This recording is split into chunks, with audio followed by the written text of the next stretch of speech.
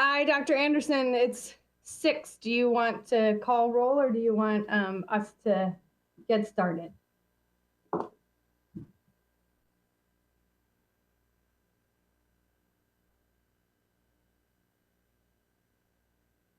LJ, I think. Board interruption. I think you can go ahead, maybe. Dr. Anderson? Yes, please. I think you can go ahead. Yes, go ahead. Take roll call. You're in charge. Oh, all the power. What will I do? All right, Miss Omesh. Here. Miss Tolan. I'm here, thank you. Miss Corbett Sanders. Good evening, everybody. Ms. Keys Gamora. Hi, everyone. Mr. Frisch. Good evening. Ms. McLaughlin. Good evening. Ms. Marin. Hello. Ms. Sizemore Heiser. Good evening. Dr. Anderson, we already heard from, so we won't make you stay here. Ms. Pekarsky as well. Ms. Janet Kofax. Hello, good evening. All right. We will go ahead and get started. I know that we have a potentially lengthy evening ahead of us, so I hope everybody is ready to go. Rachel and I are going to be kicking this off. I will do the first part of the night. Rachel is going to take over the second. Just to remind everybody, we'll do staff presentation first. Then we'll do a 3-minute Q&A where staff has kindly been asked to try to limit their responses, if appropriate, on our answers as well to 3 minutes. Then we'll take a 5-minute break. Then we'll have a section of 2 minutes each for board comments / info sharing. Then we'll move to our go backs and then next steps. Rachel and I both certainly realize how important this meeting is. The goal is not to limit conversation, it's to try to structure it in the most helpful way possible. And just a reminder that for the Q&A section, we're lucky enough to have a bunch of our principals and teachers who are here to help answer questions.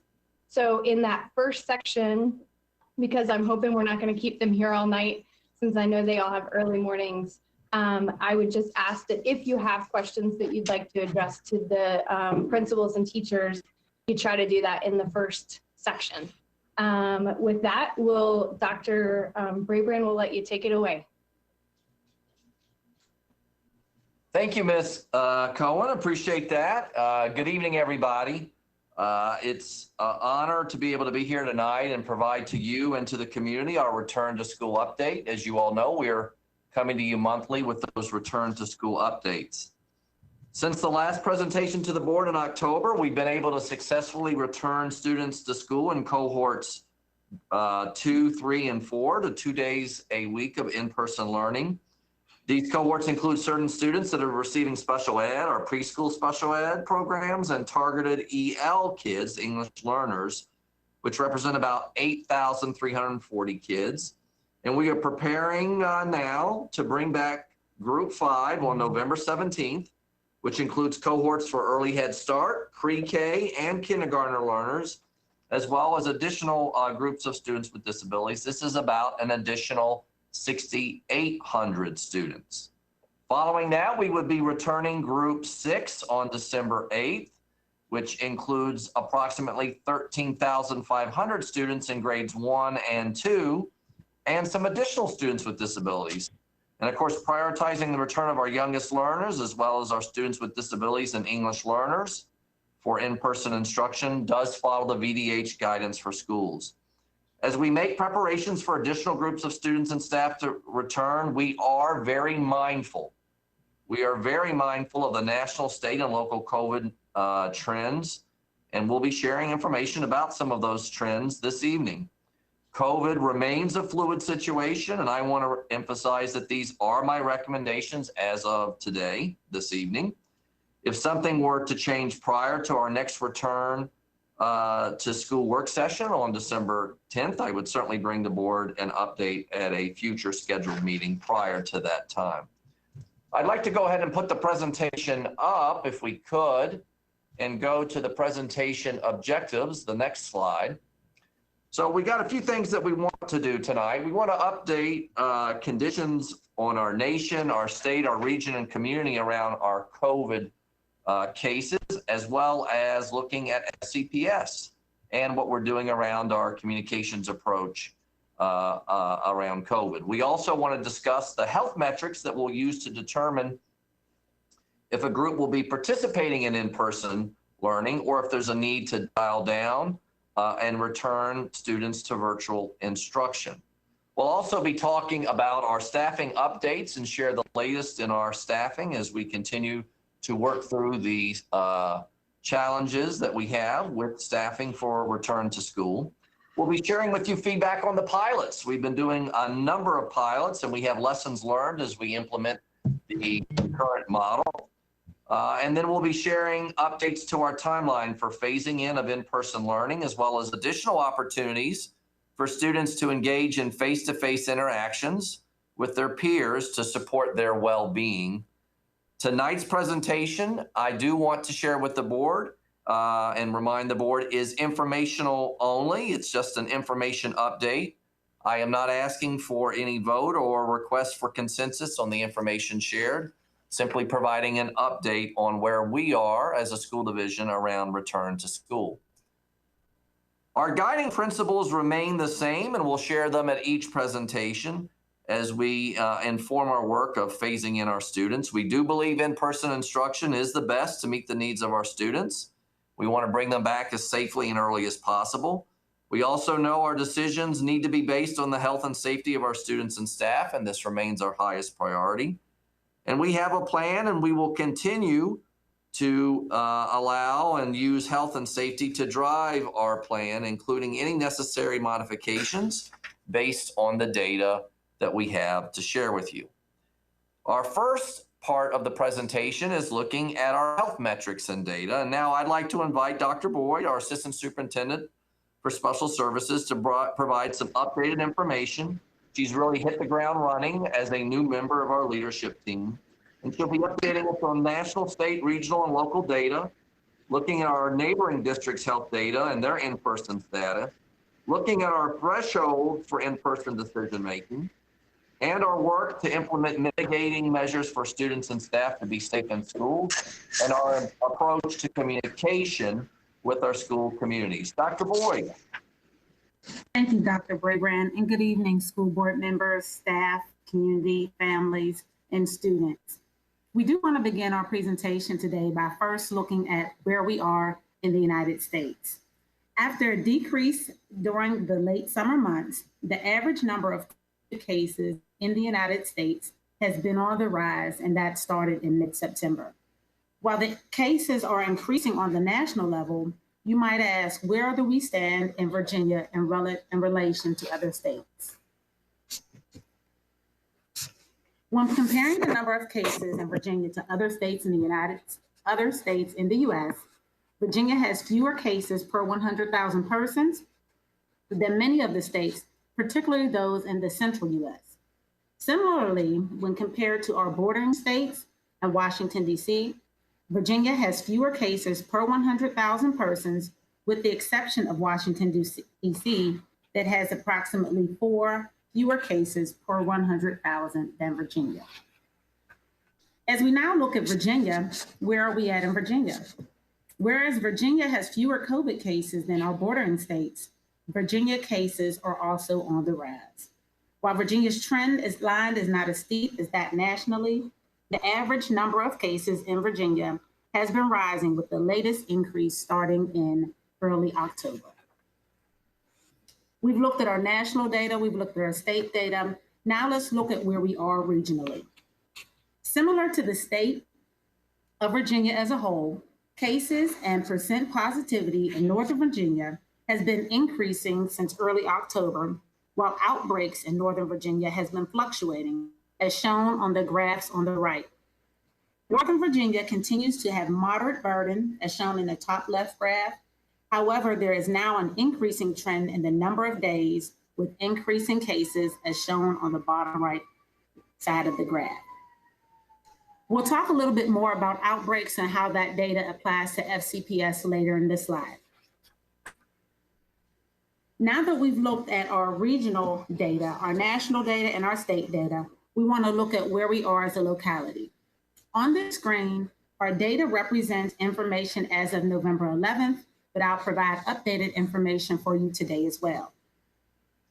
As a reminder, the data represented here reflects CDC's indicators for dynamic school decision-making. These indicators encompass 3 core indicators, 2 of which reflect community transmission, and those are the number of cases per 100,000 and percent positivity. The 3rd core indicator, which is the ability of schools to implement the 5 mitigation strategies, reflects transmission in schools. Relative to the first core indicators as of November 11th, the number of cases and percent positivity in Fairfax are both increasing. The number of cases remains within the higher risk level with 186.2 cases, while the percent positivity increased from lower risk to moderate risk since our last board meeting in October. Data for the 3rd CDC core indicator, the ability of schools to implement the 5 mitigation strategies, is pending as FCPS is standing up our formal systematic process for assessing implementation fidelity of our mitigation strategies through the use of audit teams. In addition to the 3 core CDC indicators, CDC has identified 4 secondary indicators for school reference to complement the core indicators and further support actions taken. Our secondary indicator data indicates an increasing trend in the cases as reflected in the last 7 days, which is at highest risk level with 27.3%. And in terms of our impact on hospitals, the percent occupied of inpatient beds is at moderate risk with 80.7%, and the percent of inpatient occupied hospital beds with COVID patients specifically is at the lower risk level with 6.5%. Again, as I shared earlier, the data on the screen was for November 11th. As of today, and if we can go back one slide, as of today, our number of cases, 188.8, which continues to be at the higher range, and our percent positivity as of today is 6.3%, which continues to be at the moderate range. For our secondary indicators as of today, today's data reflects 43.1% for our percent change in new cases, 84.7% in the moderate level for our percent of inpatient beds that are occupied, and 7.0% for our inpatient beds occupied specifically with COVID patients. We just wanted to make sure we provided you with the most recent and current data as we talk about our decision-making process on today, which is the reason we wanted to update that information for you with today's information.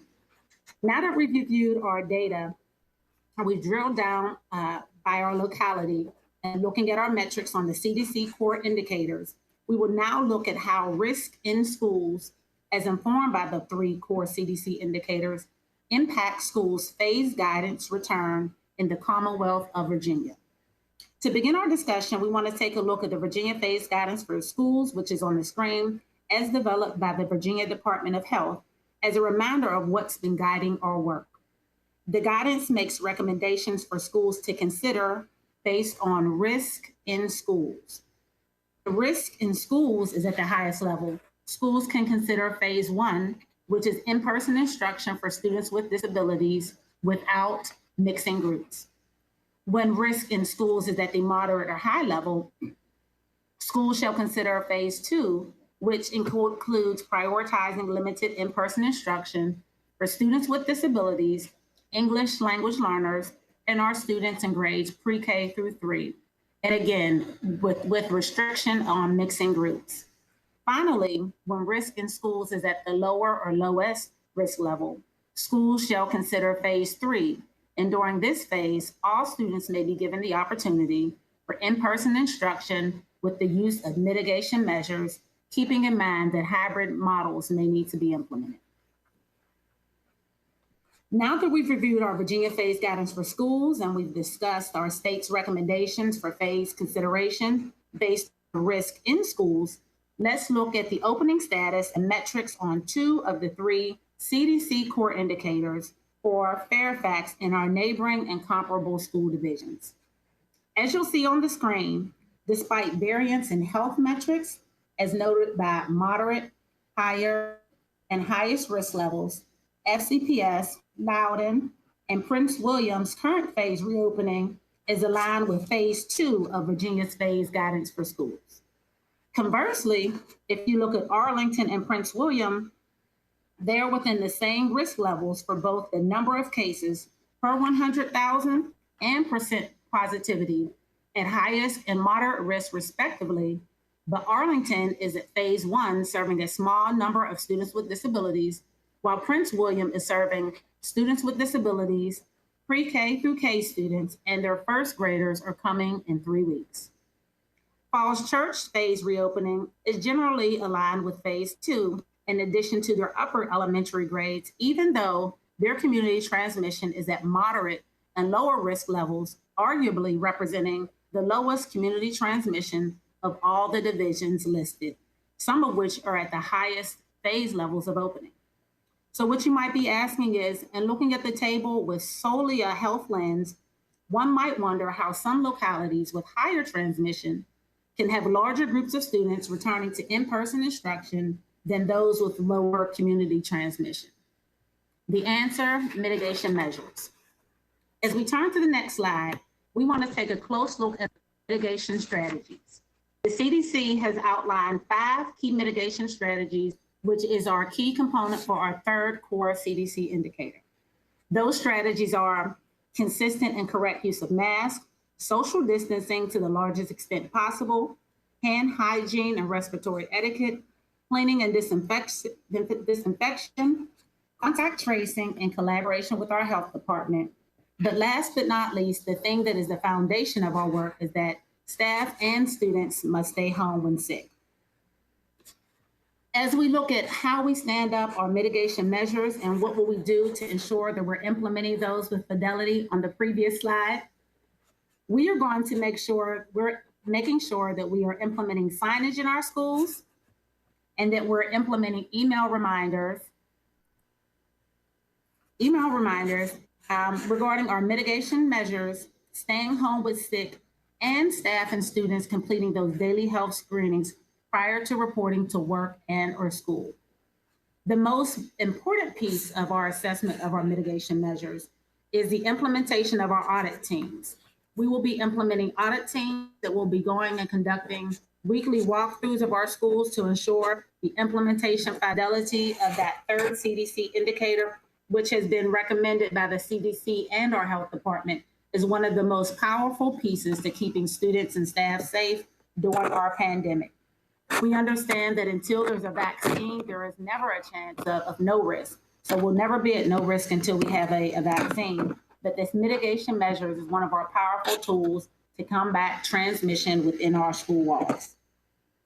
So the CDC advises that the mitigation strategies are so important that while the introduction and transmission of COVID in the school may be lower when the indicators of community spread are lower, the risk is dependent upon the implementation of mitigation strategies. So more specifically, a school, a locality could have high community transmission as reflected by the number of cases and percent positivity, but have lower risk in schools as a result of their implementation of mitigation measures. Conversely, localities with low community introduction and transmission as reflected by the number of cases and percent positivity can have higher risk in schools if they have poor implementation of their mitigation measures.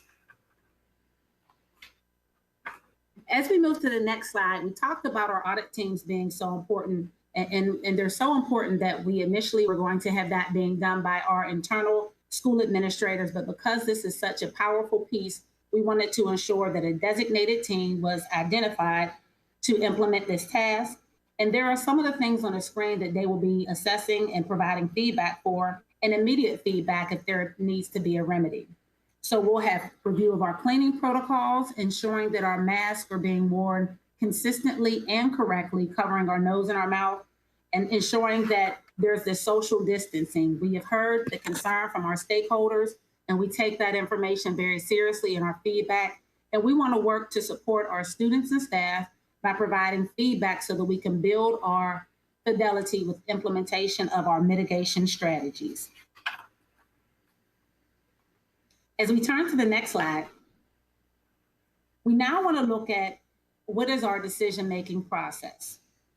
Until such time that we formalize our audit process, as discussed in the previous slide about our audit teams, to be able to assess our transmission in schools, evidenced by the ability to implement those mitigation measures, FCPS will make determinations regarding the phased return for in-person instruction using 2 of the 3 core CDC indicators that address community transmission.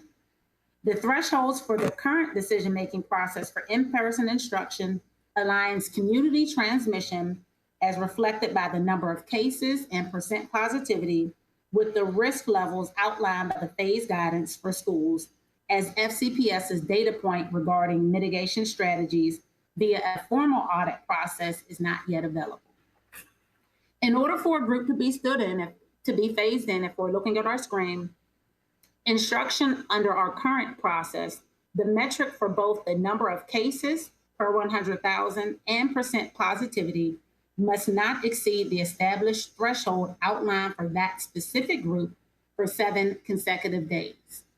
As we look at our example, if yesterday was the 7th consecutive day for a group to return on tomorrow, if we looked at group size metrics, we would meet that threshold for the number of cases as the data for the number of cases per 100,000 on November 11th was 186.2, is less than that 200.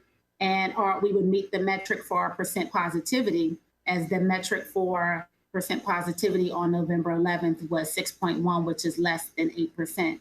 Again, in this scenario, this would only be applicable if for the past 7 consecutive days, those thresholds were met, i.e. the metric did not exceed the number that's outlined on the screen.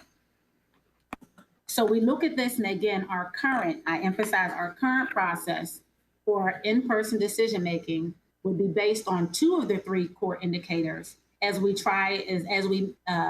formally stand up our 3rd mitigation measures audit process. Now we'll look in the next screen to just talk a little bit more about what this current process means and how it could potentially impact groups. We talked about what would happen in terms of phasing in, but what happens if we drop below that threshold? So in order to remain in in-person instruction under our current process, the number of cases per 100,000 persons or the % positivity may not exceed the established threshold for 7 consecutive days. If the number of cases per 100,000 or % positivity and for the established group drops or exceeds above the established threshold for 7 consecutive days, that group would transition back to distance learning. So if we were looking at the established thresholds for group 4 on the slide, if the number of cases exceeded 200 for 7 consecutive days, that group would be transitioned back to distance learning. If looking at group 4 again under our current process, if the % positivity for group 4 exceeded 10%, we would return to distance learning. We've reviewed our current process, and again, this is our interim decision-making process for in-person instruction until we formally stand up our audit process. Now we'll look at what will the process look like once our audit teams are official and up and running, and once we have that data to inform our 3rd core CDC indicator. Once the data on all 3 indicators are available, that which speaks to both community introduction and transmission, as represented by the number of cases and % positivity, and the implementation of mitigation strategies, we will make decisions based on the overall risk in schools and align that to the Virginia phase guidance. The ability to consider all 3 core CDC indicators is critically important as CDC advises us the huge impact that our mitigation strategies can have on risk in schools. Today, we've talked through our metrics as it relates to the locality of Fairfax. Now let's look at employees, look at how you as employees, guardians, and students can see your data at your leisure as it relates specifically to FCPS. The VDH Outbreak Dashboard was released, and the Dashboard Outboard reflects 2 or more EpiLink cases that would occur in schools.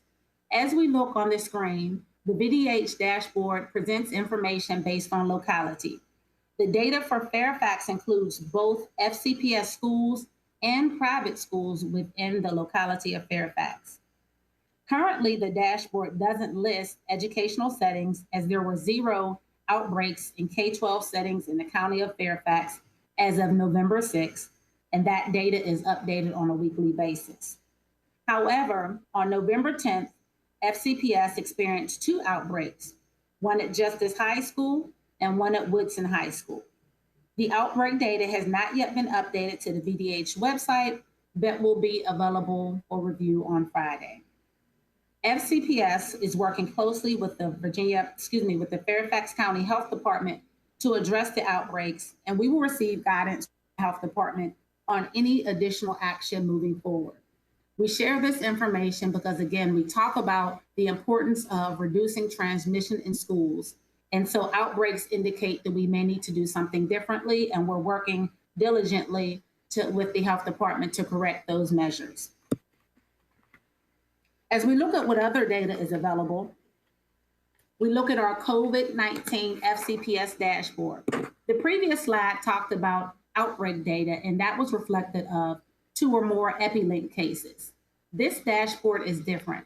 This dashboard reflects any case that is any positive case with a in-person student or staff in FCPS. The FCPS dashboard provides daily and cumulative information regarding reported case positivity of in-person students and staff for those persons who wish to have a comprehensive understanding. So as you look at the top right-hand graph, it presents the entire division and reflects staff and students. It also presents case data at the school or worksite level for those who are interested in cases at their child's specific school or at their worksite, as noted in the drop-down box listed on the right-hand bottom side of your screen. We share this information because we are committed to being transparent with our data as it applies to outbreaks and as it applies to cases. In our next slide, we'll look more closely at how have the cases been as we phased in our groups throughout the year. If you'll see on this slide, you'll see that we have, while we've only had a small number of students and a small number of staff who have tested positive, our numbers have picked up as we've increased the number of students. So again, we know that the implementation of our mitigation strategies is important, particularly with our face mask compliance and with our social distancing. We recognize that our staff and our students are used to working collaboratively and working closely together. And under normal conditions, we encourage that. But we recognize that in order for us to decrease transmission in our schools, we have to work differently because things are occurring differently in COVID. And so we understand that that's going to be a climate shift, and we're going to work with students and staff to support that.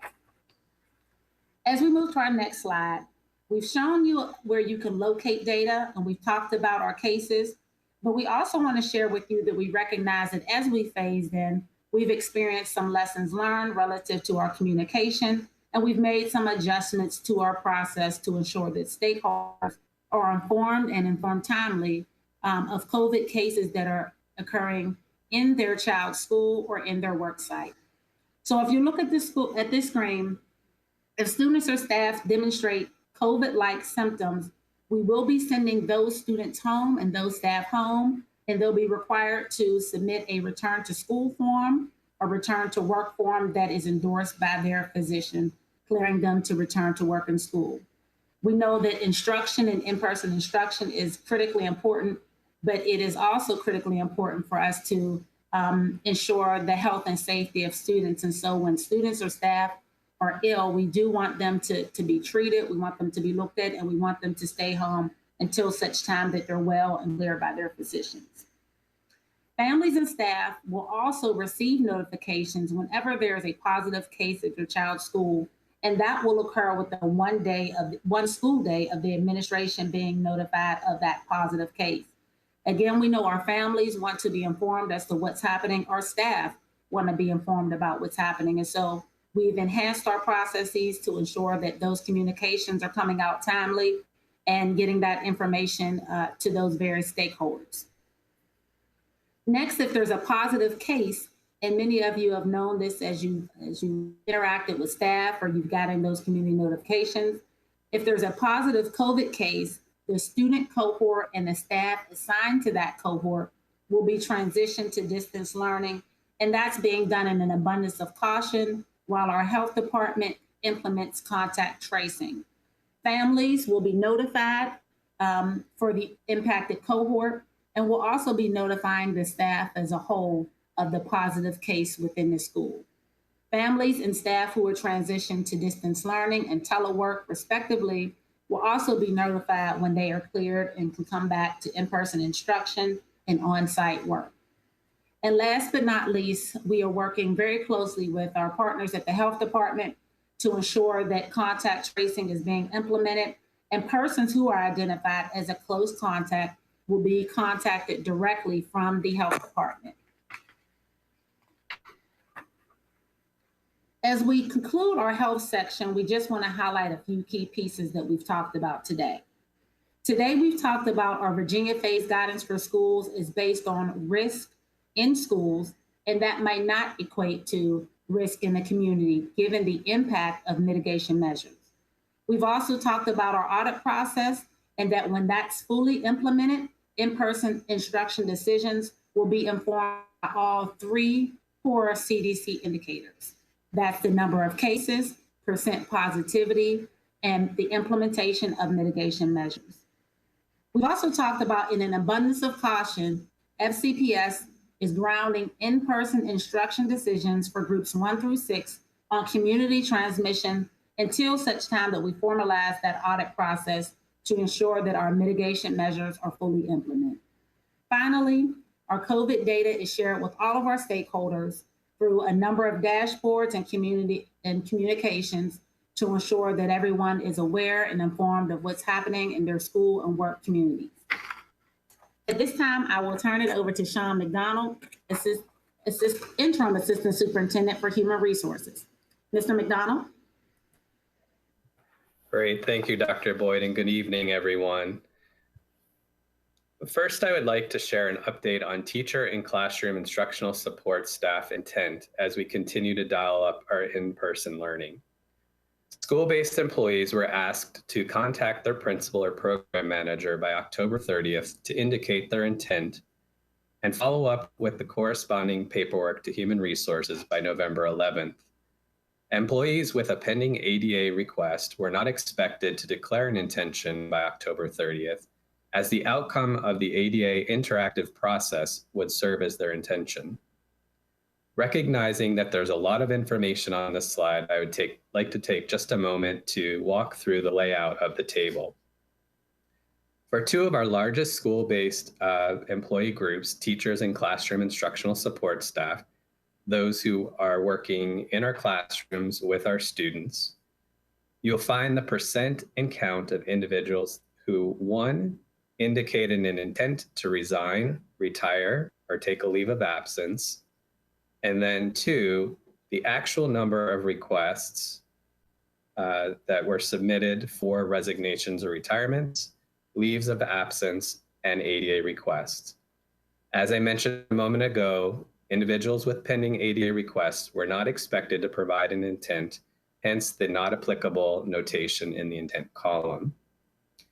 At face value, the numbers in the table indicate fewer employees submitted paperwork to resign, retire, or take a leave of absence compared with those who expressed the intent to do so.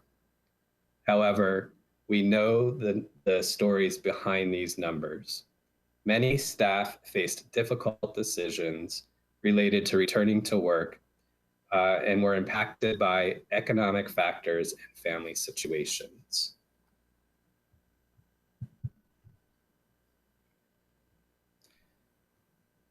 To date, 2/3 of received ADA accommodation requests have been resolved.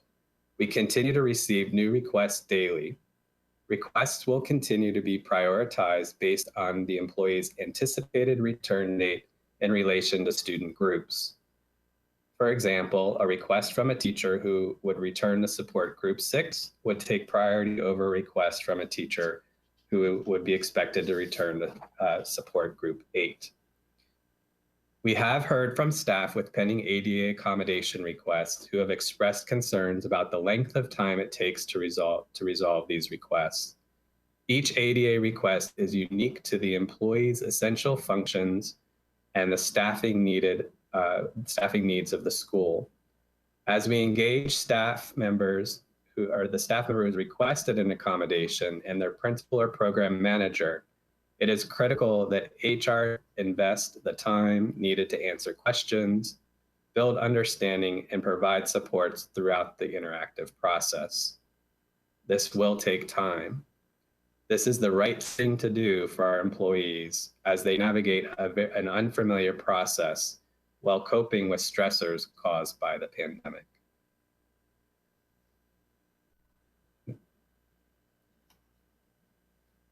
We are working to finalize our staffing supports for Group 5.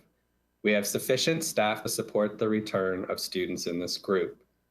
We are shifting our focus to supporting the staffing needs of Group 6. Our work is specifically focused on matching long-term subs and classroom monitors to schools where gaps exist. Classroom monitors are being hired to support in-person instruction in situations where a teacher's ADA accommodation necessitates a virtual teaching assignment. This is an hourly role paid at band 4 on our pay schedule. This hourly pay band reflects the nature of the work and our priority of having an adult present in every classroom to provide supervision for our students who are present for face-to-face instruction. I would like to acknowledge the fact that the monitor rate of pay does fall below the hourly rate of our non-retiree subs who are working short-term assignments. We are actively recruiting for both our classroom monitor positions and our substitute roles. In addition to ads appearing across our established network of job boards, other outreach efforts include asking our principals to share a message with their school communities in their newsletter about our needs to fill these roles, outreach to the Virginia Employment Commission to find pathways to reach unemployed members of our community, utilizing social media ads and posts to include a current running Facebook ad where we've had over 3,000 link clicks, Twitter posts, position announcements on Handshake, which is a job platform used by many colleges and universities. And we've posted these needs with colleges and universities, both in the DC metro area and across the Commonwealth. And outreach to individuals who have applied for other FCPS employment opportunities. For example, we sent a message to all individuals who submitted an application for an instructional assistant position, letting them know of these other opportunities that are immediately available. Next slide. In summary, safety for our staff and students will continue to be the highest priority. As noted by Dr. Boyd earlier, FCPS has implemented the CDC's key mitigation strategies. HR will continue to process ADA accommodation requests aligned with supporting the return of student groups. And aligned with our commitment to a caring culture, and as previously communicated to staff, FCPS is standing up opportunities for school-based employees to access childcare solutions for their own children in grades K through 8. This message was communicated to school-based staff over the summer months and again in the October 23rd letter to all school-based staff. Recognizing that a number of FCPS staff made the difficult decision to take leaves of absence based on their own unique personal circumstances, FCPS wants to ensure that we are able to keep our employees engaged with our students for the greatest length of time possible. Should our timeline for returning students to in-person instruction be adjusted to a later time frame, we will work to account for those impacts on the effective dates of the leaves of absence. Additionally, should an employee's situation change, allowing them to return to school to support in-person instruction prior to the end of the school year, individuals may reach out to the Disabilities and Leaves Office to request an early return. If a vacant position is available, we will work with the employee to transition them back early.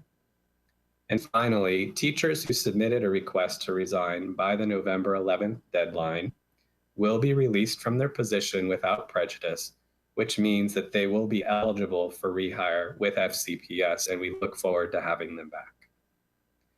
Now I would like to turn things over to Dr. Sloan Presidio, our Assistant Superintendent of Instructional Services, who will cover our preparations for concurrent instruction, including the lessons learned from our pilots informing this approach. Dr. Presidio. All right, thanks, Sean, and good evening, everybody.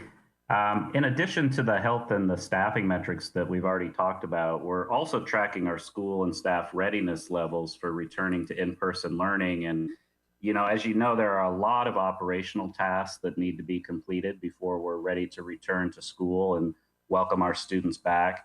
And our school teams have really been doing amazing work finalizing those schedules, preparing classrooms, setting up technology, and practicing the health and the safety protocols that they're going to follow when additional students are back in our buildings. So it's very important that we recognize all of these efforts and continue to focus on the things that we can do as system leaders to support the well-being of our school-based staff who are really just working so hard right now.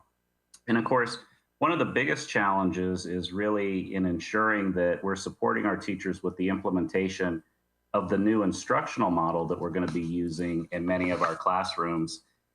And when we began preparing for in-person learning, we knew that we'd have to be very creative, we'd have to be flexible and innovative if we were going to be able to honor families' choice and be able to provide families with a choice of either in-person or online learning formats for this year. And there were a number of considerations that really drove our decision-making in ultimately selecting an instructional model. For example, we had to ensure that we could continue to provide students with the same level of teacher support that they're currently receiving in the 100% virtual environment. And we also needed to provide equity of access to teacher support. And that is, we wanted to ensure that whether or not a student selected to be an in-person learner or to continue with full-time virtual learning, that they would continue to have a similar amount of teacher-led instruction and teacher support. And then we also wanted to make sure that we were avoiding as many changes and disruptions to schedules that we could with our new in-person learning format. And then, of course, we looked at what other school divisions were doing that had already returned or that were planning to return for in-person learning before us here in Fairfax.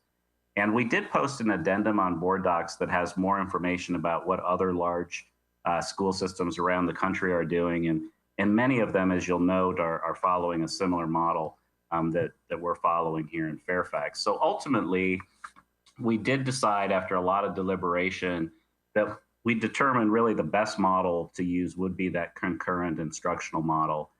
And basically, this just means that teachers are going to be working with students who are learning at school and students who are learning at home. And of course, we recognize that this is a new approach to teaching, which means that we have to do everything possible to support our teachers. And we have to have reasonable expectations about what this is actually going to look like when we welcome more of our students back for in-person learning. So one of the things that we've developed is a continuum of implementation, because we know it's going to take time for us to implement this model well across the school division. So the continuum that you see here on this slide is really illustrating kind of how we believe this implementation process will progress in most of our schools and classrooms using the model. So for example, it's really important to point out that we're not expecting that every minute of a class is going to be synchronous, or that teachers are going to be able to provide, the same amount of interaction with their in-person students and their online students as we begin to implement this model. So rather, as you see on the chart here, we're going to start with smaller chunks of teacher-directed instruction and smaller amounts of teacher connection with those students who are learning at home. And we'll scale that up over time and continue to add in more synchronous instruction over time as teachers and students become more comfortable and more familiar with the model. I do think it's pretty hard to understand and kind of think about what this would look like in the abstract. So we have developed a video that you see here that kind of helps people get a better sense of what this looks like. In the interest of time, we're not going to show it tonight. It's about 4 minutes long.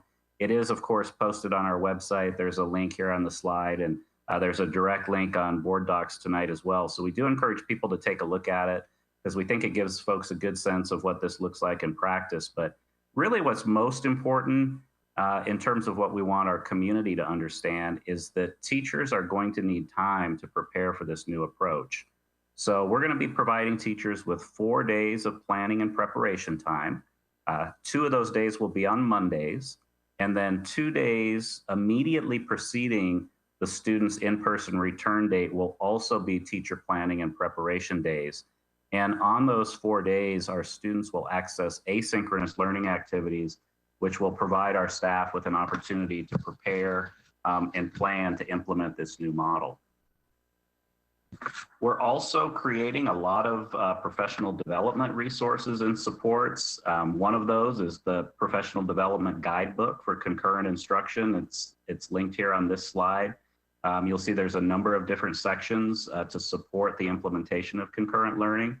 I think most interestingly, the information is really put together kind of with a lot of interactivity involved. There's a number of how-to type of videos and supporting resources that teachers can use independently. They can use them with their collaborative teams, or they can use them school-wide as job-embedded professional development. And our PD team is continuing to add to the resources based on teacher feedback that we're receiving from the initial resources that we've put together. So we're excited about these resources and we'll continue to enhance them over time. Excited that we've completed a lot of really significant technology enhancements that we think are going to optimize the teaching and learning experience when students return. And we definitely want to recognize and thank our IT department for their work, especially their work in providing a lot of choice to our schools and options to determine what types of technology, supports, and resources are going to work best in their schools. So schools have a lot of choice and flexibility in the ordering process, and materials are starting to come in and arrive in our schools, and the IT team is working to support our schools with setup, as well as continuing to complete some final upgrades to our network infrastructure and bandwidth so that things run smoothly when more of our students and teachers return. But I think really probably the most exciting accomplishments and activity over the last several weeks is the work that our pilot schools have done. And I definitely want to thank Mr. Greenfelder for all of his help in supporting and coordinating these efforts. And we're very excited tonight to have several of the pilot teachers and principals here with us, including Mike Mukai, who's principal at West Springfield High School, Aaron Leonard, principal at Fairfax High School, Brian Plansich, the associate principal at Fairfax High, Natalie Hanson, a teacher at Fairfax High, and Mary Duffy, principal at Bush Hill, and Ambler Godden, teacher at Bush Hill as well. So at this point, we'd like to turn the presentation over to our teachers and principals who are going to share some of their recent experiences being involved in the pilot. Thanks, Sloan. I think I'm going to start. My name is Mary Duffy. I'm the principal at Bush Hill. The pilot really focused on the concurrent instructional model, and we didn't really focus much on other important factors such as staffing and teacher workload, which will impact our ability to bring this model to scale. There were some strengths and opportunities for growth within the concurrent model. Tonight, one of my teachers and I will share some of the strengths that we were experienced across the schools and that participated. I'd like to introduce you to Ambler Godden, who is a rock star second grade teacher at Bush Hill. I also want to take this public opportunity to thank her and the rest of our staff who have participated in this pilot program. They have worked tirelessly to make this happen for our students. At the beginning of the pilot, I asked Ambler to log the number of hours she worked each week. Since the pilot began in October, she has spent about 70 hours a week planning, preparing materials, and instructing our students. She and her colleagues have really gone above and beyond to make great things happen for our students. Ambler, would you like to share some of the strengths that teachers and students experienced during the pilot? Thanks, yes. So as Mary said, I've been working with my second graders for the past 2 weeks, and while it's been an insane amount of work, it's definitely, the kids love being back in school. They have been excited to come every day. It's been easier to build some of those connections with them, and definitely easier to assess their understanding of our learning, maintain their attention, their focus, and sort of meet those needs on an individual basis. I've also found that personally, it's been a lot easier teaching subjects like writing, where virtually it's harder to see their actual handwriting, their punctuation, because when they hold it up to a screen, it's very difficult to kind of see what they've done. So in certain subjects, it's been a lot easier with having them in person. And like I said, the relationship piece has been wonderful to see them talking and working together again. And I know, Mary, you wanted to add a little bit more as well. Sure. I think one of the biggest strengths of the pilot is something that Sloan already talked about, is that we have a variety of different technology tools available to us. Schools have had the opportunity to choose between a variety of different cameras, microphones, and amplification equipment, monitors, projectors, and more. All of our classrooms and schools have different layouts and different needs, and so it's really important that we are each as principals able to pick and choose what equipment will fit our needs in our school building. Additionally, we've been able to implement many of the same teaching practices that we are all familiar with the goal of being able to eventually phase up into more of the traditional workshop model eventually. Before I turn this over to Mike and Ellen, who I believe are going to share some of the challenges of the pilot, I want to share that from the elementary principal's perspective, the major challenges we face to bring this concurrent instructional model to scale are staffing concerns and teacher workload concerns. I know that elementary principals have recommended that a pilot be done that's focused on bringing back entire grade levels versus singleton classes. And we would hope that this could be implemented in December, which would allow us to troubleshoot some of the additional challenges we face. So I think that Mike Mukai and Aaron Lenhart are now going to go more in depth in some of the additional challenges of the concurrent model. Good evening. This is Mike Mukai from West Springfield High School. I want to thank the board for this opportunity to share some of our experiences from the pilot. I especially like to thank Mr. Onabuno, Ms. Sizemore-Heiser, Ms. McLaughlin, and Ms. Cohen for coming by and working with us. And thank you to the leadership from our leadership team, especially Mark Greenfelder and Jay Pearson, who've helped support us. But again, I want to say also that this work could not have been done without, again, an amazing group of teachers who have helped us develop the technology and the models that we're currently using for current learning, and our school-based technology specialist, Julie Halls, who is also with us and will be available to answer some questions. You know, the process has been this, that we are for a very 8-month period of time have been out of school, which represents possibly the longest time that any of us have been away. For myself, it's the longest time I've been away from school since I was 4, prior to entering kindergarten. And so, you know, this has been a challenge for us. And during that time, we have, our teachers and our staff have developed, again, different ways to do what we have always done, and that's help support students. One of the things I think we need to do, it's just like after any summer, is that get their teaching legs underneath them, set up their rooms, develop their plans, and we have not had that opportunity since March.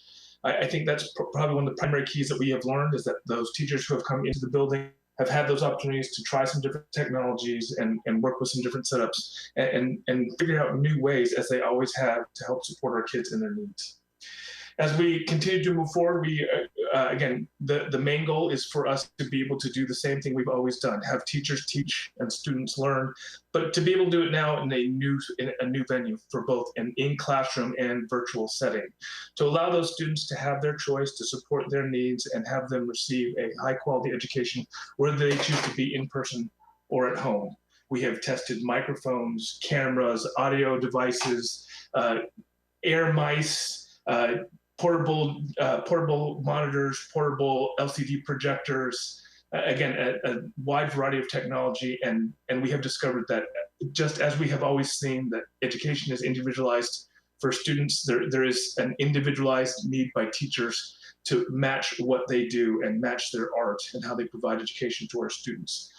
We want to thank the DIT for their continued support and working with us to try to develop a menu of choices to allow that individual art that our teachers do. Because again, this is not a cookie cutter model of education that we have in Fairfax County.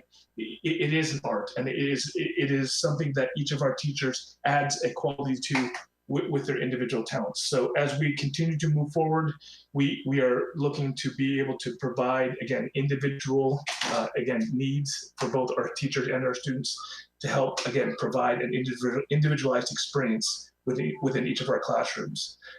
One of the things I think is also important for us to recognize is that as we talk about the teacher workload, and we've heard so much about what is happening for teachers and their teacher workload, I want to recognize that shared by our teachers is the energy that they get for those who returned to the building and been working with kids. One of the things that one of our teachers shared with us is that starting last March, she realized that she was waking up at work every day, eating breakfast at work, eating lunch at work, eating dinner at work, and going to sleep at work because home and work weren't separate. One of the things that I think has been a plus is that she shared that now that there is a work-life separation and a balance, and that our teachers do deserve to have that balance, and that by coming back into the building, when it's helped to provide that. As we move forward, I think there are going to be, of course, the biggest challenges are how will we adjust to students within the building, to manage traffic flow, everyday activities such as lunch and hall room transitions, and again, cleaning between periods, bell schedules. There are going to be a lot of in-person routines that we're going to have to adjust to. Again, power strips and power cords and charging devices for kids that are again, now in the classroom but distance apart are going to be things that we're going to have to look at. But again, these are things that we can do. You know, I don't want to take away from the fact that, and I have heard that, again, I don't want anyone to think that we are not asking a great challenge from our teachers for where we are. You know, I think that one of the things that we have been benefit of is that we've had 60 different schools come through West Springfield High School. My school-based technology specialist has set up a digital sandbox for teachers to be able to test technology and again, get a feel for what they need. But again, I don't want to diminish what we're doing, although I think that we now have the technology to support this, both the student choice and the teacher part of what they're doing. I do want to acknowledge that we are asking them to be heroes. We don't realize, and I know that I'm not trying to diminish that there isn't a certain amount of fear and trepidation by our teachers. But again, I will remind us of this, that Nelson Mandela said that courage is not an absence of fear. I'm not saying they shouldn't be afraid, but it is a triumph over it. And our teachers, I have to share, have done just that. In a time of need, when our students are in greatest need, I can't think of a better group to turn to than our teachers and ask them to be heroes. And I do admit that that's what we're asking them to be. And I just want to share that for the teachers of West Springfield and the teachers in these pilots, they have stood up and done just that. And I, again, thank the board for giving us this opportunity and the leadership team for allowing us to, again, to move forward and try to find solutions for both our teachers and our kids. So Principal Mackay just did a phenomenal job explaining the challenges and solutions, and he really has led the way, especially from the secondary perspective at West Springfield and setting up his model classrooms. So really the only piece that I can contribute above and beyond what Principal Mukai just spoke about is just that piece about respecting as we begin to dial in and teachers are coming into the building trying to figure out what is this new model. Really respecting where the teachers are in their own thinking and their own evolution of practice this school year.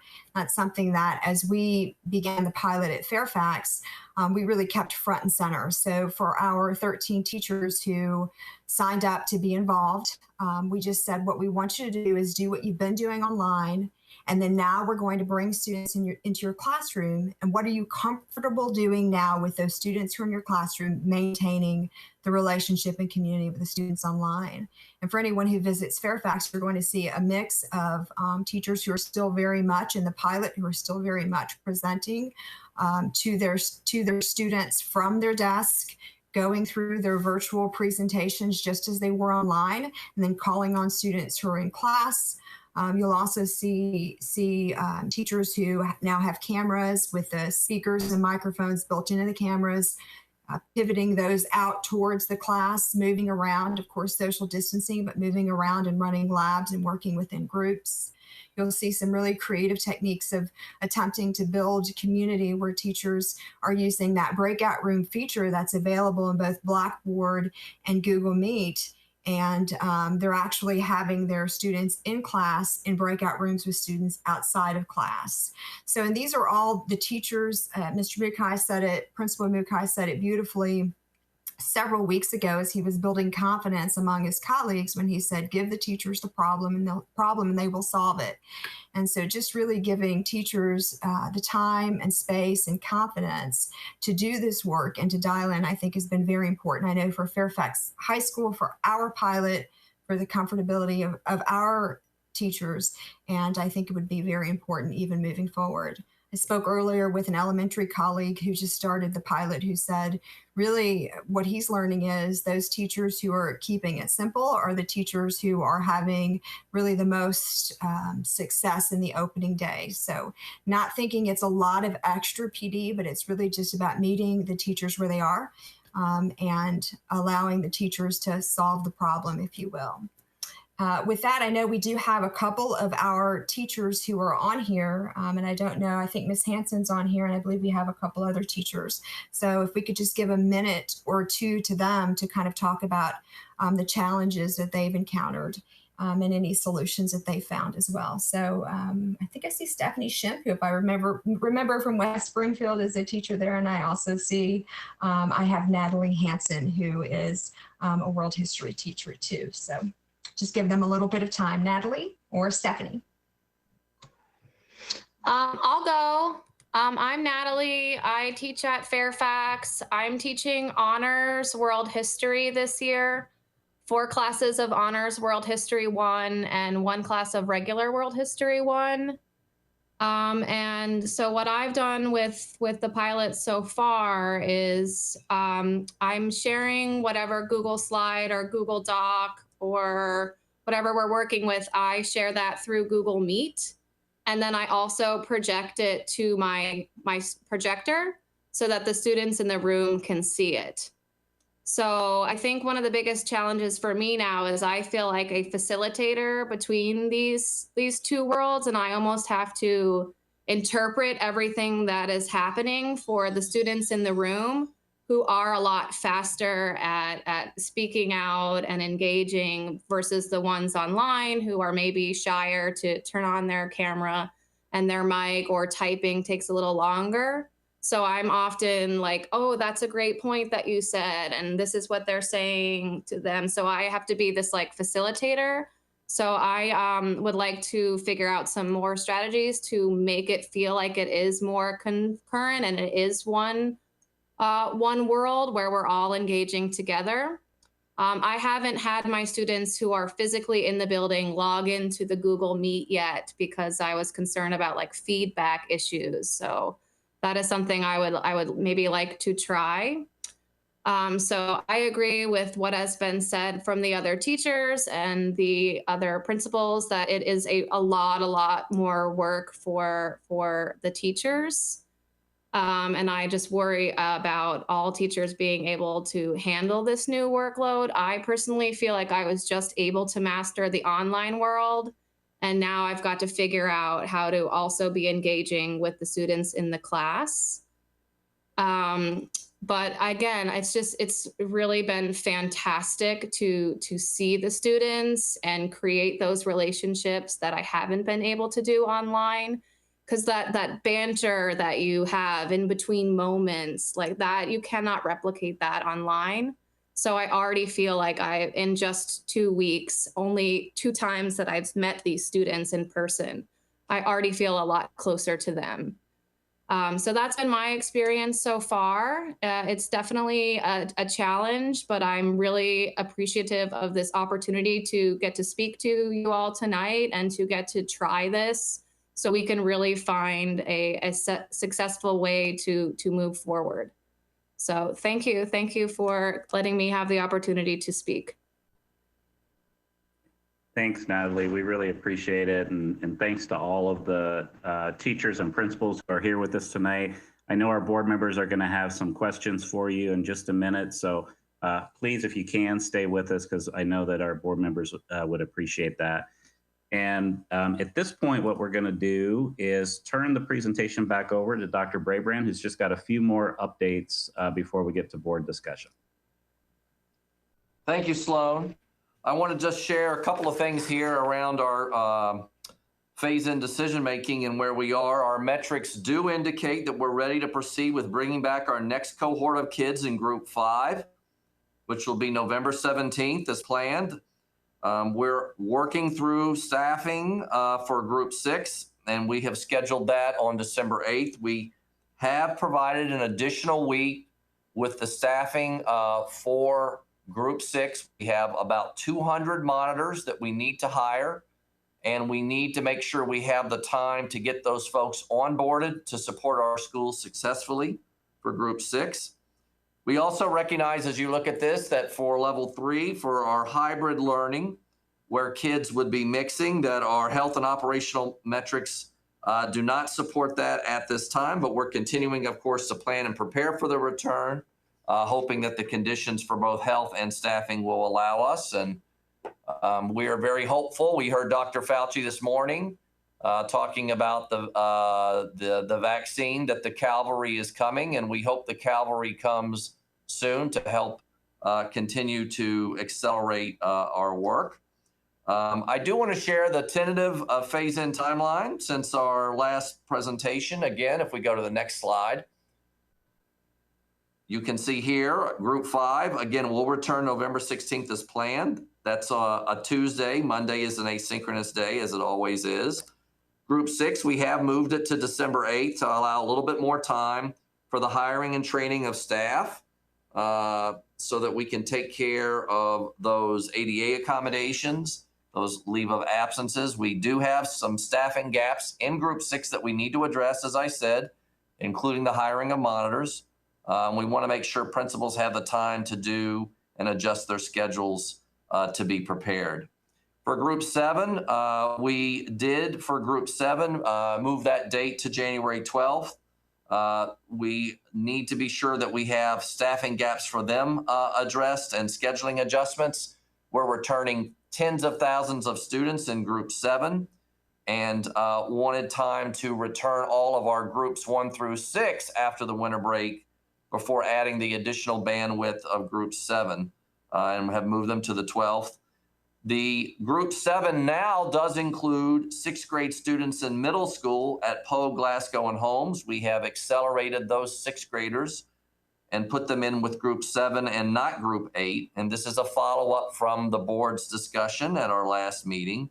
And finally, we did accelerate Group 8 from the earlier timeline that actually had us starting in February, a little bit after the beginning of the semester, to January 26 to align with the beginning of second semester.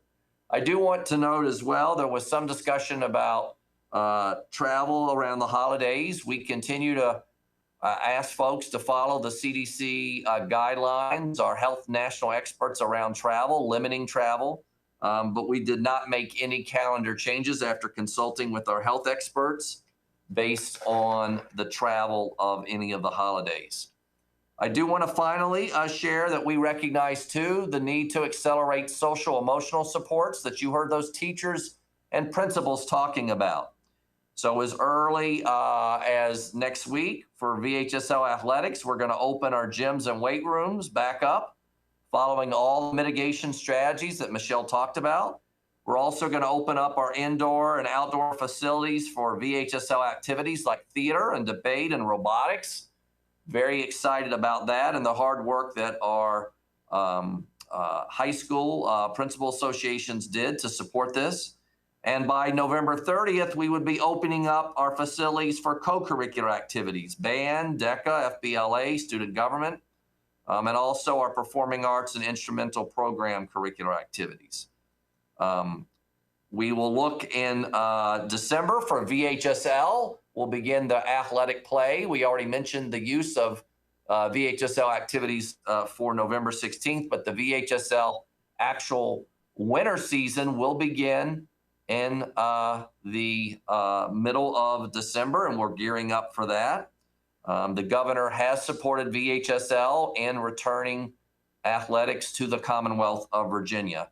And we will have the winter season first, followed by the fall season, which will now be the middle season, and then the spring season as normally scheduled. They will be all shortened seasons, but still the opportunity for kids to compete in games and in regional and state tournaments.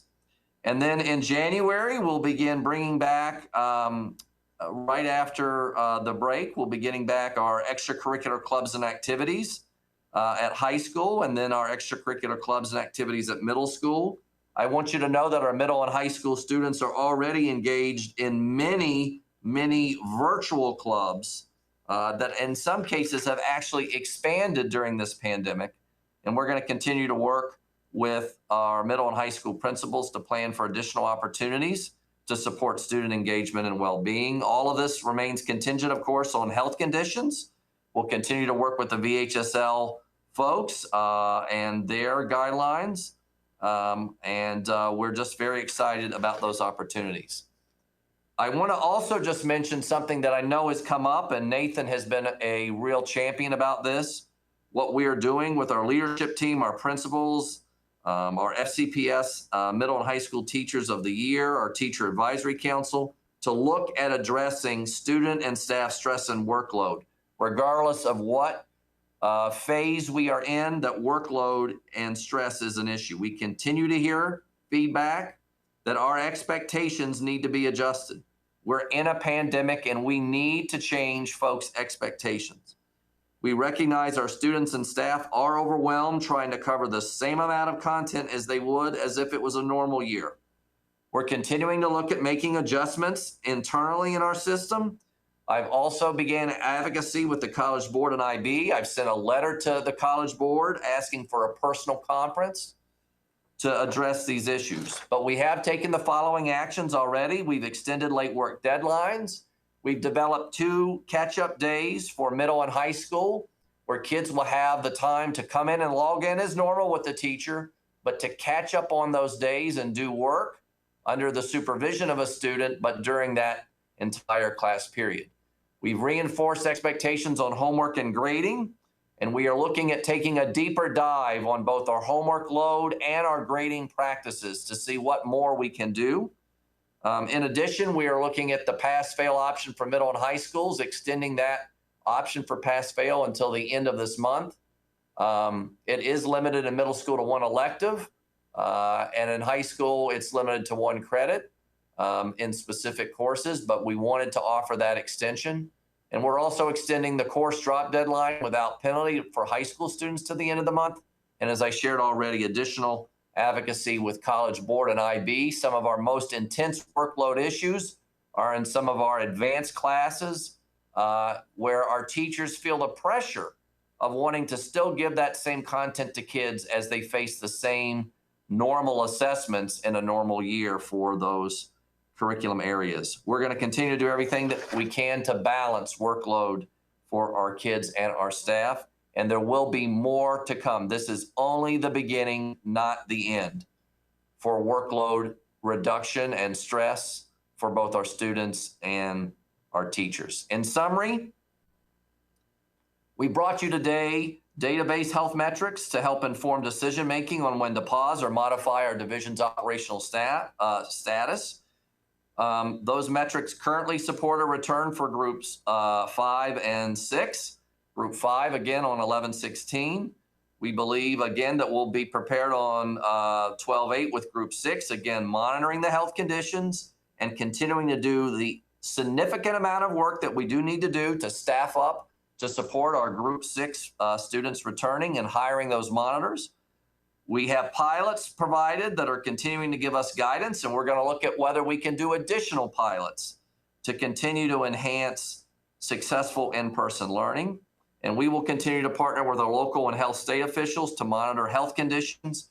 And as Michelle said, the impact of how successful we can be, and we believe we will be, in mitigating COVID inside our school. We know it has been in our community. It is rising currently in our community, but the success of our mitigation practices in our schools can keep COVID to a minimum in our community. And we'll be bringing you the results of our audit, our outside audit around that work in the next return to school work session. This is my recommendation today. If there are any changes to these recommendations, I'll certainly provide the board an additional update at our next scheduled board meeting. Again, I'm only here tonight to provide an informational update to the board, and I now would be glad to answer any questions that you may have of me, our leadership team, our staff, and our principals and teachers. And I want to thank them, our principals and teachers, for coming out and being a part of this conversation tonight. And again, thank you very much for your time, and we look forward to answering your questions and getting your feedback tonight. Thank you, everybody. Really appreciate it. We're going to turn it over to my school board colleagues. And just a reminder, 3 minutes, and staff, we're going to ask you to hang to 3 minutes as well, as best as possible. We're not going to ask our teachers and principals to do that because I feel like their input, we don't get a lot in this format. And so we're very appreciative of it. You know, we're all trying to get in as many questions as possible tonight. So we will try to support that. So first up, we have Ms. Omesh. Thank you, Ms. Cohen. Looking at being the first one out here. So thank you to everyone, first of all, for the presentations. I'm going to go right to the questions given the limitation of time. First, just for clarification, what guidance, if any, was given to our guests today about their remarks and what they were asked to share? I gave no guidance to our guests except to come and present here at the school board and answer your questions.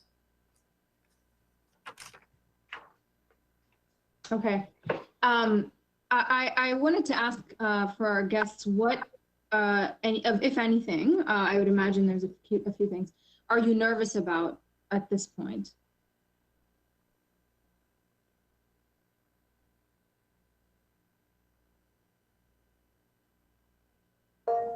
I think Ms. Godden was hoping to speak first. Hi, yes, so I've been, I'm a second grade teacher at Bush Hill, and I've been one of the pilot teachers. And for me, the biggest challenge has been that workload. Like Mary Duffy mentioned earlier, I was logging my hours, and I've been working about 70 to 75 hours per week to make this pilot a success for my students, which is not sustainable. There hasn't been any work-life balance. It's been exhausting. My students have been super excited to be at school, but for me going forward, that's definitely my biggest concern, is that amount of work that it's been to make this successful for my kids, because I don't know that we can be expected to continue at that level. Ms. Omesh, I think Ms. Hansen also had her hand up as well. And Mr. Principal, I think is, yeah. And Ms. Duffy as well. I'll go. Sorry that I didn't hear the beginning of that question because my own children ran into the room. So I would agree with Ambler that yes, the work-life balance is for sure a big challenge. I have 2 young kids, and it's just I don't think it's sustainable either. I worry for myself. I worry for my own family about how to continue to learn how to make lessons that are engaging and then get this content across both online and in the classroom. And I know that in the classroom, the experience is a lot better. So I'm really worried about equity issues because I know not all of the students are going to be able to go back to in-person learning. So that is another huge concern for me that I worry about. Thank you, Ms. Hanson. Principal Bustakis? Hey, good evening, everybody. Question was, what are we most nervous about it as principals? And you know, I think the thing about it is that, you know, we really want to be back in the building more than anybody, right? We've been driving ourselves crazy for about 8 months now. And we really want to get back in front of kids. That's why we got into the profession in the first place, to support kids. We know that getting in person is the best way to do that. I think what we're most nervous about, to be quite frank, we have an obligation to maintain the safety of our kids and of our staff. And so just the time for administrators to supervise a safe return for the groups that are coming in on Tuesday, and then certainly to maintain those health protective barriers and to troubleshoot and learn from the logistical, the operational challenges that come along with that. So trying to make that happen to maintain the safety is definitely our first priority and what we're most nervous about and what we take to heart more than anything else right now. Principal Duffy, did you want to go ahead? I was going to say, I'd just add on to what my colleague Paul said, is that we really do worry about the safety of our staff and our students. You know, that I always say to students that that's my #1 job, is to make sure that they're safe. So I do think that that's something that weighs very heavily on principals' minds. And the staffing piece, making sure that we have the appropriate staffing and that we're able to make sure that we have the numbers of people that we need to make sure that our students are safe. And not just having staff, but having high quality staff. We want to make sure that we're not just putting a person in front of students, but that we're putting a really strong teacher in front of our students. And then I think the last thing that we're most concerned about is the mental health of our staff, and of course our students.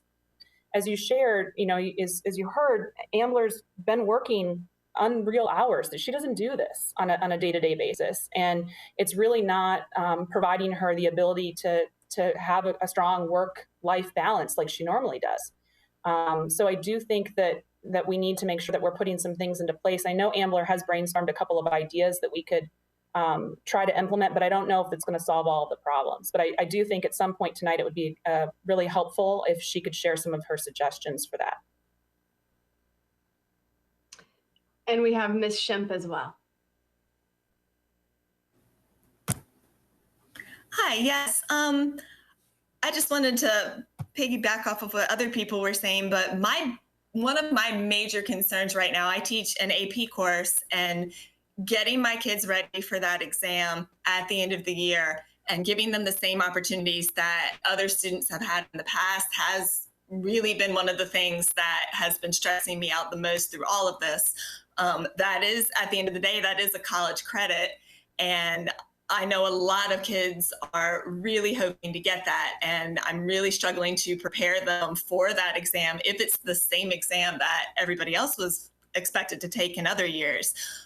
So being able to ensure that I'm still giving the same quality of education and opportunities to my students that they'd be getting in a regular situation, that really is one of my big concerns, to make sure that they're getting the equal access to education that other students have in the past. Thank you to all of you for sharing. I'd love to hear leadership team's thoughts on any of that, or plans moving forward on those particular elements. I will dive a little bit deeper into the safety piece. Regarding the change in metric. So the last time we saw this, it was a 5% threshold. I'd love to hear a little bit about the rationale behind that.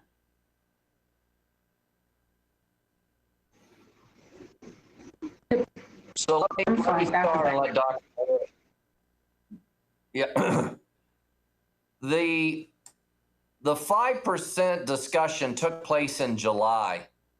I did not have in July the VDH dashboard metrics.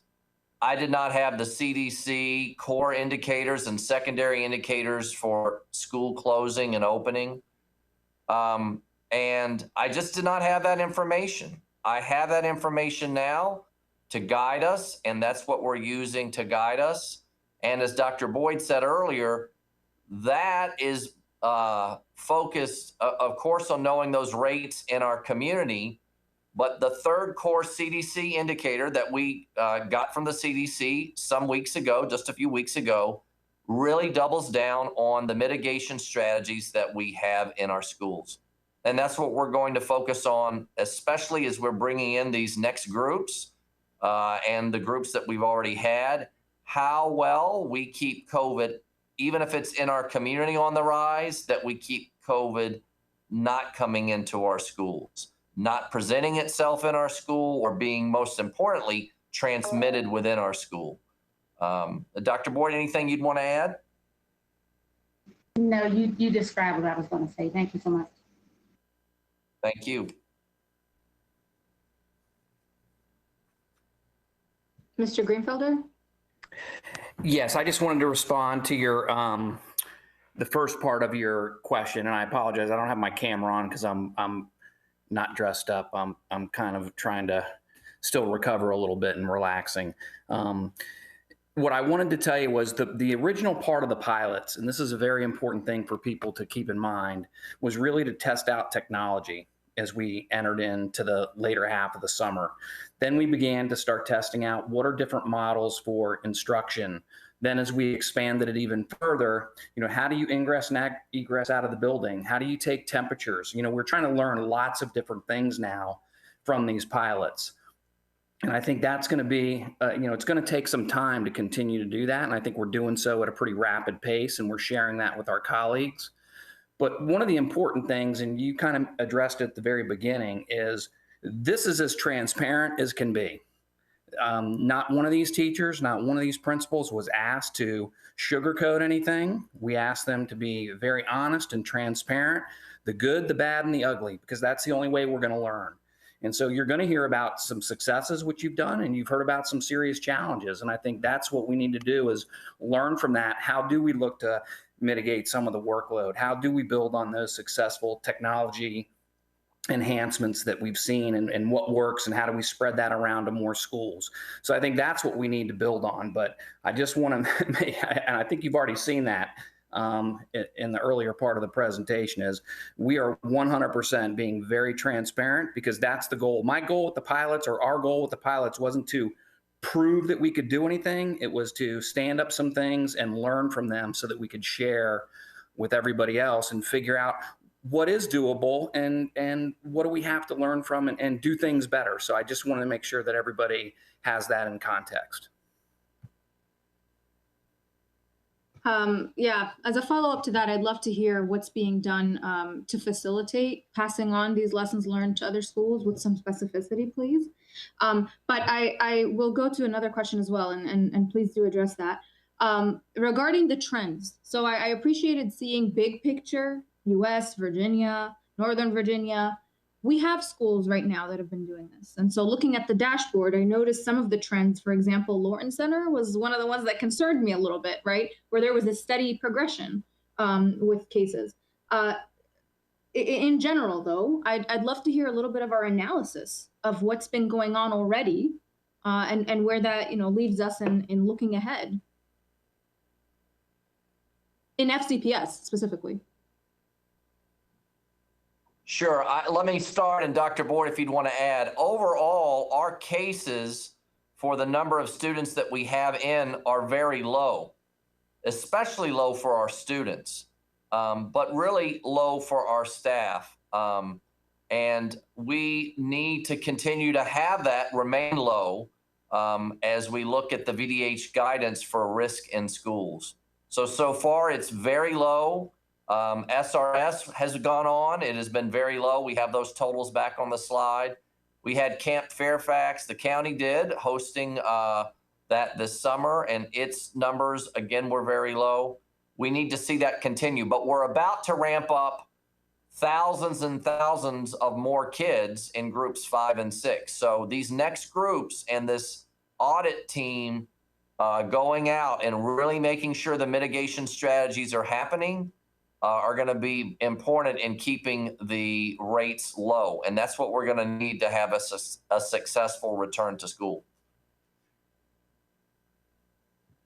Can you also comment on like in-school transmission, whether we've had cases, what our thoughts are around that? Yeah, Dr. Boyd shared we had 2 outbreaks this week. First time we've had any outbreaks, which means that the transmission, again, and I'll let Dr. Boyd say more, the transmission took place within the school, and you don't want those, right? The state now has an outbreak dashboard for schools, universities, other institutions. So we really want to keep an eye on keeping that outbreak piece down. Dr. Boyd, anything to add better than what I've expressed it? Sure, yes, so much. Good evening. As Dr. Brabrand shared, we certainly are monitoring our cases, but the individual cases are more reflective of our transmission in our community. And so the piece that we really need to laser in on is our outbreaks. So we have had some outbreaks, and that is of concern. And so we acknowledge that, and we have to assess what are the levels of our mitigation measures. Are we having challenges with the physical distancing? Are we having challenges with folks wearing their mask correctly and appropriately? And so that's the information that's truly guiding our work, and that's why we are having some additional follow-up with the health department so that they can provide us some feedback from the health expertise perspective as well. And so those outbreaks are concerning to us, and we take that seriously, and we're partnering very closely to remedy whatever ills may have contributed to those transmissions in our schools. Yeah, no, thanks. I mean, I'm well aware. You mentioned, Justice and Woodson, as the outbreaks, but I think more broadly, I would hope for us to really do that kind of analysis, especially on, what's working, what was the breakdown, how can we, right? Because that's the most direct data we have. So I appreciate that, and hope we can continue to analyze it in informing our steps ahead. I wanted to touch a little bit on the academic piece. Given that first quarter just ended, I know I've been talking about monitoring student achievement metrics, and especially while weighing the risks and the trade-offs here. So I'd love to hear, both for virtual and in the pilots, what the academic experience has been like for students, both from leadership staff on trends, attendance, grades. Those would have been, it's a great opportunity for us to look right after first quarter on the dips and the differences to see, the urgency levels. And then on the school level, I'd love to hear from anyone who'd like to speak to their school community and their performance.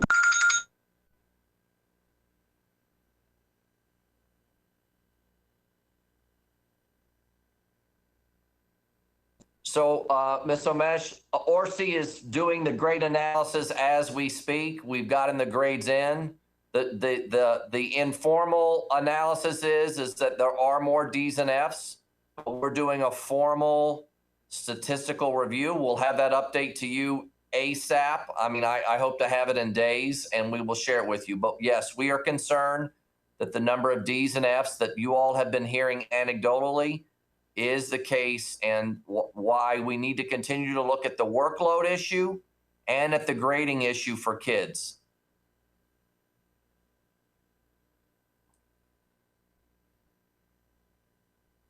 Mr. Greenfelder, did you want to answer the question from before? Yes. So 2 things. I wasn't sure if Dr. Presidio was going to jump in, so I apologize. For the sharing, you had mentioned that. How are we sharing some of our learning and those types of things? So certainly at our schools, we are rotating administrators and administrative teams through those schools to go learn from the pilots and see them in action. There's different schools have different processes for signing up and doing that. That's been going very well. In addition, one of the things we're going to start doing is having a panel. We have several new pilots that are coming online this week and even a few next week. And as we continue to build their knowledge, they're going to actually share with their colleagues through a panel process where we will bring them to do a virtual panel and have like it'll be an elementary panel, and then the elementary principals will be able to, again, share, ask questions, talk about different strategies. So that is going to happen very quickly and will be an ongoing process so that we continue to do that on a weekly basis.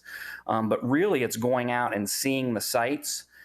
Just like those board members who have gone out and visited, we can talk about it and envision it, but once you see it in action, you get a much different perspective of it. So that's really one of the things we're doing. We're also collecting data from the teachers that are in it. Some of the teachers on this call have filled out surveys and given their feedback. We've shared that with our colleagues in ISD so that they can take that and how do they create the best professional development around those shared learnings. They've gone out. I was this morning at a school and was with an ISD colleague who was in there observing as they started to figure out how are they going to start presenting materials and different things around technology to share with teachers as they come back. So there's lots of folks out learning, and we're coordinating that effort.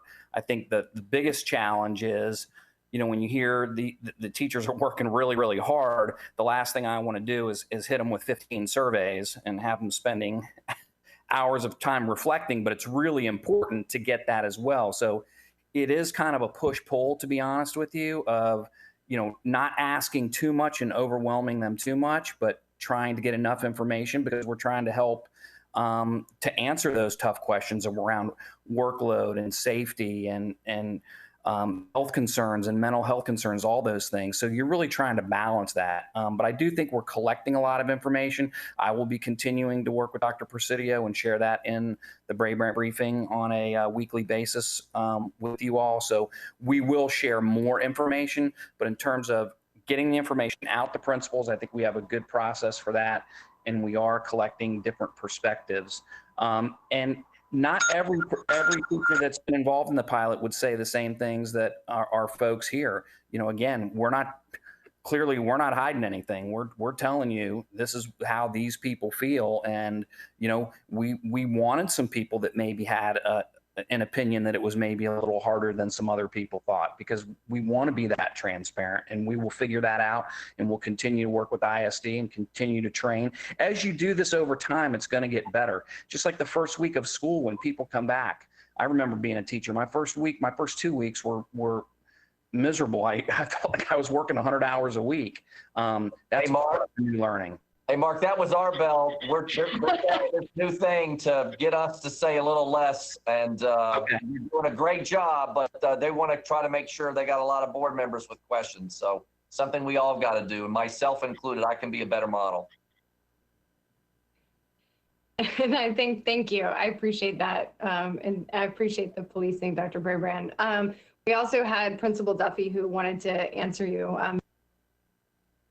So the one quick thing I will say is that I do think that in person is much easier for us to assess student progress and engagement and be able to evaluate student progress, because we're able to utilize a lot more of the traditional methods that we would.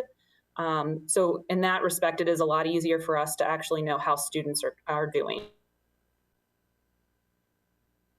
Go back, please, Ms. Cohen. Thank you. I've added you to the list, Ms. O'Mage. Next, we have Dr. Anderson, followed by Ms. Corbett-Sanders. Thank you. I'm just turning on my microphone. Thank you all for all of the information. I'm going to just jump in really quickly to maximize my time with some of the health questions, because I know that's paramount to our staff and our families. And I'm going to run through a number of questions that have been shared with me by teachers who have these concerns, and I want to be sure we can address them. Regarding metrics for closures, you've shared a lot of information in terms of the outbreak, in terms of the dashboards, what can staff, parents, the community look toward to determine that, okay, if we reach this place, then schools will be closed? Or is it all of the schools, or is it in individual schools? Can you speak to what is going to trigger those closures, please? Mr. Boyd?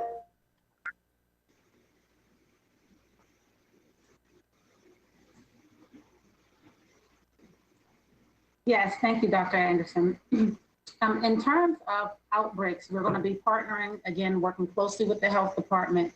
And based on their recommendations, that's how we will determine whether we have a need to close a full school as a result of an outbreak, or whether we would just need to transition certain classes back to distance learning.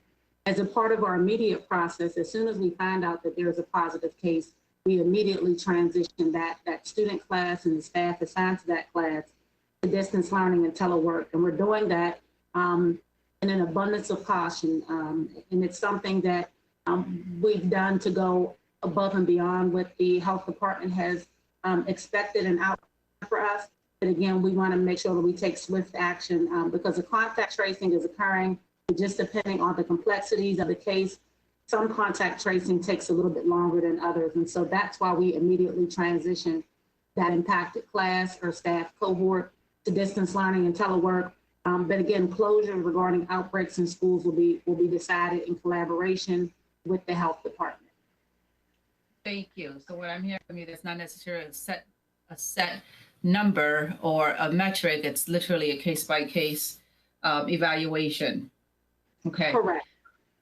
One of the other concerns that has been raised to, I'm sure all of us, is regarding the availability of protective equipment for bus drivers, for teachers, shields, gowns, etc. Can we speak to what is available and why is it that some of our staff are not feeling as if they have sufficient PPE? Mr. Smith or Mr. Plattenberg? Well, I can address the one related to the school bus drivers, and I'll let Mr. Smith speak to the overall supplies that we have. You know, we've been transporting students for quite some time, and even with the beginning of the SRS, and we found that we provided the adequate supplies of PPE with the majority of our drivers. And we found that some drivers through this process, as you heard earlier, some folks are going through and having experiences that we're learning from. For example, some of the Virex that we've provided for drivers to spray in between runs, some drivers are using more than some other drivers. So they want more supplies. And in fact, there was a concern that was raised today, and I know Ms. Furby reached out to that individual bus driver with her team, and they had a good conversation about making sure that they could continue to provide the adequate PPE for them and to make sure that they had ample supplies. You know, each of our drivers do get 2 gloves. They do get masks. They do get the face shields. Some of the gloves that we initially provided as a part of the SRS and so on, we had provided disposable gloves, and we found that through the evolution of it, people were going through, and the original guidance was each time you had a different child, go ahead and dispose those gloves. So we went ahead and made adjustments, just like you've heard throughout this whole conversation this evening, to go ahead and provide them with reusable gloves and so on. But I'll let Mr. Smith speak a little more to the supplies that we have in stock at the warehouse and the great job that the procurement folks have done to make sure that we do have adequate supplies. Before you have Mr. Smith speak to that, Mr. Plattenberg, can you speak to what is being provided for the drivers regarding plexiglass or shielding from the students who are going to be coming onto the bus? Yeah, absolutely. You know, initially when it came out, people were asking us about putting plexiglass in our buses, and we worked out with, we reached out to VDOE, and we also reached out to the federal folks to see if we could go ahead and put plexiglass in our buses. And the answer we got was, no, we could not, unless it was something that was fabricated as a part of the original manufacturer and a part of that process. So what we've done is we went ahead and provided our drivers with individual face shields for those that should choose to desire to use them. So they do have the adequate PPE for that purpose. And we had to prove to them that it was a glare-proof shielding, if you will. Thank you. You're welcome. And I will say that we have, my camera is on, good. I will say that we have provided the appropriate level of PPE to schools. As a former principal, I know that when several boxes are coming in, we may not always know where those boxes are. And so we are working to provide additional information to principals about the PPE supplies that have been sent to their schools. We've sent face coverings for all of our teachers for at least 2 each. We've sent face coverings for students. We've sent the appropriate level of PPE for our special education teachers who are working with our Cat B students. So again, we're updating that information for schools to let them know exactly what has been shipped. We have a clear outline of the items that have been shipped to schools. And again, we had some discussions this week that with so much information going back and forth and information being posted in different areas, our principals' corner and different areas online for principals, that it's important for us to make sure that we provide the information for them on what has been provided and how it should be provided to staff. I'm glad to hear that there's no shortage, but we do need to be sure that staff is able to access that PPE as they need it. I can say emphatically that there is no shortage of PPE and that we will certainly have at least 2 months, and we're required to have 2 months supply for when all of our students come back, and there is no shortage. Thank you. Mr. Blattenberg, I'm going to ask this question very cautiously. If you could speak to the ventilation in older buildings, because there's some concern there regarding how prepared the older buildings are able to sustain the number of students who will be using it during any of these models. Yeah, thank you very much. That's a really good question. We've had that quite a bit, actually. And when you take a look at the, we have over 27 million square feet of physical plant space, but in our older buildings, the actual airflow and the air rates, we're bringing in more outside air in our older design or older mechanical systems than some of the newer ones. So they are actually an improved air circulation. A couple of things they talk about is the air exchange and per hour and the recommendations, and we're well above, we're 6 to 10 times per hour of air exchange. And when you think about the volume of students, the number of students that we're talking about bringing back in, because we're talking about 50% or smaller percent of what the occupied space would accommodate, you're doubling the amount of air circulation per occupant. So where we can put the MERV 13 filtration, we're putting in. We did visit every school and took a sampling of every school to make sure our mechanical systems were operating. We have a robust air filtration system already, but where we can put the MERV 13, we're in the process of doing that, where we're able to get those supplies. And where we do not have the ability, the type of unit, not necessarily the age, but the type of unit and how it was fabricated and constructed, if it can't handle something like that, we also have portable units for some of our interior spaces that may not have proper circulation, that are HEPA filtered and the like. So I think we're in a really good shape. But again, it's like talking about the PPE. We've heard people talk about, just like all of us, breathing in the masks and having the fog up of our glasses. And, we're continuing to work together and listen to the feedback we get and making sure that we're supporting our employees. Thank you. Great segue for me regarding masks. There's a great concern regarding whether or not masks are mandated and what are teachers to do when students elect to not utilize them. What assurances can we give to our staff that masks are mandated and that is the most essential part of our mitigation procedures? Yes, good afternoon again, or good evening, Dr. Anderson. In terms of our mask compliance expectations, both students and staff are expected to wear face masks unless they have that mask exemption. And staff who have mask exemptions would need to partner with our HR department to request ADA accommodations and work through that process. But for students, those who have mask exemptions, we have permitted that. And again, we have that with the caveat that we're still able to operate safely and effectively. So we need to still be able to implement social distancing with that. Aside of face mask exemptions, students are expected to wear masks and are expected to comply. We do have some of our students who have, based on their developmental needs, who require some additional support in maintaining tolerance for face masks due to sensory needs for some of our students, and just learning that process for some of our students with more significant disabilities.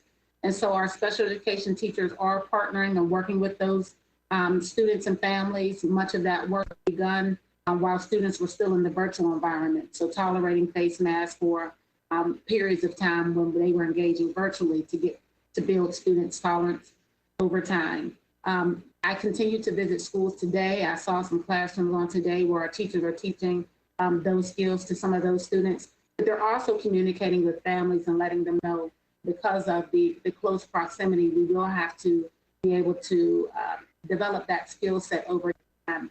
Else we may have to transition back to distance learning to continue building that skill set and then transition back into school. So we are trying to meet both the health and instructional and developmental needs of some of our students, particularly those with disabilities, so that they can access in-person instruction and students and staff are safe. Aside from those caveats of persons, if students were to in an act of defiance, and we haven't heard a lot about that, not wear face masks, we do communicate that with families, and if that is continued, then those students will be transitioned back to distance learning. But fortunately, we have not heard a lot of the just outright refusal to wear face masks. It's more of just developing that face mask compliance over time. And we have heard and we've listened to our special ed teachers, particularly those in our Cat B programs, about the concerns with the building the tolerance for face masks, because a number of times those may also be students who may, again, based on developmental needs, may have bodily fluids that are just beyond their control with that exchange. And so we appreciate that, and we're partnering with those schools, but we recognize that after a period of instruction, and we work diligently with the students and diligently with families, we may have to continue to build that skill set virtually and then pull the student back in. So we're working through that process. Thank you so much. My next set of questions is regarding the concurrent model. I appreciate the feedback that some of the teachers and principals who are here shared with us. But I would like for somebody to speak to the fact that there seems to be this narrative in our community that the concurrent model will be used in every single classroom. Can somebody speak to the limitations or the expectations of the use of concurrent classrooms throughout our schools? Sure. Thank you, Dr. Anderson. It's going to be very prevalent in terms of the use of the concurrent model across the system. We do have some classes that were able to be scheduled where you would have a classroom that's 100% online, so that those students that want to continue to remain full-time virtual learners would continue to get that full-time experience with a full-time teacher.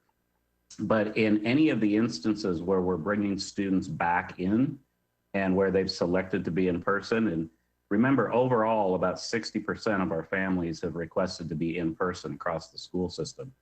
So in those situations, in order to continue to get students 4 days of access to teacher-supported instruction, those classrooms will need to use the concurrent model. And by prevalent, are you meaning at least 50% or greater than 50% of our classes of our schools will have classrooms that are using this model? Definitely more than 50%. I guess I would say the vast majority would be using concurrent. Okay. Do we have any concurrent modeling that staff in the special education programs who can speak to their experiences with us this evening?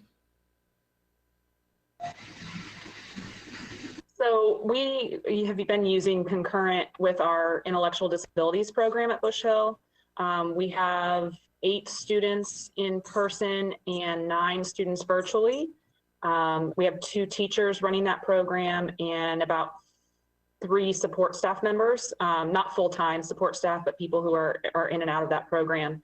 And there's definitely some benefits in that we are able to group students according to their needs.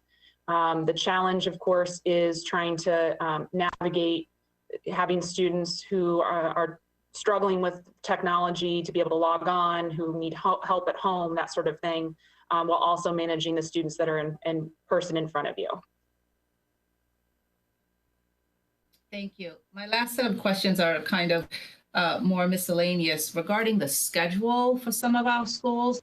Mr. Plattenberg, I'm concerned that some of our schools, elementary, are beginning at 10 o'clock.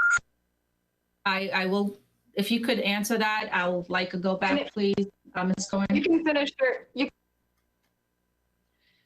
Thank you.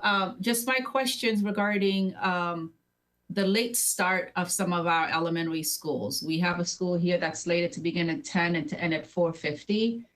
That just seems to be untenable, Mr. Plattenberg. What else can we do to mitigate that? That's a very tough schedule for an elementary school student. Yeah, that's an excellent question. I mean, the unfortunate circumstances are to accommodate social distancing to the best extent possible. And you do realize we've said that even with that, we have one child per seat on our buses, and also the cleaning between runs. Simply put, it really is those two are the drivers that unfortunately, based upon the number 142 elementary schools, the number of students that we are projecting to transport, and the number of buses that we have to meet that need, that really is the driver for those. Those are the metrics. I don't have a good answer. Yeah, I understand. Thank Dr. you. Anderson, I also see that Principal Mukai had his hand up to speak to your question as well. Thank you. Yes. Dr. Anderson, I just wanted to speak to your question about how many classrooms would need to use a concurrent model. And one of the solutions that we would have is we've allowed students to reaffirm their choices and decide which model they would be in or out. One of the choices would be to switch their classes and to move students around so there would be more virtual and more in-person 100% matchups.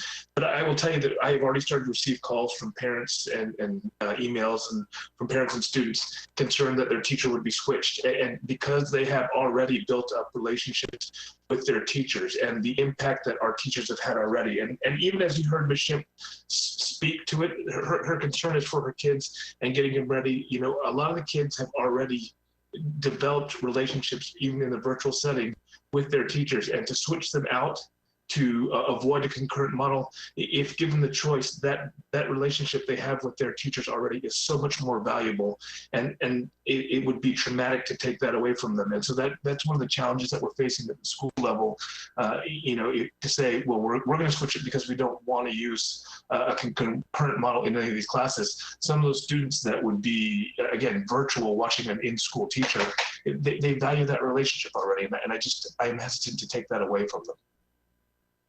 Thank you. I appreciate that. I will add you to the go backs, Dr. Anderson. Ms. Corbett Sanders, followed by Ms. Darnett Kofax. Thank you. And I'm pretty sure I'm going to need to go back, so go ahead and add me. I want to start with page 12 of the presentation and the discussion of audit teams. This seems like a idea that it's great we're doing it. Kind of surprised we haven't been doing it. Would like to know who is going to be on the audit teams, how often the audit teams will go through individual buildings. And additionally, I saw that the audit list had a perfunctory list of the mitigation measures. I'm a little concerned that part of it does not include a more detailed listing of the availability of PPE and plexiglass thermometers for our bus drivers and more. Can somebody talk to me about the audit teams, who, what, where, when, and how our transportation piece of it will be handled? Sure. Yes. Good evening, Ms. Corbett Sanders. Our audit teams will be a collaboration of some of our staff from facilities, but we're also going to be hiring some additional staff so that we can formally stand that up. As you shared, this piece, again, is just so important that it needs to be done on a regular basis. So the audits will be conducted at each school on a weekly basis. We'll be going in and providing immediate feedback to those building level administrators about things that are going well, relative to our 5 mitigation strategies and other things seen in a building, but also giving feedback on recommendations for things that might need to be improved. That information will also be shared with the Assistant Superintendent for Facilities, our Regional Assistant Superintendents, and myself, as well as other members of the leadership team so that we can provide the appropriate support. The PPE is monitored, as Mr. Smith shared, centrally in terms of the amount that's ordered and the allocations. The things that we're shoring up now at this point is making sure that there's clear expectations regarding distribution. Because we understand that it doesn't mean anything for us to have it within our district if it's not getting into the hands of the persons who need it. So we're showing up that component of the process. The piece that's on the items that are listed on the survey, those are just some of the pieces that have been aligned specifically with the expectations for CDC. And again, as we partner with the health department, if there's additional things, as they give us feedback specifically about the transmission that has occurred in our schools with our outbreaks, we'll certainly be making modifications and adjustments to those documents and those look for so that we can have that to be informative of our process across the division. And then I'll turn it over to Mr. Plattenberg to speak to how we'll be assessing it and looking at our buses.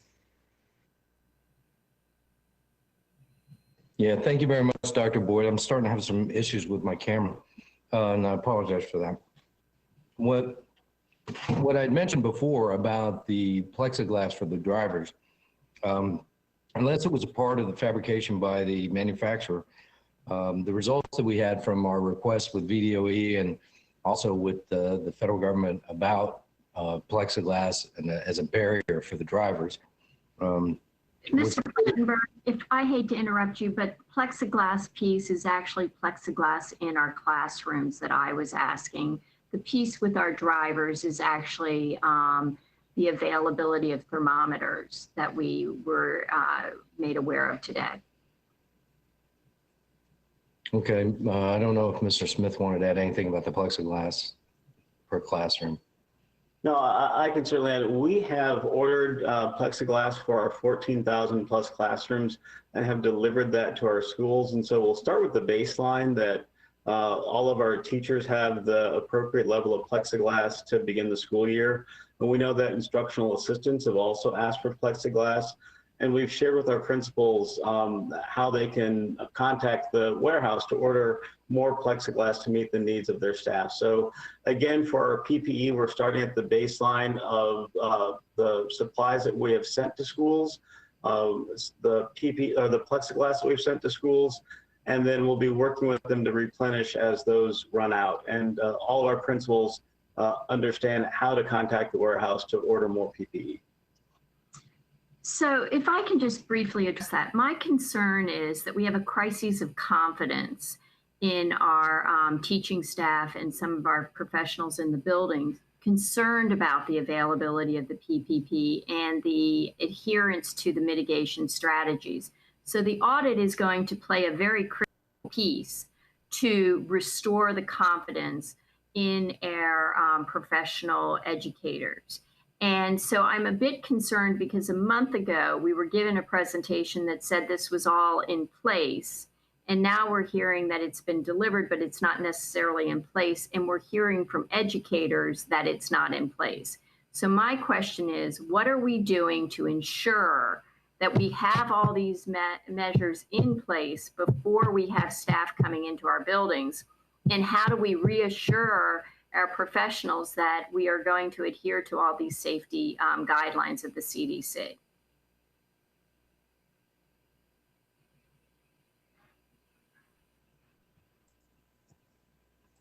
Ms. Corbett, go ahead, Mr. Smith.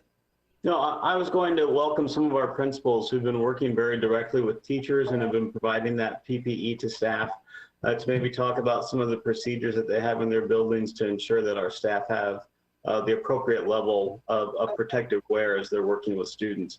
Some of the things we've also discussed is that we know that there are different levels of PPE for different teachers. And so as you may have seen on our website a few weeks ago, we had teachers welcoming some of our special education students with gowns and face shields, face coverings. And there are some teachers who may feel that that's the level of PPE that they would need to work with students in their classroom. And that may not necessarily be the case. And so we are working to certainly update those teachers so that they have a better understanding of the level that they'll need for working with students. And we'll be working closely with principals as well. But I welcome any of our principals to talk about their strategies. So this is Mary Duffy, and at our school, we have turned our conference room into what we're calling the PPE room. So all of our gowns, our disposable gowns, all of our cloth gowns are all located there, as well as our face shields, masks, and it's all readily accessible for our staff. The other thing that we have just created is a Google form that we're going to send out to staff members that they can request certain items if they are missing it. So it'll come straight to our office staff, and they'll be able to refill or restock or get the items directly to staff members who need those specific things. All of the plexiglass shields have been delivered to our school, and our custodians this week have started putting them directly into classrooms as well.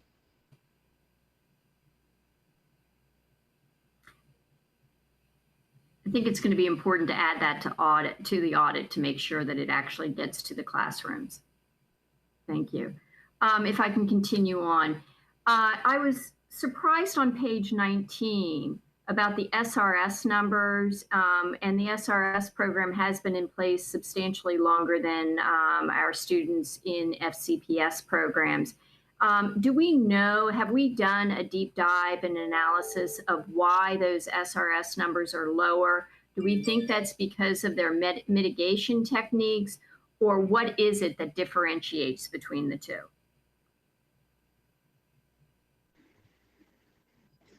Ms. Sanders, we've looked specifically at the connected and the epilink cases, and we've also looked at our individual cases. But it's important to remember that the number of students that we're bringing in and the staff that we're bringing in, that's coming from the community.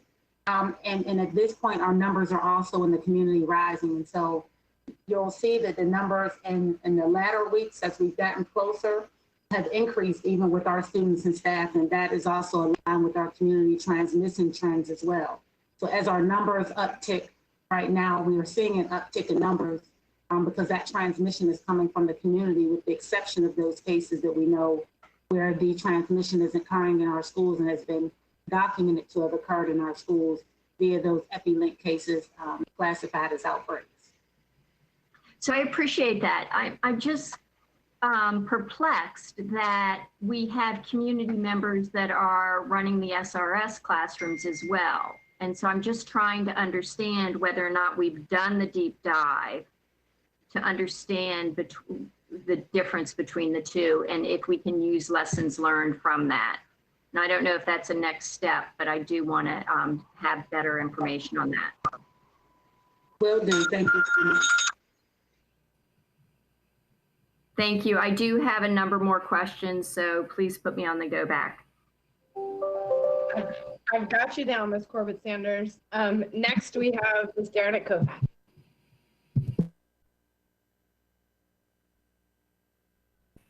Thank you, Ms. Cohen. I appreciate it. And I want to thank our leadership team for this presentation. And I also want to thank our teachers and principals for being with us tonight. We really appreciate you being here, you being part of this pilot, and your candor on it. Dr. Brabrand, on October 22nd, I asked you to develop a clearly defined metric to dictate when schools open or closed. I asked for it to be easily understood and published regularly. All of my colleagues supported that. Respectfully, I feel tonight we've fallen short.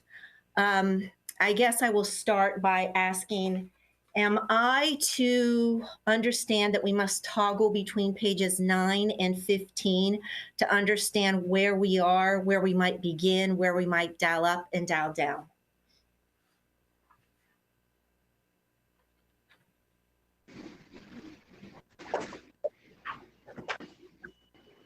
I'm going to slide 15.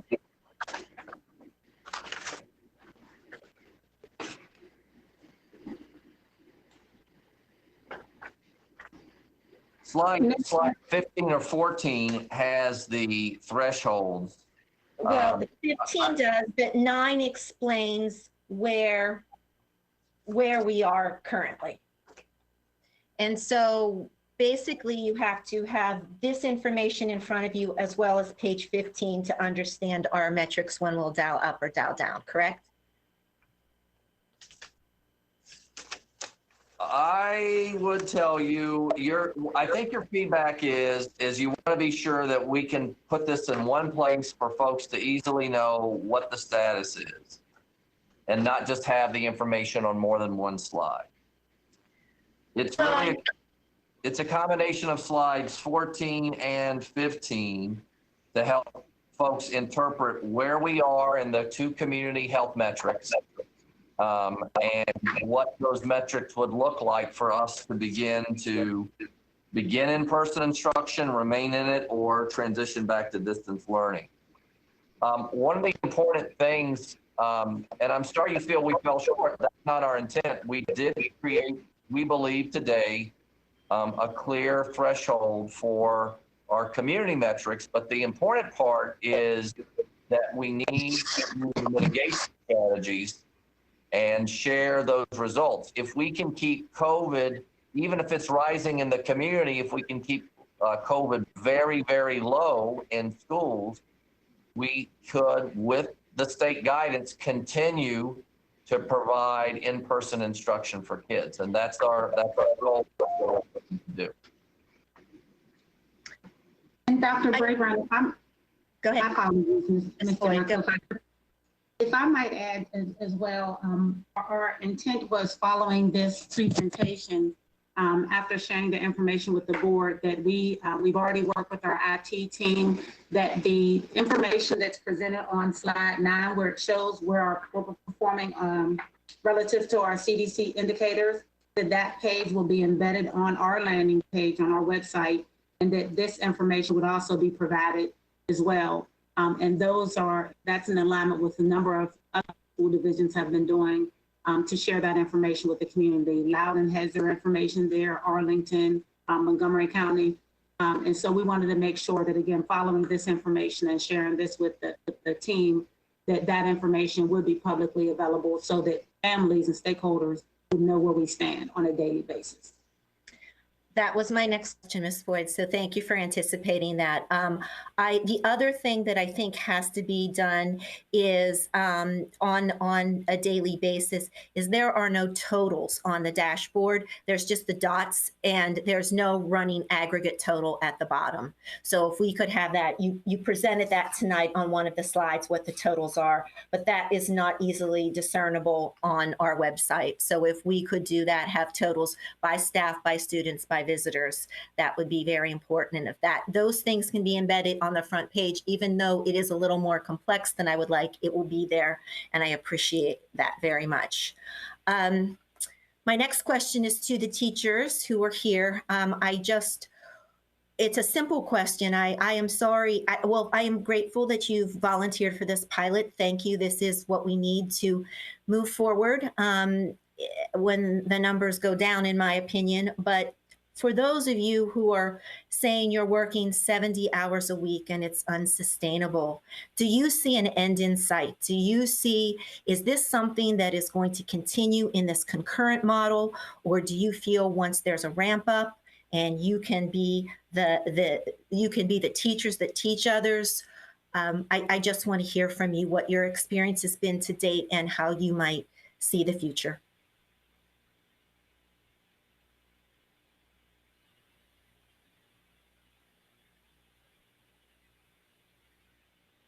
Amber, I think you can go ahead and turn on your mic. Oh, okay, I wasn't sure. Yeah, I can speak to that a little bit. So this has definitely been pretty crazy, and I'm not going to let my kids fail. So I'm going to put in the work that's necessary to get them to be successful, because that's what we do as teachers. Personally, I don't see an end in sight, because every time things start to slow down a little bit, something changes, and we're thrown back into the deep end. So it seems like every time we start to get our feet under us, And that's kind of the nature of COVID, and that's what we've been dealing with now since March. I do have some ideas that might help mitigate a few of these issues. It won't solve them. Please share. I know, okay. I know that a lot of the math department, the science department have been providing us with sample unit plans that have mapped out our units so that we don't have to do quite as much planning. It requires tweaking still, but they're at least providing us with something to start with. So it would be really great if those continue, and for all grade levels, for all units, for a starting point for our day-to-day lessons. And it would be great if we have those in language arts and social studies. I think the language arts department has done some. I haven't checked currently we just ended a unit, so I don't know, or we're about to end a unit, so I haven't checked the new one. So that would be awesome to help take a small piece of that planning off our shoulders. Another suggestion, with us being back in person, we have more time with our kids when our virtual colleagues have screen breaks, and we have less planning time. So I know some other districts hire recess monitors. So even if someone else could take our kids, and again, I'm elementary, so this is more an elementary solution versus the upper grade levels that don't have recess, but that would even provide us with 30 extra minutes during the day, which right now my planning period just cut to 30 minutes instead of my normal hour. And then my other suggestion, and this one's tricky because virtual and in-person teachers were all under an immense workload. Even when I was virtual, it's still a ton. But right now with our new in-person schedule, we will have our kids for longer periods of the day than our virtual colleagues. So I know my team is wonderful and very supportive, and they've offered to cover my class once in a while so I can prep materials, or they've offered to plan the asynchronous Mondays so that when I'm using my Mondays to prep all of my materials and everything, in addition to out of my other hours of work, that's one less thing off my shoulders. And that's something that's working well for our team. Like I said, that works for us. And so it might work for others. It's a suggestion for some teams, that throwing it out there for something that has been positive for us. So again, like those are 3 things that might help. Just more unit plans done for us, possible recess coverage for that extra 30 minutes, anything counts. And then if some of our virtual colleagues could help out, and again, the virtual part, that's hard because I know that our virtual team members are under a lot as well.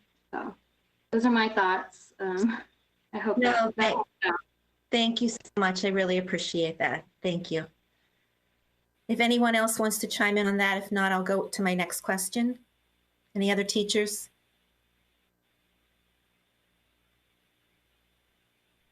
All right, thank you. I guess, Scott, Dr. Brabrand or Ms. Boyd, this goes to you.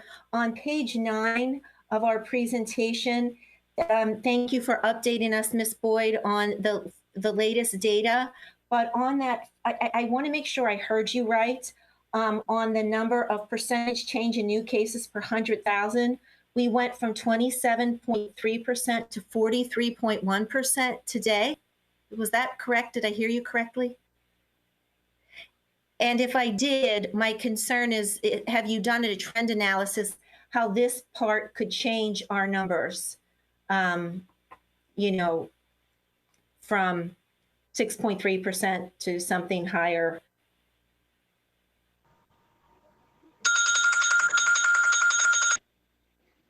Shall I respond? Yes, please. Yes, you did hear me correctly. We did have a significant jump in our increase in cases that change in the percentage of change increases over the last 7 days. So that was correct. We are monitoring that. We are looking at our trend data that the VDH provides. And while that particular indicator as a secondary indicator is not in one of our decision-making primary decision-making tools, but it does support the decisions. But with the increase in cases, that's more heavily reflected in that first core CDC indicator with those number of cases. All right, thank you. Yes, ma'am. I'll go back, please, to Ms. Cohen. Yes, ma'am, you're on the list. Up next is Ms. Tolan. Hi there. A couple of questions. I'll follow up on what Mr. Fairfax was talking about. Looking at the rates of increases in cases, I know some districts are using this as a metric. So I just want to maybe throw that out there. And, you know, I think Dr. Boyd just kind of answered my question that that's not one of the factors that we're using. So maybe we can comment on that. But then on top of that, I'd like to just get a little bit more of an explanation for all of us as to, if you look at the chart for all of our groups and what the the cutoffs are for percent positivity rate and number of cases per 100,000 persons, why do we have a TBD for groups 7 and 8 when, if you followed the logic that you used using the Virginia Department of Health phase guidance for schools, why wouldn't we put in there the 5% positivity rate and the cases needing to be less than 20? Is that just to do with the auditing that we're about to do? Could you kind of explain that? Sure. So we did not address group 7 and 8 at this time, as we wanted to focus primarily on the groups that were going to be coming in most quickly, but also to the primary piece that the CDC talks about is the impact of those mitigation measures. So right now, while we're standing up the audit, we're looking at those thresholds. But remember, this is our current process for decision making. Once we have group 7 and 8 in, we'll be using our new or our comprehensive process on slide 16 that really takes into consideration all 3 metrics. And so even with highest risk, the CDC, highest community transmission, the CDC indicates that with strong mitigation measures, we can have lower risk in schools. And that last column on slide 19 is what truly informs our alignment to the Virginia phase guidance and how we would operate in FCPS. Okay, so we'll be taking a look at that over the next couple of months, I guess, as we see what happens as we move kids into the schools. Correct. All right. And you mentioned the mitigation strategy surveys. Have we done any of that? I share Ms. Corwitz-Sanders' astonishment that maybe we haven't done those to date. You do have in the presentation materials today those lists. What have we done to ensure that as we move our kindergartners in next week, that we're meeting the mitigation measures at the schools that are doing that? Sure. So as we, a number of LT members are visiting schools as we're bringing students back in, and we are making observations about things that are going well relative to the mitigation strategies and areas that need improvement.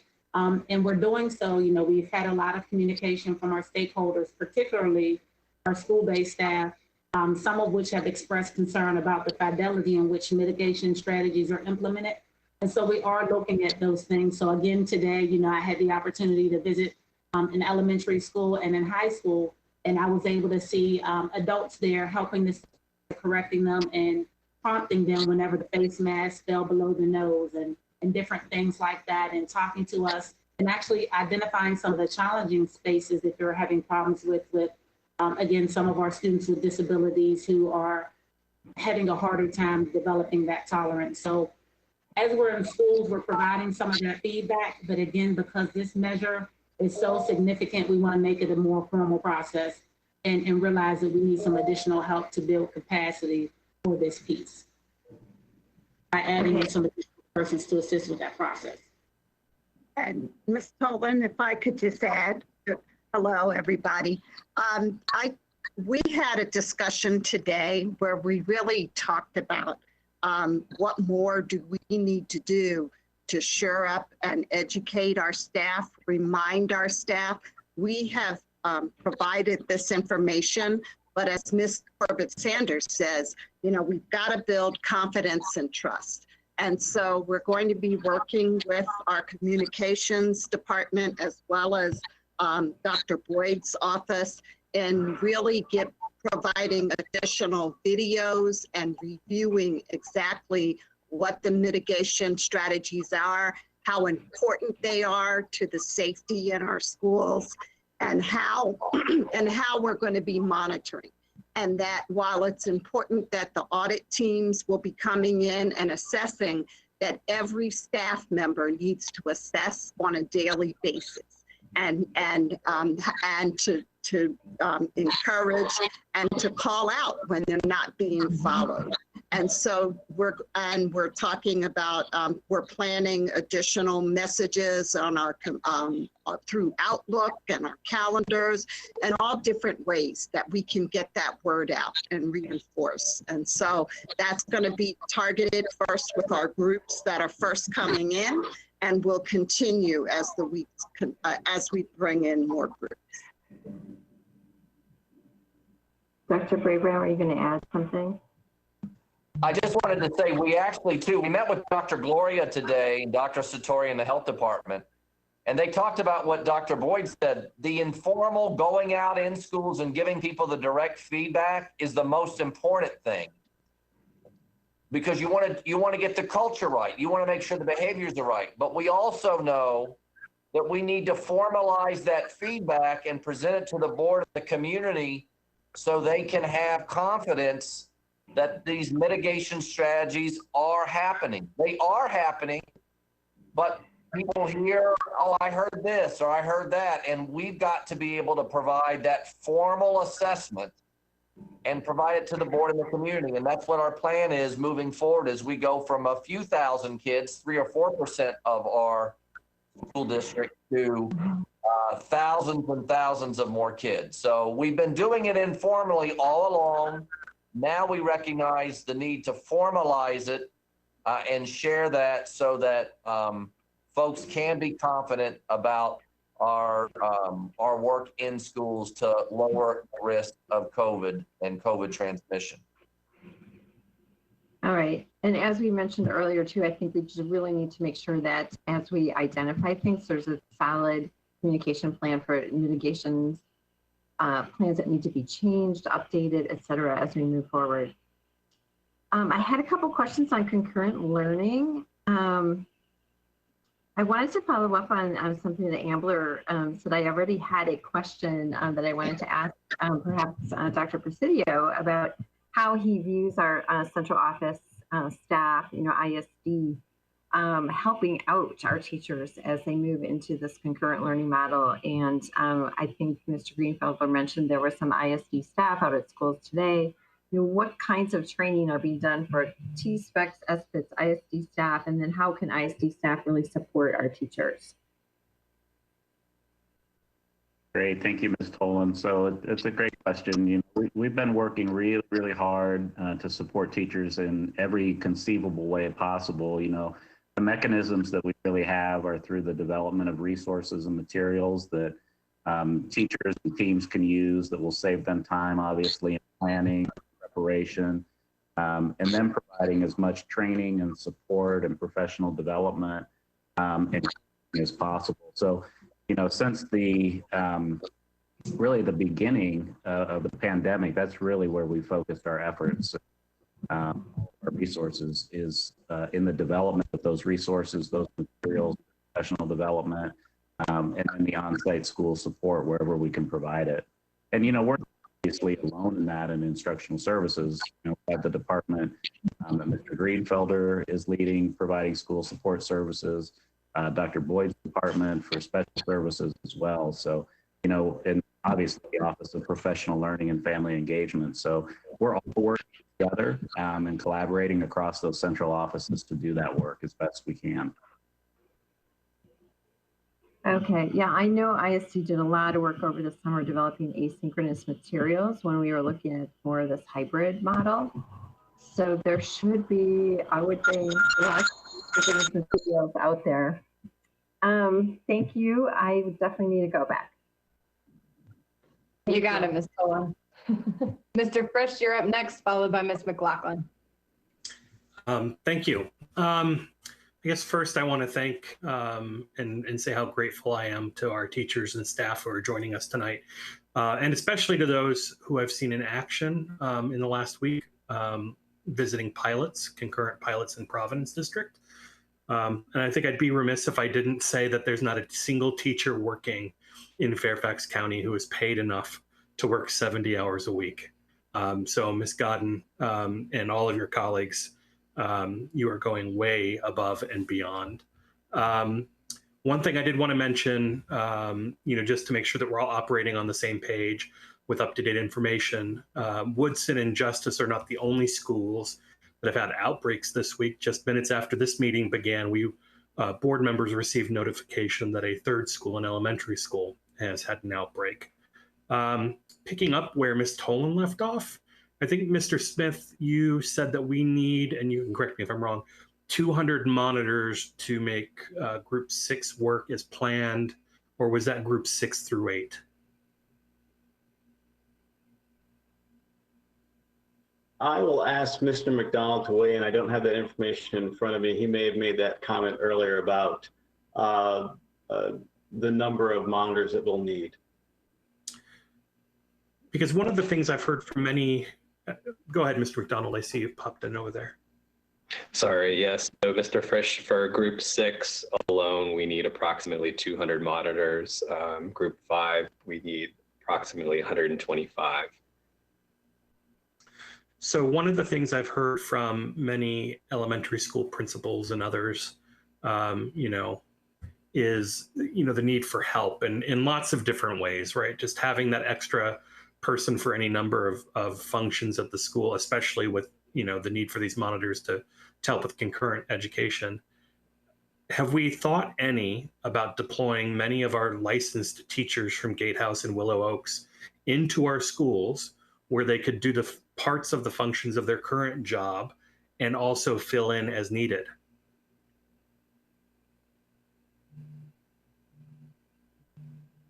I mean, I'm, just speaking as an observer's point of view, it would send a strong message to our educators that the folks at Gatehouse and Willow Oaks, are underscoring how ready we are for returning to normal. So, Mr. Frisch, I will say that I have talked to Dr. Presidio about that and Mr. Greenfelder, and we'll continue to look at that. The issue is sustainability of being able to figure out how we could redirect people and still get the work done that we need to get done for the school system. But I understand the idea. It's certainly worthy of review, and we have talked about it and how to operationalize it to continue to get the work done that the system requires and how we can support teachers. So certainly on the table is one of the things to look at. Yeah, in these kinds of extreme situations, all hands on deck. Oh, yes, sir. Yes, sir. On the concurrent model, what can our pilots be doing better to mimic the actual school environment? I've seen a few now, and I think I've seen some amazing teaching going on and some very happy students, but they're controlled environments, and I think everybody would admit to that, and that's by design. We're trying to learn what we're doing here and what's going to work. I think Principal Duffy mentioned bringing back an entire grade as part of a pilot just to see how that would work in practice, because that's more like what it will be like. What other ways are we thinking of doing this? And I know the circumstances are going to be way different for elementary, middle, and high school. So what are we thinking about in terms of middle and high school as well? I know it gets super complicated with class changing, especially for these concurrent models, but we've got to be thinking ahead to that. I think we have some principals here, Aaron, and then Mike. Hi. So sorry, I'm trying to get my camera on and it's not working. There it goes. Maybe it doesn't, but actually at Fairfax, and Mr. Plancich is also on this call as well, and he is our lead assistant principal who has stood up the pilot there. But we actually have 13 teachers participating, and it's all of their sections who are participating. So we have a little over 300 students who selected to come in person. We have everything from, team taught English to advanced PE. So we have a lot. We have ESOL team taught classes, we have ESOL classes, and we've also used our pilot time to bring in some of our students who were not performing well at home, just to bring them in for extra support with our systems of support advisors. So we have, and we also have an academy happening too. So we have the academy coming in 2 days a week for a number of our classes. So what we've noticed at Fairfax is just the sheer size of our school, even with these 15 or these 13 teachers and our academy teachers and our adapted curriculum teachers, really it's almost like the school's still empty, because I mean we're talking about 300 students in a school, that can take, with staff members in an academy, 3,600 people in it at any given time. So we have not encountered a lot of challenges with regards to transition at this time. Right now, we're really trying to think through in a full dial and what lunches will look like. That will be the piece for us that we really have to problem solve. Remembering that our teachers have to be duty free during that time, but the space that we have, and it is just one lunch period for all the students who would be in any cohort. How do we use that space and make sure that we have the social distancing room, and how do we use the entire footprint of just a couple of large locations? So that's really for us, that problem solving. We would anticipate, even with academy, another few hundred students coming in, that we would be able to, like I said, just the sheer footprint of the high school, we would be able to manage the crowd, if you will, in the transitions. And if not, just at a site level, we would probably look at maybe transitioning ninth graders, the first 5 minutes of the transition, holding 10th graders. We could get creative with things like that too. So, I really meant it earlier when I said, if you give us the problem, we'll solve it, given the students that we have coming back. So I have no doubt that that's true. I just, I'd like to not give you as many problems. Carl, we'd love to let Paul go, and then I think also. Paul? Sure. Good evening, everyone. Yeah, I just wanted to comment on the pilot idea again, just to emphasize the importance of really using that action research to inform our plans to get back into the building. There's a very big difference between Group 5, which begins on Tuesday, and then the Group 6 pilot, including grades 1 and grades 2. And so the added coordination or movement around the building, the differences in scheduling, certainly the many roster changes that we have to make to really coordinate with not just families and parents, but also, of course, balancing the rosters and then figuring out how to support the successful transition from one teacher to another. That takes a whole lot of time. And then, the biggest thing is trying to staff and supervise this Group 6 cohort without that built-in opportunity to utilize the strengths of our amazing instructional assistants, to be quite frank. In kindergarten, we don't have that luxury in grades 1 and 2, so we're gonna have to spend a lot more time hiring those monitors, and then of course, not just hiring them, but training them to support the learning environment, which is no easy feat, especially as all of these protective barriers are needing to be put in place and maintained. So there are a lot of additional challenges there. And so that's why, we did propose that idea of trying to pilot this particular group before we do return to ensure that we have a successful model in place. I appreciate that. Speaking of academy programs, I heard from one of our school employees that in some academy programs that we are losing upwards of 50% of the instructional time to temperature checks and form filling out and taking in. And that's really instructional time lost by students. So how does that work when we multiply the number of students in these programs by 6 or 8 times? Is there an easier, more efficient way that we could be doing this to maximize classroom instruction? Jeff? So at Marshall, we have an academy, and we have students who are coming in on Mondays currently. And we have given the parent health screening commitment form to those parents that they pledge to screen their kids before they come in.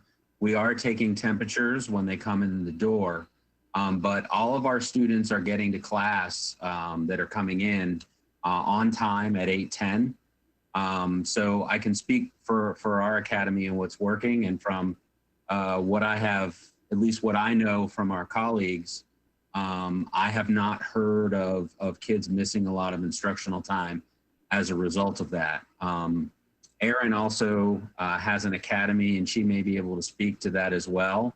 But at least my observation in our own academy is that we haven't seen that. Yeah, I would say the same thing for Fairfax. I mean, we've only been doing this for a couple of weeks. So realistically, the first couple of days, we were still trying to get the parking and the parking, applications in.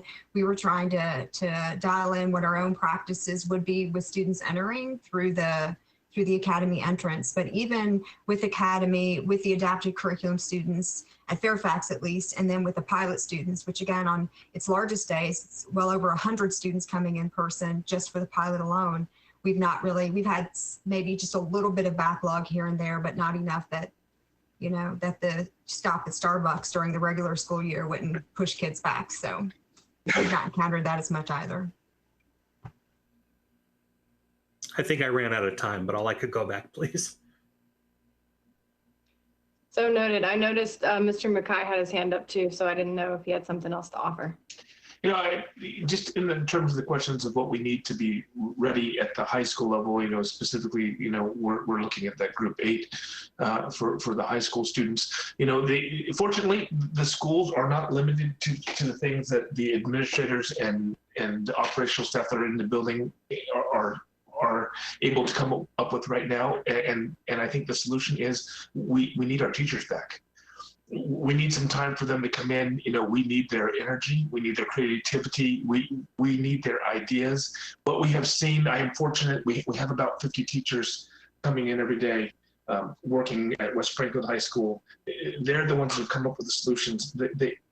To lose, again, that level of knowledge and that institutional knowledge that they have and the understanding of how the school operates, we need them back. We need to have their ideas. It can't be limited. I think the other principals would support me on this, that it can't be limited to the principal and a few assistant principals and operational staff to come up with a solution. So I think the hardest part is that right now, and I thank you all for mitigating the risks that are going on and trying to balance it out. But I hope that you guys will recognize this, that we have always asked our teachers to be heroes. The conditions have changed, the safety levels have changed, but the ask is the same. Yes, that we are asking them to take a risk and to do things to help save the lives of our kids and the things they're doing, but they've always been willing to do that. And to do otherwise, it would be like asking a firefighter to watch a house burn down. It's not going to happen. We need them back. If you're talking about saving the lives of kids and the things that are happening to them right now, I don't know who else you would ask besides their teachers. And I don't want to lessen that. And rather than put them into the middle of this and argue about what's right and wrong, I think we just need to put them at the front and say of our gratitude and say we thank them for the things that they're doing. Because again, right now, at this time more than any other, our kids need their heroes. And I'm telling you, I see them in the classrooms every day.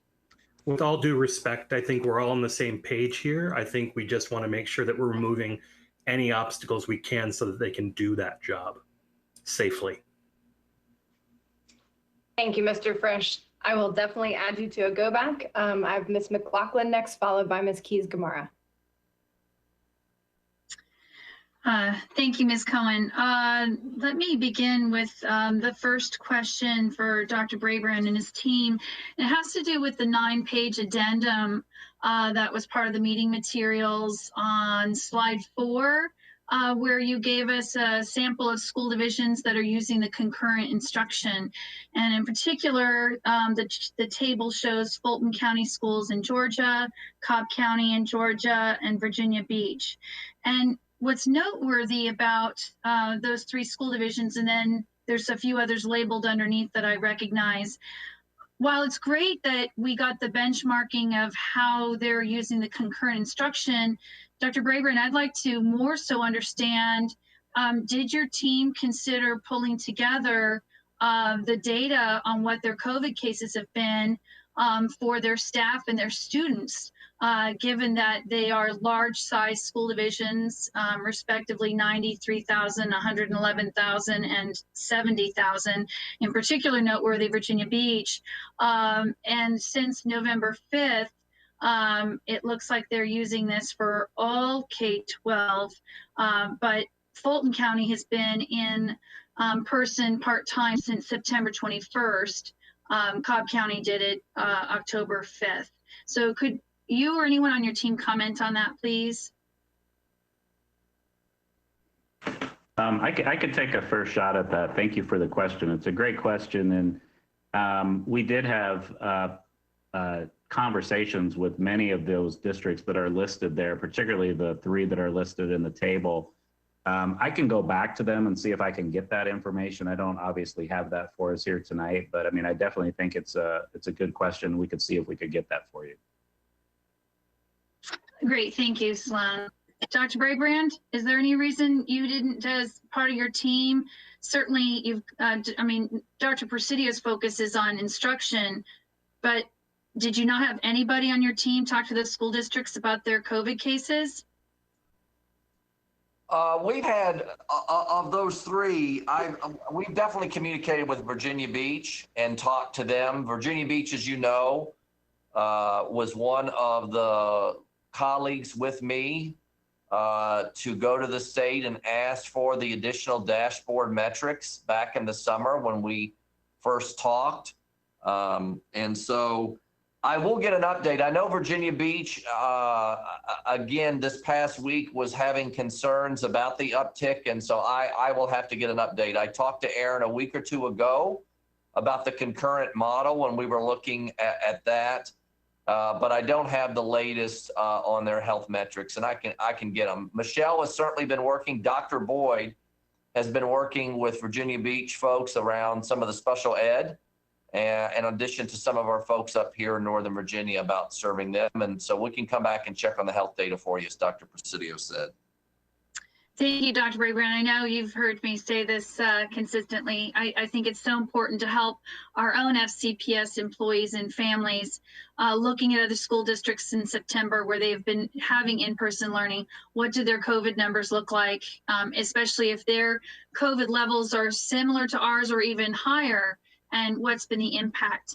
The second thing is— Ms. McLaughlin, not to interrupt, can I mention one thing? I'm glad you said that because you reminded me. One thing when I called Dr. Spence that I just want to say to you all, when I asked about the number of ADA accommodations for them, it was less than 200.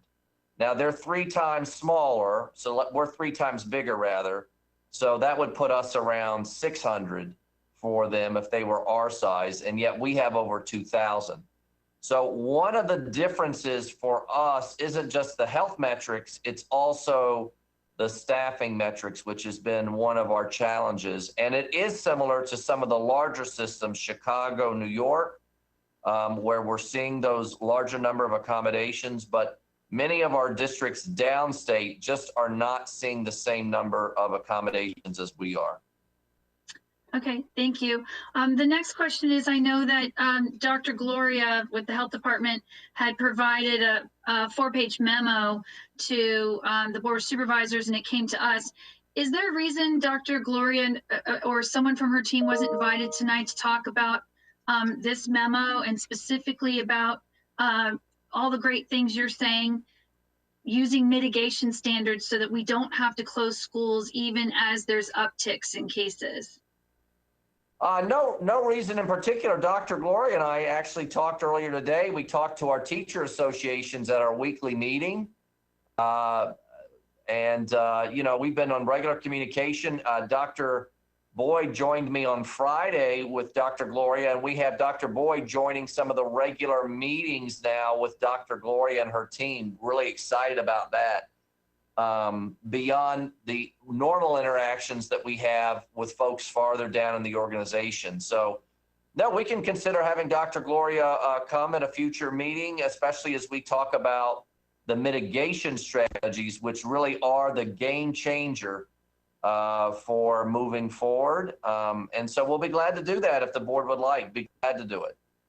Thank you. I'd like to point out a key thing she stated in her memo is data shows that staff are more likely than students to introduce COVID-19 into classroom settings. And that's based on both US, Camp Fairfax, and global international data. And so I think that's important as we talk with our employees about where the fears are and their exposure to students. And the other thing is I just want to emphasize what my colleague, Ms. Koufax, said. I do think, Dr. Brabrand, we need to have the mitigation numbers a little, we need those numbers about dialing up a little more clear. And in particular, I'll have a go back because I want to talk about our middle and high school. That's 50% of our student body. And I know we're not talking about them today, but we do need to be talking about them today. Thank you, Ms. Cohen. Yeah. Thank you, Ms. McLaughlin. I'll add you to the list. Sorry, Dr. Brabrand, go ahead. Ms. McLaughlin, we heard you and Ms. Derenak Koufax, and as Dr. Boyd said, we'll work to clean it up and make it even easier, put it in one place, not on 2 or 3 slides to figure it out. That's a fair piece of feedback. And I do want to just remind you, and it may be in your go back, but one of the things I am proud of, we worked with the high school principals, and you can see we have accelerated timelines for co-curricular and extracurricular opportunities to align, actually even earlier than VHSL. Of course, VHSL, we're going to let kids get inside the school for using those weight rooms and indoor facilities. But we're looking forward very much to ramping up really in just a few weeks, our co-curricular and athletic programs for our high school kids. And I know that is going to be a game changer for a lot of kids. Thanks. Thank you. Ms. McLaughlin, I've got you down for a go back. Next is Ms. Keys-Gamarra, followed by Ms. Pekarsky. Thank you.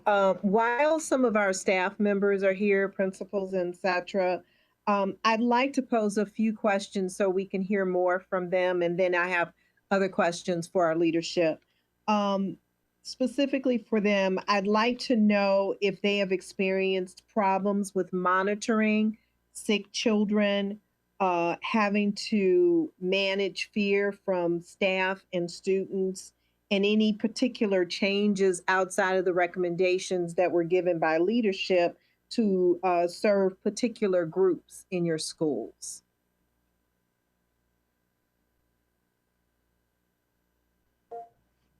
So I think, you know, at the elementary level, many of us struggle because in many of our schools, there's only one principal and one assistant principal. And if a child has to go to the isolation room, that means that one of us would more than likely have to go unless we have a staff member who volunteers. And I'm hearing from my colleagues that they don't have staff that volunteers to do this. And I know I don't either. So it is a struggle because then that takes us away from all of the other responsibilities that we have of running the building. We do have to have regular conversations with staff about the concerns they have about coming back. At the elementary level, we haven't had concerns with students. You know, they're excited to be here. But it is a regular conversation we have with staff.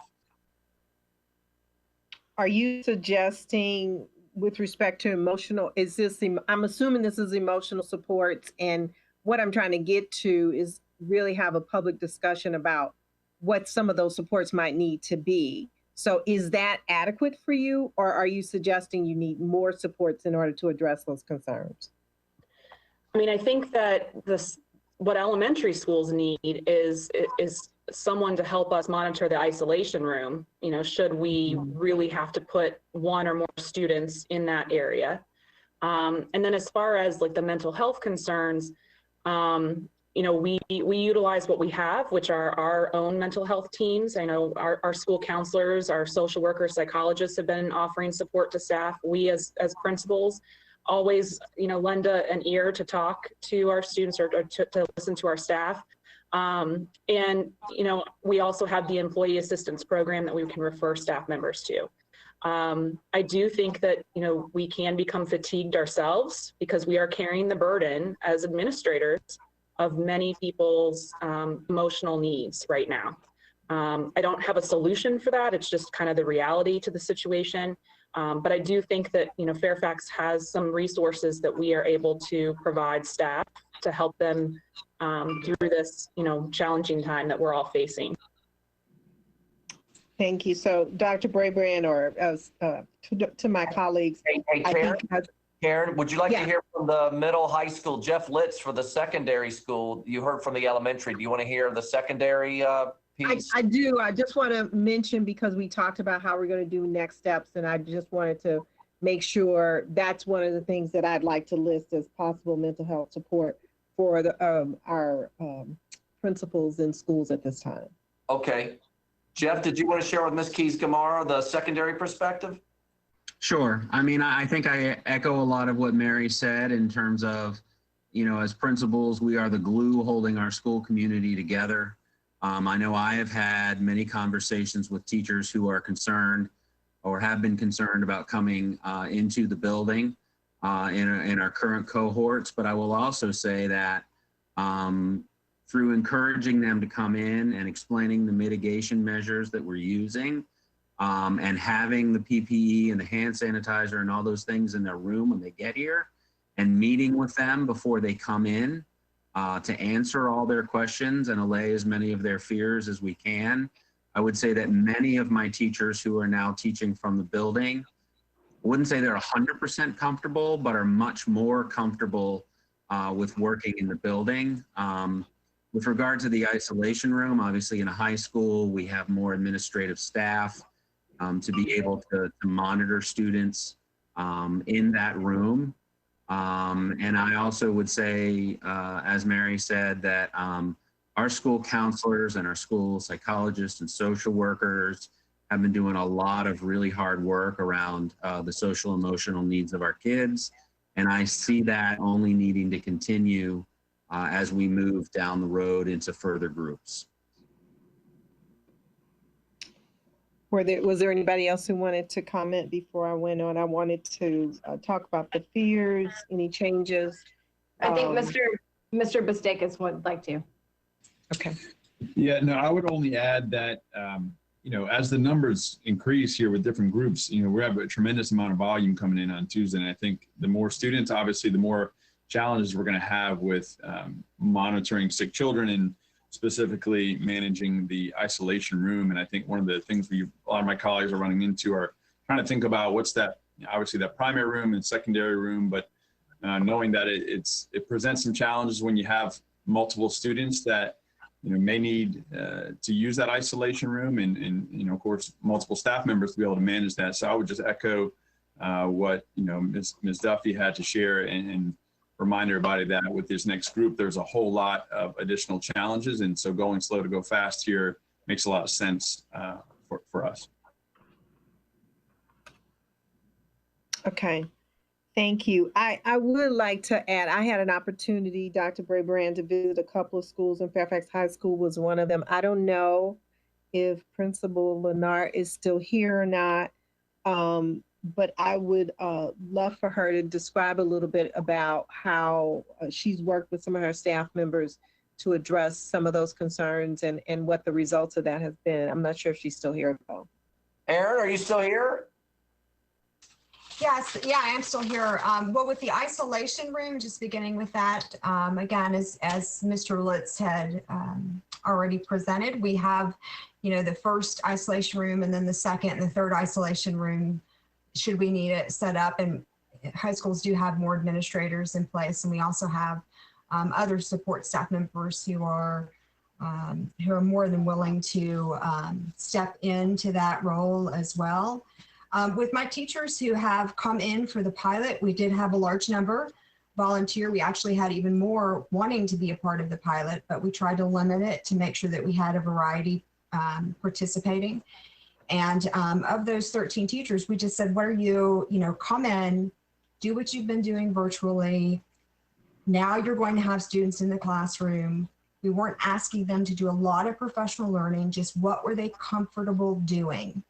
And with that, if you, and I know Ms. Keys-Gamarra, you noticed walking around and visiting, you might see a teacher who actually has her or his plexiglass and almost has put themselves in almost a, I won't say a box, but the plexiglass is off to the side. They're in the front of the room and they've separated themselves, quite a distance from the students in their class, and they're teaching behind the plexiglass that's maybe to the left of them with their computer, laptop, camera in front of them, teaching virtually using that engagement model where maybe for 5 to 15 minutes they're doing a mini lesson, then having the students work in breakout rooms or have the students work collaboratively, and during that time engaging the students in class, but still doing so from the safety of that plexiglass area that teacher's created.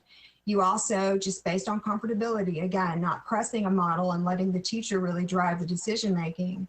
We have a teacher who, you might see a teacher who has a camera that they now have students working in class, and they pivot the camera out to the classroom so that all of the students online can see the students working in class and vice versa. And they're comfortable walking around and checking on the students with that 6-foot social distancing, or helping students and supporting students at labs or at microscopes. Again, comfortability of the teacher, but still during the lecture going behind the plexiglass. And then another teacher who the plexiglass isn't surrounding him, he does have it behind his desk, but he is staying 12 to 15 feet in front of the students in class. They're still socially distanced as well, but that's just his level of comfortability with the camera in the back of the classroom on him.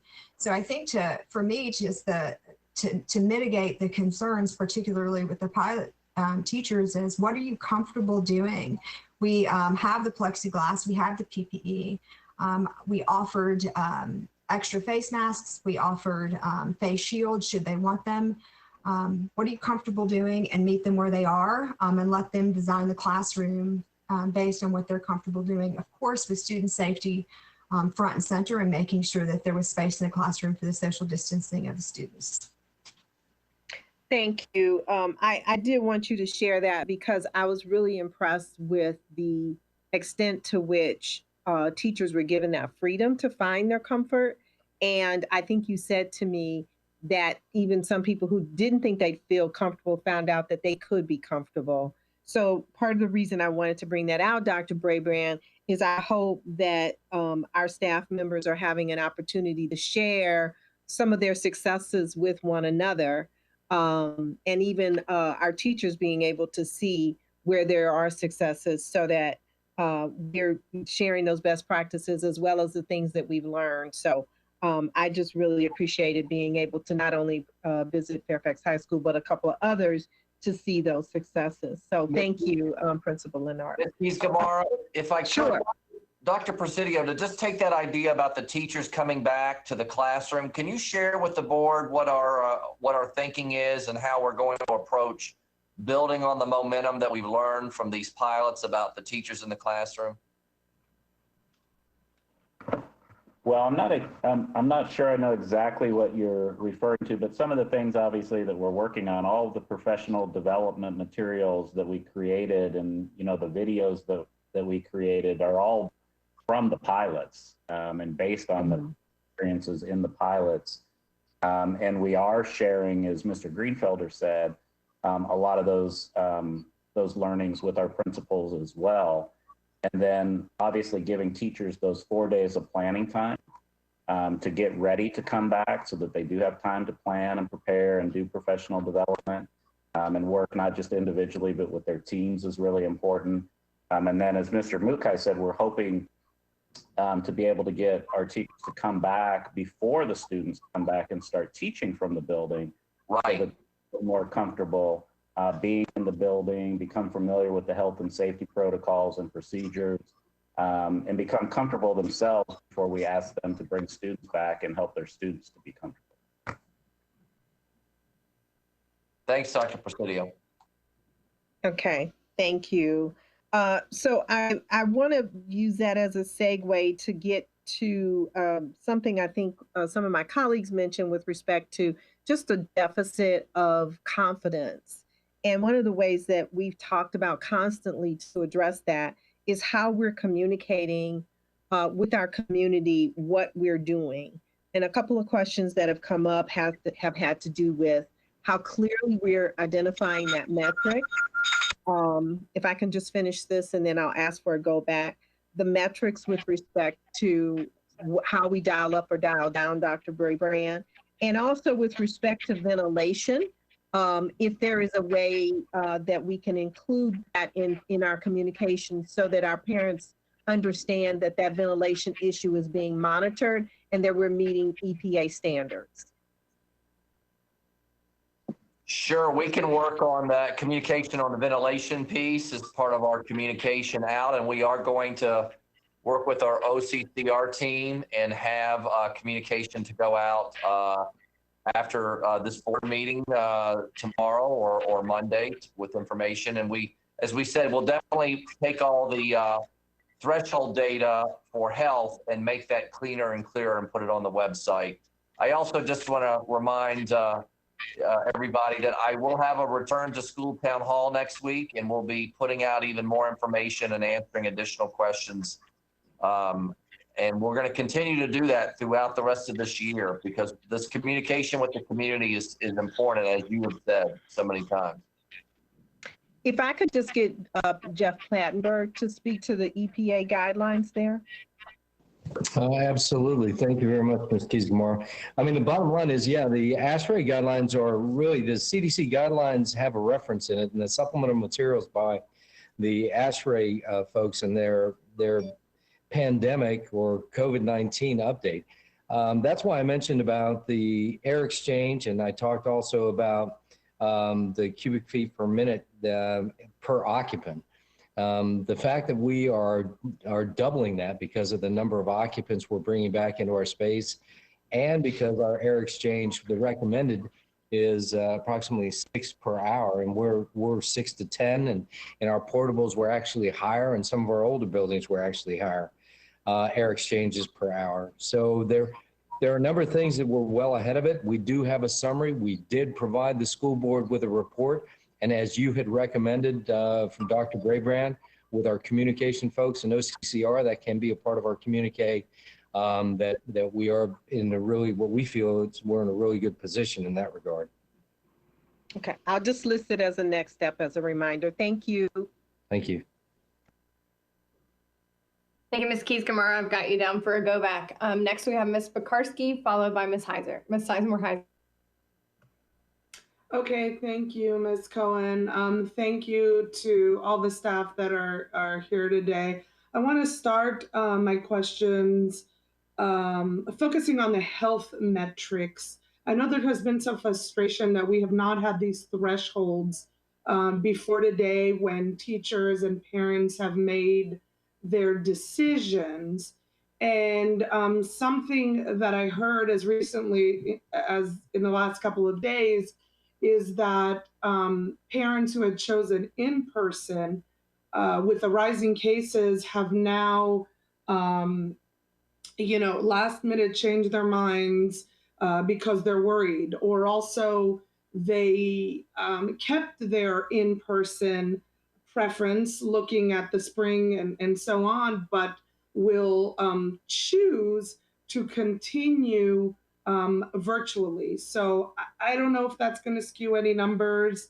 I am worried that we have not made these high thresholds available to our communities. And the questions that I've gotten over and over, and you've gotten, is why do these numbers look so different than some of the other large school divisions. So can you talk a little bit about, I know you started it, you talked about the CDC, but how did we really get to this versus the lower numbers of 5%, you know, and the 3% and some others, the other localities have come to?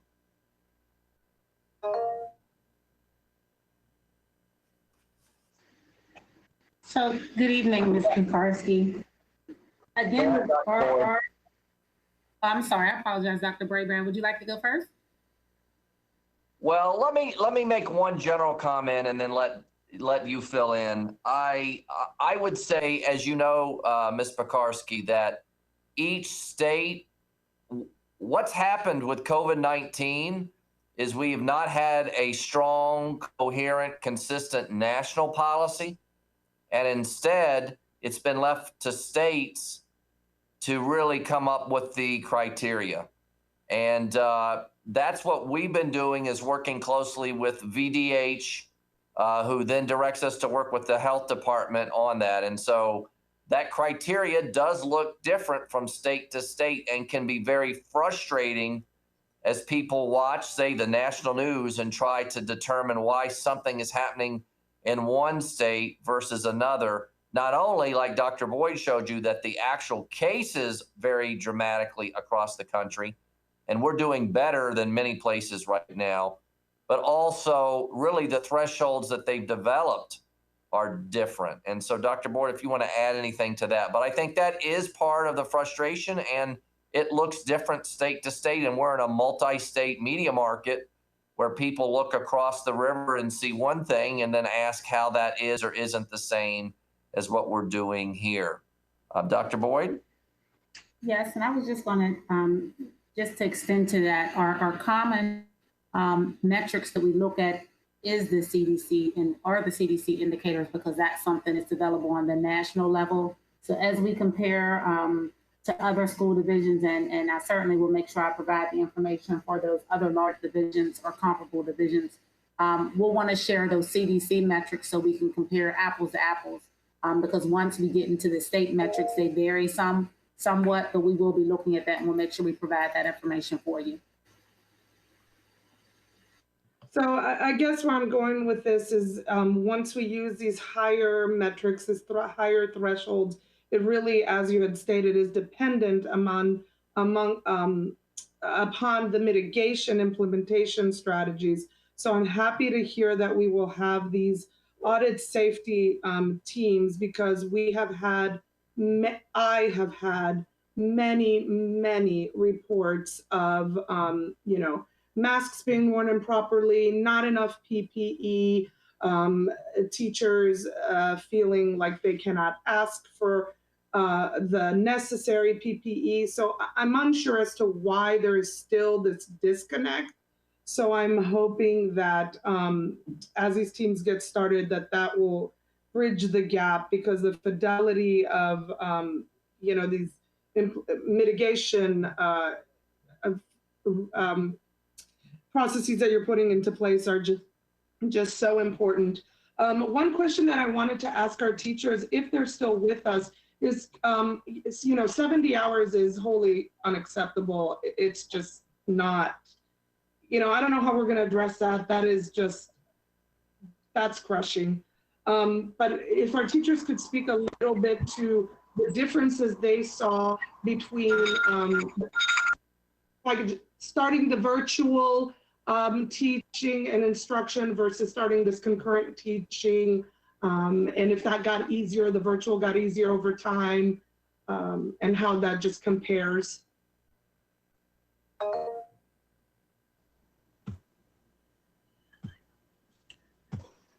Stephanie? Yes, from the high school standpoint, I would say virtual definitely was a lot, is and still is a lot of work. It's still a lot, it feels still like a lot of extra hours. And I will say that at the beginning of virtual learning, it was a lot more difficult. I'm starting to figure out ways to utilize what I have. I'm starting to figure out new methods that work for virtual learning that I can apply to multiple lessons. So planning has become a little bit easier over time. So when I was told about the pilot program, it was really kind of a matter of, okay, here's what I'm going to cover. Now I need to figure out a way to make it virtual, because I'm still working on that for all the things I've developed over the past 15 years, and do it with a couple of the kids in the room. So while it was more work to figure that out, I do think that as you work with it and figure out what works for you as a teacher, it does become a little bit easier.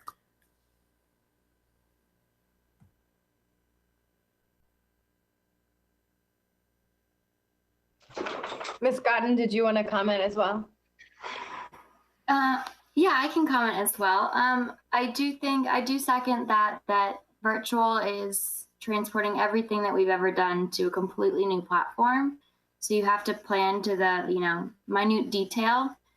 Being back in person, I can rely a little bit more on just some of those natural habits a little bit, things that we've built up over the years, but I am still adapting those as we go for the virtual environment as well. So virtual was a ton at the beginning. It did get a little bit easier. As I said before, this is another adjustment. I am hoping it will get a little easier as we keep going. Fingers crossed, but this is definitely planning not only for in-person, but for virtual. So it is two different types of planning at the same time. So it's an extra step.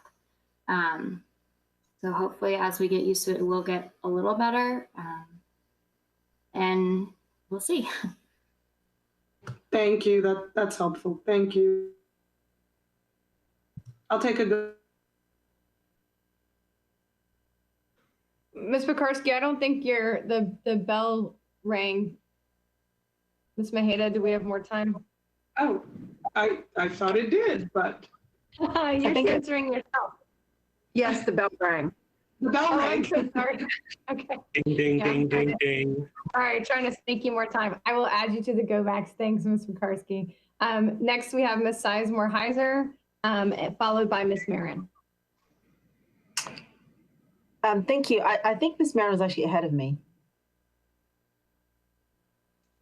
All right, Ms. Marin, go on ahead. Sure, thank you. I'm just turning my video here. Yeah, I am very pleased to see all of the operational updates. So thank you for all of that. I feel like it's endless, and I think that one thing we all have to keep in mind is that there's never going to be any certainty with all this planning. I want to trust our staff that they're doing their best effort, and we're trying to hold people accountable, but we also won't know until we get in there and very conservatively try this all out. I'm really glad to see the principals here tonight. Thank you. You have critical input, and thank you so much for being here late. One thing I want to talk about is like kind of student life and wellness. So the activities, yes, I'm really glad to see that moving. I had done some work with Mr. Curran in FCPS athletics to see about making sure that VHSL kept the date to start the sports season. And I'm really glad to hear that activities like marching band and other clubs are going to start. I mean, the sooner the better. I'm also glad that the schools have opened up spaces for community use, like for our PTAs. I do think, in the vein of stress, that our schools continue to be asked to do too much, so much more than just our mission for educating children. And to that aspect, the questions I'm interested in, or the information I'm interested in hearing about, is about what we're doing to support our children's mental health for students. I know that a lot's been integrated into curriculum for social emotional learning. I see it when I watch my second grader and fifth graders class. There's outright lessons. It's woven into general content. But, we are hearing tragic stories of children being reclusive, and the most awful of all, that they're dying. And we can't know that that's attributed to COVID or not, but we do know that there's a lot of mental unwellness around. So I'd like to hear about what is happening specifically to identify students who are in danger. Perhaps it's students who were doing okay in general education before COVID, but now their grades are declining. They're showing signs of distress. What's happening is when parents raise that request, what's the process and protocols and what's being offered to students from FCPS, but also what's going on with the county partnership with all their public health services and mental health services. And then similarly, I have questions about that for staff. We talked about workload and, we have the EAP benefits, but I really want to hear what we're doing to help our kids so that they can survive this time. Thank you. Ms. Marin, would you like to hear from principals first? And sure. Yeah, principal. Sure, thank you.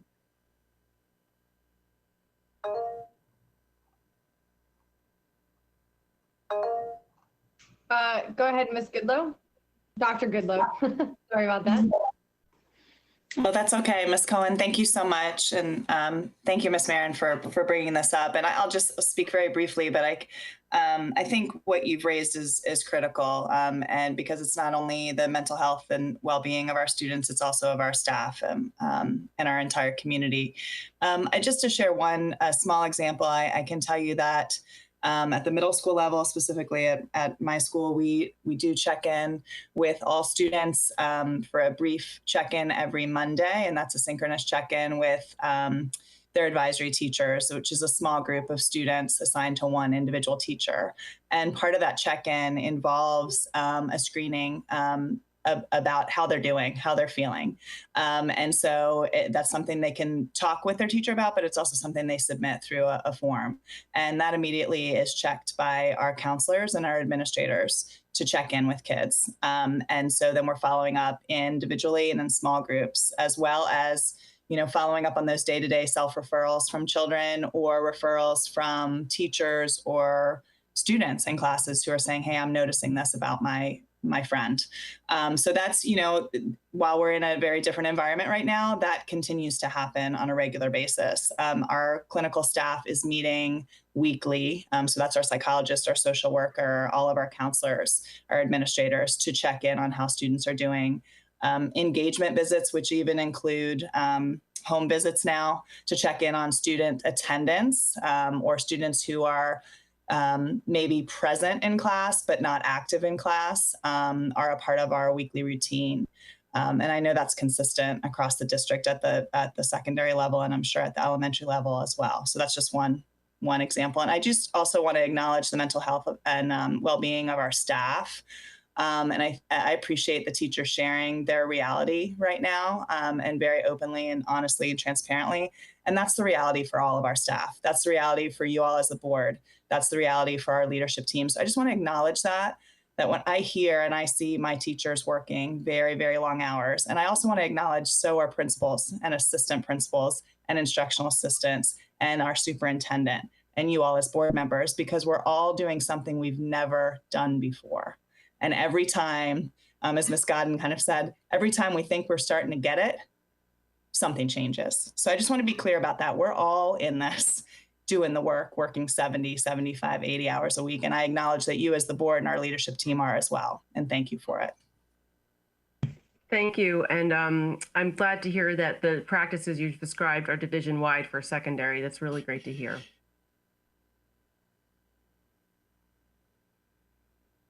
Paul, did you want to share from the elementary perspective? I see your hands up, Paul. Sure. No, I just wanted to kind of jump on what Amy was saying too, and Dr. Goodlow, sorry. But we have been really busy, hard at work along with our clinical teams as well. In fact, I had some conversations today, goal setting conversations, things like that with some of our counselors, and they're continuing to utilize the MTSS framework to support the social emotional needs of our kids. We have some incredible members of our clinical team working hard, pulling students for interventions virtually. And so they're working on things like emotional regulation and self-motivation, self-management techniques that have been sort of a focus for development this year as we try to unpack what social emotional learning really is and utilize the CASEL framework for this work. And then, we also have PE teachers that are really trying to, jump in with a lot of the health, curriculum that's been provided and to try to merge that with some different wellness strategies and techniques. And we have some phenomenal PE teachers that are doing a lot of that work, doing it really well, going in to check in with students at variety of different times throughout the day, but there's been a lot of contact with students and with families, especially with students who have been targeted in the past as needing some additional support. But of course, then teachers going in and holding morning meetings every morning to make sure that they're building community, checking in with kids. We've had quite a few welfare checks in addition to that from our social worker, and I know they've been really, really hard at work to make that work in a very busy time for some of these areas. So there's a whole lot happening, a whole lot going on, and to echo what my colleagues are saying, that everybody is just working like crazy. And to be honest, I don't know how much we remember, but pre-COVID, teachers were putting in 67-hour weeks already. So there's a lot of continuation there, but everyone continues to work really hard and continue to support students during this very challenging time. Thank you. And Dr. Brabrand, I would like to hear from you about engagement with the county, but I wanted to share, one thing today. I was on a South Lakes High School that is doing the Teach for Tomorrow program, and it was so exciting. And all the cameras were off and no student photos were posted. Is there an effort to at least do that so people can see each other's faces static? Thank you. Yeah, so we are working carefully with the county. Mr. Smith and I have a weekly meeting with the county executive and Joe Monduro, and we are working with and Dr. Boyd may be able to talk even a little bit more about our neighborhood and family services group and what we're doing with nonprofit support and our Ed Foundation support for wrapping around kids and families. But we're in regular communication with the county to use their services as well to support kids and families' social emotional needs. What was your last question there right at the end when the bell was going? Just about the if students don't put their cameras on, it's just like it is right now on the screen. We have 4 blank spaces, it looks like, and 1 with a photo. Is there an effort to try and get student photos up at least so kids could see each other's faces? Yeah, absolutely. My camera wasn't on when I was talking to you, so my apologies. We have worked on that. Dr. Presidio, I know we worked on that a lot with our principal. Actually, we have our principals and teachers here. We're really encouraging it strongly. We didn't mandate it at the beginning of the year. We wanted kids to feel comfortable. And there's some kids, just because of being in their home environment, are more comfortable not putting their face on. On the screen. I don't know. Maybe it'd be good to hear from our principals or teachers on that particular thing. I know we've encouraged it. And I see Amy, Jeff, and Mary all have some comments to make. Sure. And just to clarify, I'm just talking about photos at this moment. Photos even. And just briefly, I think it's a great suggestion, and I know it's a school norm in our school that students do have a picture of themselves, or at least a Bitmoji, an avatar that represents themselves, because teachers do want to get to know, and that's how they're building the relationship. I will say that some of the added features in Google Meet, as we move away a little bit from BBCU, and more teachers are starting to experiment with Google Meet and being able to see all of their students there with the change in backgrounds and the ability to blur backgrounds. I heard from my chorus teacher today his joy in the fact that he got his ensemble, everyone was on camera today, and that how much fun they had. So it's coming. I think we just need to continue to encourage and develop some flexible norms around it. I was just going to add that, our school uses Google Meet, and the background blurring and the backgrounds that were just released, I guess, this week, because that's when our students figured it out and then they told our teachers about it, has been a game changer for us. We had classes that took class pictures with, the space background, or they were all under the water. So I think that those different backgrounds are really starting to get around the issues that students have of not wanting to show what's happening behind them. So those are really definitely helping us. Those backgrounds were a huge deal today in my household. Huge. Okay, well, thank you very much. Principal Litz, I think, wanted to comment as well. Oh, do you not? Sorry. No, it's fine. I would just echo what my colleague said. And, you know, I think that Google Meets does lend itself to some more flexibility with regards to kids being able to blur their background and put other backgrounds in. At my school, you know, I basically mandated BBCU because we're a Schoology pilot and it's very easy to access. But I have had some teachers who have, particularly my performing arts teachers, who have experimented with Google Meets, and my choir teacher, for example, has been able to get every single one of her kids to turn on their camera.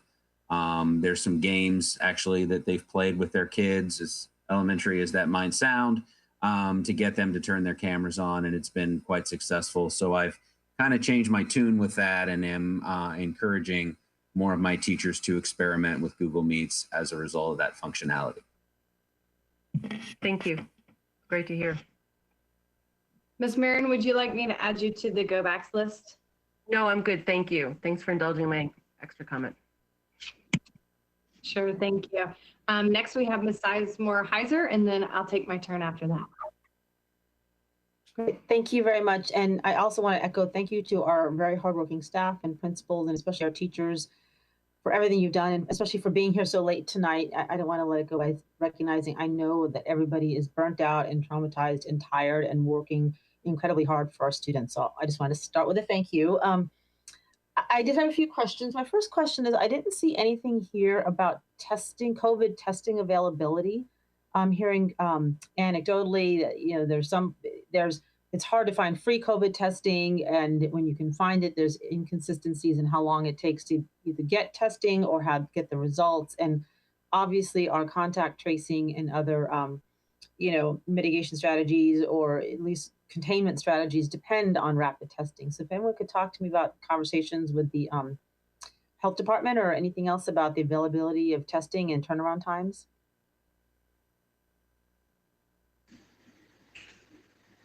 Lorraine, do you want to weigh in?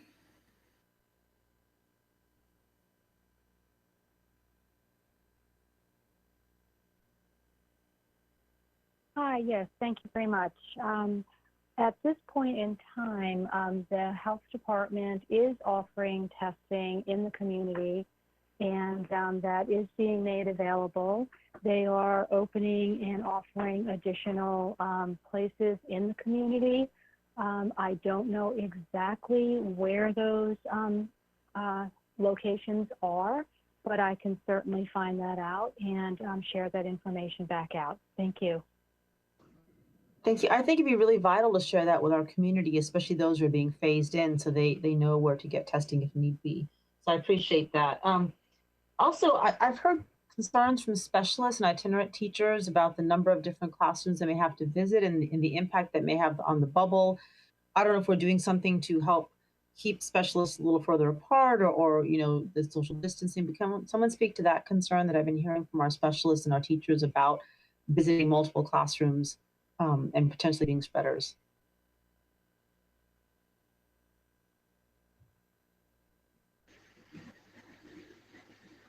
Good evening, Ms. Rush. No, I'm sorry. Go ahead, Dr. Presidio.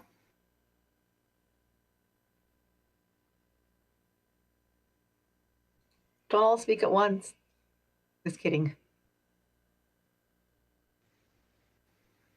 This is Michelle Boyd again. I will share with you some of the strategies relative to some of the discussions we've had around special education. As you know, particularly at the elementary level, some of our special education staff, both teachers and instructional assistants, serve multiple grade levels. And so what we're doing is trying to create some creative solutions. Again, because of COVID, we can't do business how we typically do business. And so some of the things that we've talked about is having the special ed teacher to serve, you know, if they typically split K1 to have the special ed teacher, for example, that person may serve one first grade, while the instructional assistant serves kindergarten, operating under the direction of that special education teacher. So still getting guidance from that special ed teacher, so that kindergarten class will still have that benefit and be able to receive services. We've also, in partnership with the health department, we've talked about the need to, again, particularly when adults are going between rooms to the greatest degree possible. Those persons, if they can remain in the front of the room so that they're not walking in between students, to be able to do that. We recognize that in some cases that's not going to be able to happen, particularly when supporting some of our students with more significant needs. We've also asked those staff persons to, again, make sure that we're doing those mitigation measures, frequent hand washing, but also changing any PPE that they might have. If they're wearing gowns in room 203, before they go to room 204, they need to switch that gown out and switch those gloves out, those things, again, to try and keep it as pure as possible. We know that ideally it would be great if we can truly have a true bubble in the true sense of the word, where all students and all staff were together. But we're doing our best to ensure that students are still getting good instructional quality while supporting and standing up those mitigation measures.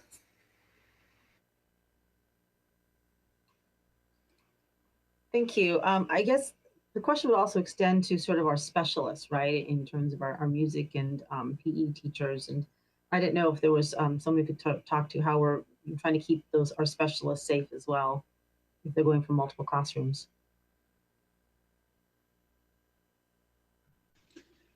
I'm happy to jump in around about the specialists. We had been having several conversations with our specialist team, and I know my colleagues have all been doing the same this week to help educate them on the use of the PPE. I think that's one of the biggest barriers. There's a lot of you have to take the time to share the high risk, moderate risk, and different situations that they might be in, and what is the most appropriate PPE for them to use for those situations. But I can tell you that, by and large, I think, our specialists are very well prepared to move into different classes and maintain a 6-foot distance and, utilize all of their PPE and cater their instruction. There are some instructional implications there for sure when you have, going from an environment where students are in their own home with their, to a place where they're just 6 feet apart in the classroom. And so there's a little bit of a different planning element there for sure, what can be done in these different environments, but I think they're handling it very well. And I don't see it to be a very risky situation because we do have a lot of the high touch service areas constantly being cleaned and they are staying within 6 feet apart and of course having the desk shields and other PPE in place. So I think that's been something that we've been able to overcome. I know there's still some challenges at some places, but for the most part, I think it's been a positive adjustment so far. Great. Actually, while you're there, I know you mentioned the pilot that you had proposed. Would you be able to give me a little more information on what you're proposing in terms of, would it be just piloting some now in December and bringing teachers back in and waiting to bring everybody back in January? I just would like more information from you, Paul, if you don't mind. Sorry, Mr. Bedek, about sharing about that. That's all right. Sure. We had a lot of success with the pilots, and I think that it's a really important action research step to take so that we can slowly ease in the different groups because there are some very different challenges group to group. It's not like what we do for group 1 can necessarily, or for group 5 can necessarily be applied to group 6. And so we were thinking that it might be a good idea to sort of reboot and look at the December 14th date as a possible start date to bring maybe 5 to 10 schools in and, pilot the next phase for that 1 week prior to the break. This would give us 2 weeks after the Thanksgiving holiday, and of course, give us 2 weeks thereafter to, which by the way, over winter break principals are working. And so we can spend a lot of that time working with our colleagues to try to flesh out some details and certainly learn from those pilots so that we can have the most successful implementation in mid-January. And again, learn from the challenges, overcome all those challenges, work on the problem solving, of course, hiring the monitors, and it takes time to interview and to hire these folks.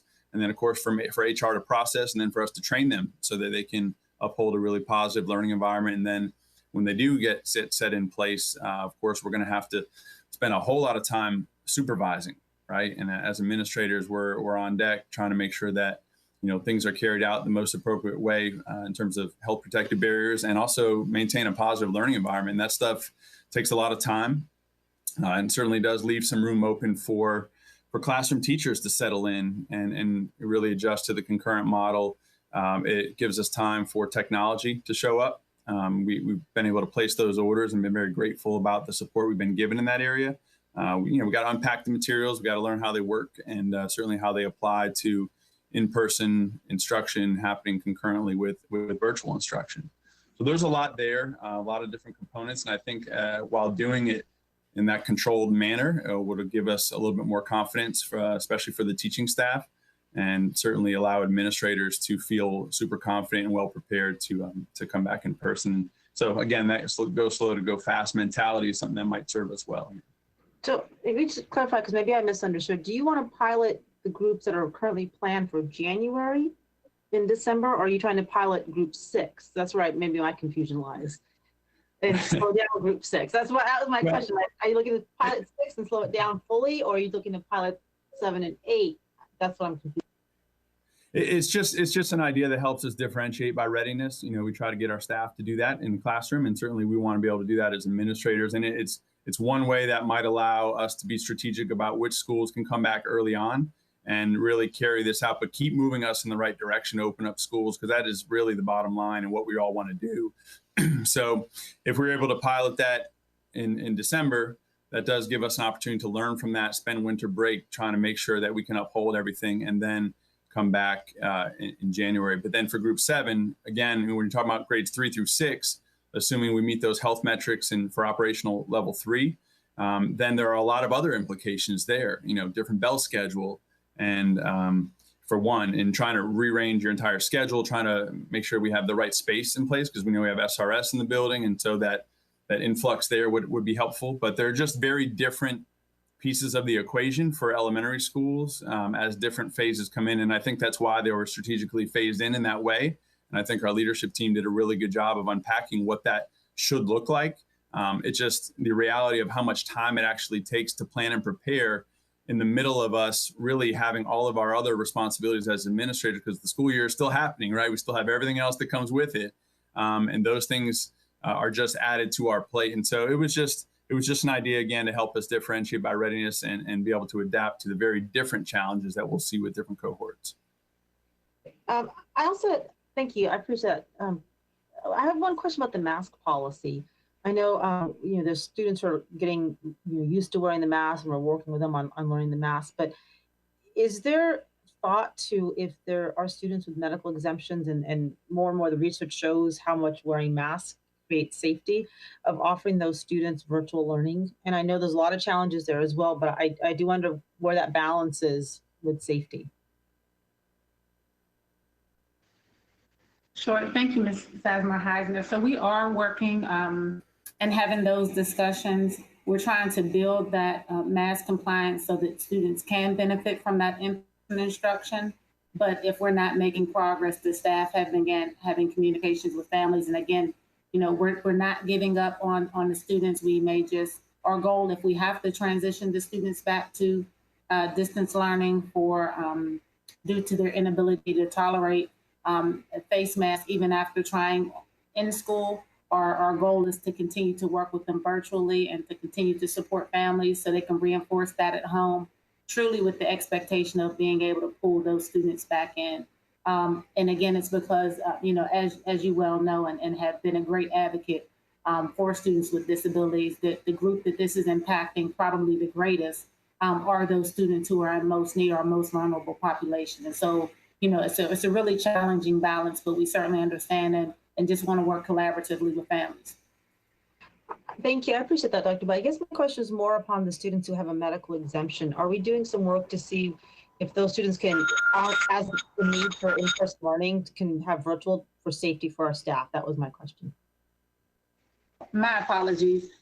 So what we're doing is, again, for those groups that have the face mask exemptions, if it becomes a challenge where health and safety is jeopardized, and if we can't stand up, those social distancing pieces and some of those other pieces to mitigate those measures, that may come into play. But schools have been, very, very creative with how they're structuring their classrooms. A lot of those classes have received support from ABA coaches and other staff to really create some well-defined spaces. And actually as recent as our conversations on this evening with, excuse me, I think it was yesterday, with the health department. We talked about some of those things, and our partners from the health department really encouraged that, talked about the difference now with, you know, at the beginning of the pandemic, it was that someone wearing a mask, it was protecting against others, but the new information is if you wear the mask, it also helps to protect you. And so the feedback that we received is that making sure that those staff persons, particularly in classes where there may be multiple kids with face mask exemptions, that they wear the face mask and the face shields in case there's any additional, you know, bodily fluids that may be exposed. But they do not recommend that we, you know, try and transition all those students back to distance learning, or that group of students. So again, we're taking our feedback from them as well. I'll take a go back. Thank you. Thank you, Dr. Boyd. You're welcome. Yes, ma'am. You can add yourself to the go back list. Ms. Sizemore-Heiser is kindly going to take over here in just a minute. I will take my turn. You know, I just wanted to start out by saying, of course, thank you so much to our principals and our teachers. And I know we had even one of our SBITs on here and one of our APs as well. And thank you so much. But I do think we have gone really off the rails as a system if we think that praising somebody, calling them a rock star for working 70 hours a week is appropriate. I think that if we're asking our teachers to work 70 hours a week, it doesn't make them a rock star. It makes them an overworked and extremely underpaid, below minimum wage worker at that point. And that is not something that we ought to aspire to as a system. So, you know, my questions would be one, I just wondered why, when we had teachers come, why didn't we have any Cat B or ID or our enhanced OT or PAC teachers who are not piloting? They've been doing the real deal here for a couple weeks.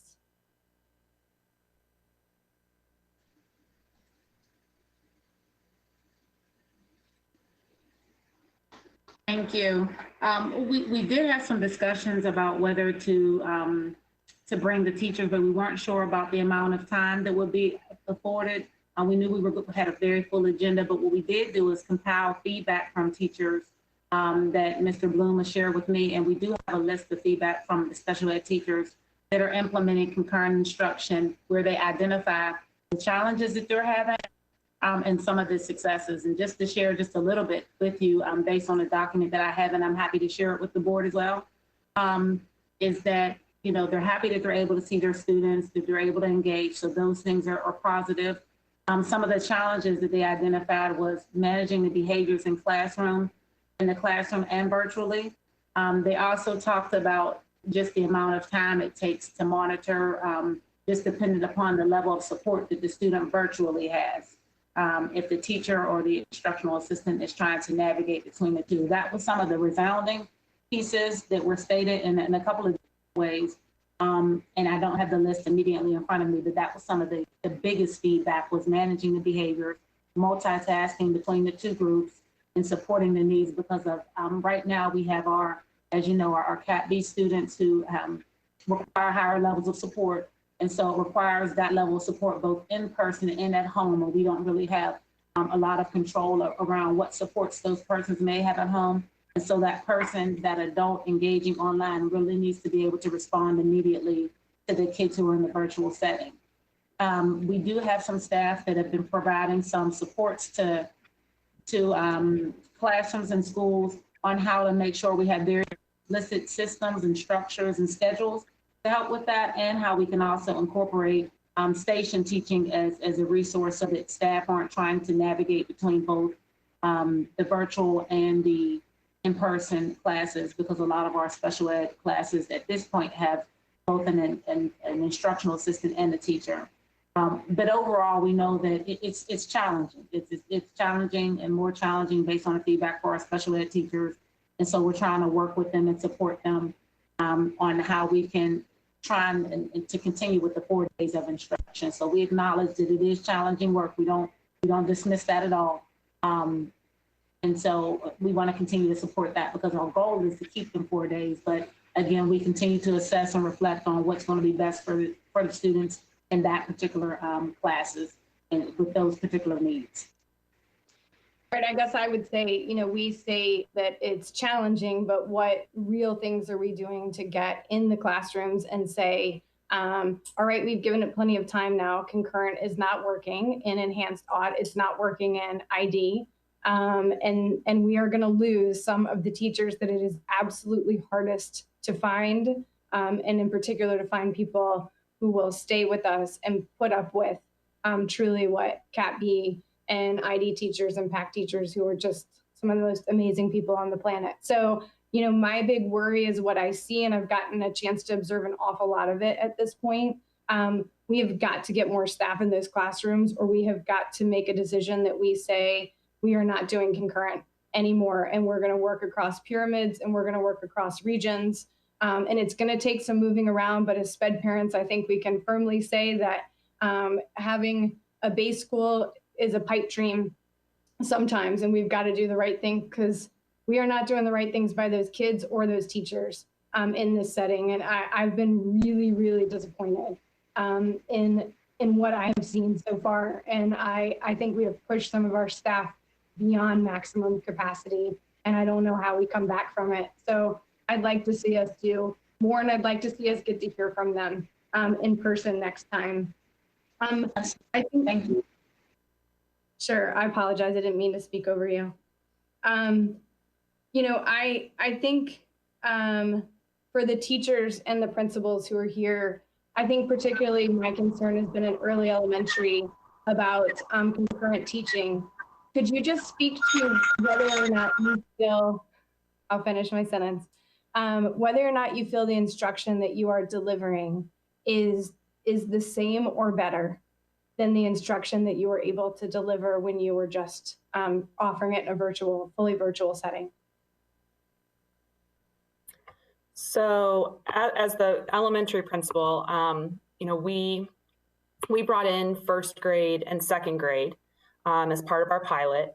And I think that the benefits were that we were able to really be able to see and correct things in person that students, that's hard to see virtually. So things like handwriting, for instance, pencil grip, being able to stand, obviously socially distanced, but to stand and look over a student's shoulder and watch how they're solving a math problem. Those are all things that are really, really challenging to do virtually. We also were able to do more writing and reading conferences in the classroom that allowed teachers to kind of see students again as they're doing their writing work.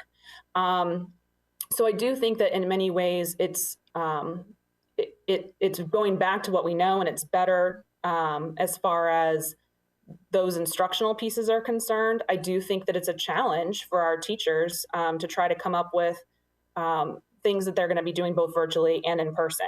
So, at our school, one of the things that we've learned is that it's really hard to have students who are coming 2 days a week and having students that are online 4 days a week, because it's just different. And so one of the things that we're consciously trying to do is regroup our students in order to try to make pure hybrid classes and then pure virtual classes as much as we possibly can. And we're trying to be creative with some of the groupings as well, because I think that does impact the instruction that students are receiving, particularly at the younger grades. We also did have, an IDIDS program at our school that's using Concurrent, and our teachers, I think right now struggled with the staffing piece that you mentioned. And one of the things that I think we're hoping is going to adjust, and I met with my team this week, because we're bringing in specialists and because we're bringing in some additional staff in the next couple of weeks, we think that some of the issues that we've been having as far as their workload may be adjusted because of that. So we're making some tweaks to their schedule. We're going to try it out, see how that goes. We're going to have another conversation about it. But I think that it's important for us as administrators to have open and honest conversations with our staff about what's working, what's not, and and be able to try to problem solve with them. That's really helpful. Thank you so much. I see Dr. Goodlow has her hand up as well. Thanks, Ms. Cohen. I really just want to underscore what Mary was saying. It's getting that real-time feedback from the teachers. I know, at the middle school level, some of us have started the pilot. Our school is starting it next week. And I think we've got a lot of diverse pilots happening throughout the county in different regions. And we really need to dig deep into the feedback that we receive from teachers and students and families and administrators. Every pilot looks a little different. We heard the tremendous work that the teachers who have been working in it have shared this evening. And we're going to have a lot of voices. And so I think before we can make a judgment about whether it's better, harder, what our choice really needs to be, we need to hear those voices, and we need to hear the student voice too, especially at secondary and middle. And I know we're committed to that through the pilot work. So it's going to be an ongoing conversation. And I don't think it's a decision that we can really weigh in on completely tonight. Mr. McKay, did you want to add to that? Yeah, and I just want to say, thank you first when you did come by to see our current instruction. We do have our cohort 3 and our IDIDS teachers have been working, and I just want to share that we've already had to make adjustments. As you stated earlier, there was not a pilot time for them, so in reality, it's been a live pilot right now with the teachers that have been working. And you are correct. We've had to make adjustments. The idea of trying to run it the same way as we were running our other concurrent pilots did not suit the program, but we do rely on the teachers and the instructional assistants and the operational staff working in the program to have given us that feedback, because they are our experts. And as you said, they're amazing people. I mean, the difference that they make and their understanding of the needs of their children, the students in the class, has been the difference. And so we're going to have to continue to adjust. We're going to have to continue to make some changes. And that's something that we will continue to do as we move forward in the program. But as you said, we didn't have that opportunity to have the pilot with them first, so it is a construction that we're in progress doing now. Thank you. That's really helpful. Mr. Anabudo, did you want to add, or are you ready for your turn? I'm ready for my turn, Ms. Cohen. I just have a couple brief comments I want to make. I'll turn it over to you, and when you're done, will you turn it over to Ms. Sizemore-Heiser? Perfect. Yes. Great. Thank you. Thank you. Hi, everyone. I just have a couple of quick things that I will try to say as briefly as possible and ask. I know it's late. I just first want to have a couple of major high-level thank yous that I want to give out. I want to say thank you to Dr. Brayburn and the entire leadership staff for the responsiveness to all of the advocacy I've been doing recently. It's been completely validating to hear all the work that you guys have been doing. And I want to touch on a point you guys made in one of the slides a little bit later. But second, I want to thank Mr. Greenfelder and the work he's been doing with me to kind of get me to see the pilots. And then thank Mr. Michael and Mr. Bryan, who got to show me around both of their schools and the amazing work that they're doing they're doing with the pilot over there. And I wanted to give them a chance to talk about what they think is necessary for teachers to be able to try this model before the phase-in dates that have currently been set, particularly for groups 7 and 8. I know at both the West Springfield High School pilot and the Fairfax one that I got to visit, it kind of came up in our conversations that it was going to be very difficult for teachers it's the first day of anything is difficult. So it might be beneficial for us to find ways to kind of get stuff going live for teachers early before we talk about normal phase-in dates. I just want to kind of see if they want to share anything thought-wise about that regard before I move any further.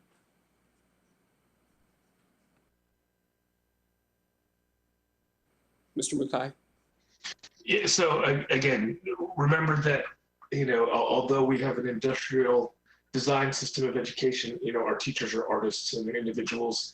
And one of the things that we're going to need is that I think we need time to have our teachers back in the building to come in, set up their rooms, get their teaching legs underneath them, and let us know to be able to support their students. It's been an evolution.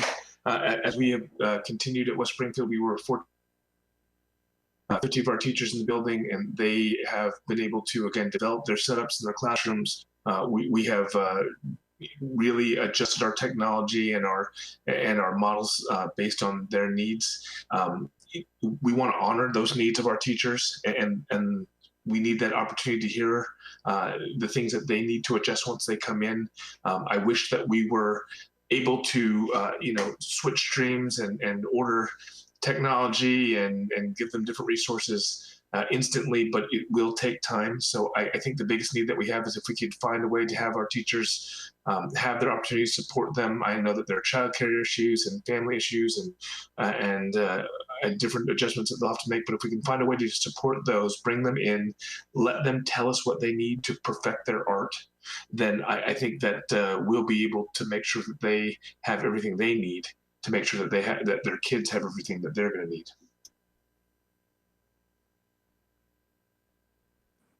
Thank you. I appreciate that. Was there someone else that turned on their mic? I don't want to cut you off. No, hi Nathan, it's Dr. Leonard. I met you briefly, and for some reason my camera's not working, so it is making me a little crazy. I apologize to the board. No worries.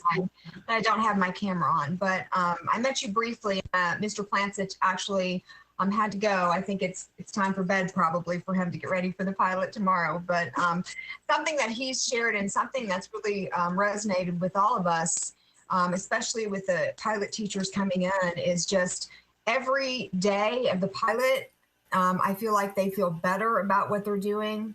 They feel safer.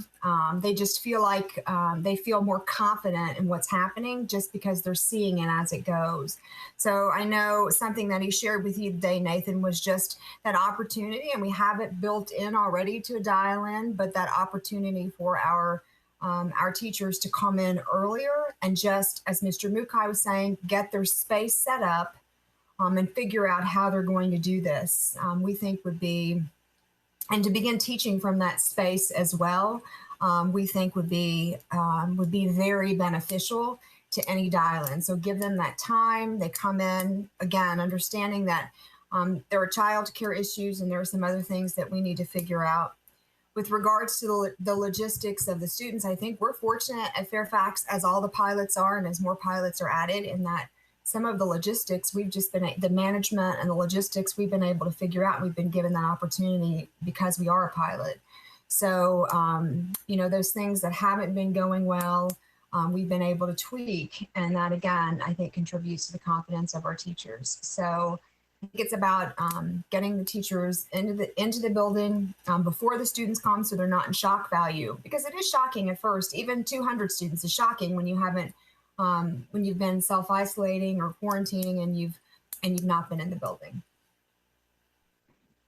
I see Ms. Duffy has a hand up. If I could just remind everyone, just do a little time check at 10. So I would just appreciate, succinctness would be really helpful, but I really want to make sure that Mr. Onabuda has his questions answered as well. So thank you. Sure. So from the elementary perspective, I think that's one of the struggles we have, is that we don't have the benefit of time to bring our teachers in and give them an opportunity to teach from the building because of the timeline. Our kindergarten teachers were working in the building today. They'll be in the building tomorrow to set up their classrooms, but then they bring students back on Tuesday. And so that's something that we're really struggling with. And that would be kind of the benefit of a pilot, as being able to give us some more opportunities to give our teachers the chance to kind of come back to the building and figure it out. One of the things that we've done with the pilot is we had teachers who were changing things midday. So the first day they had one technology set up, it wasn't working, and by lunchtime they were changing it. So I do think, one of the things I've told teachers is you're going to have to kind of live in the setup and try it out, and you're going to make changes as you learn. And I think we just have to be understanding and supportive of that.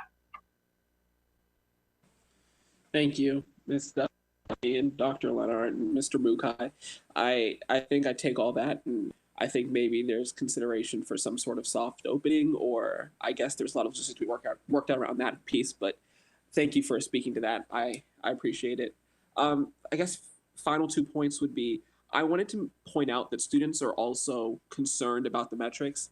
I mean, I guess there's this idea that students, may not have the nuance or capability to understand some of this stuff, but I've received numerous emails from students who want access to the same kind of data that the county is now putting out on the dashboard. They'll be on the website. So I just asked Dr. Braber and the rest of the leadership staff team find ways to market that kind of material to the student population as well, because I've received, comments about wanting to see that kind of information. So I'm glad we have it and I'm glad it's being posted, but giving students access to it, at least, I guess, particularly at the high school level, because they've been asking for it, might be helpful in helping to guide in that. Absolutely, Nathan. Glad to do it.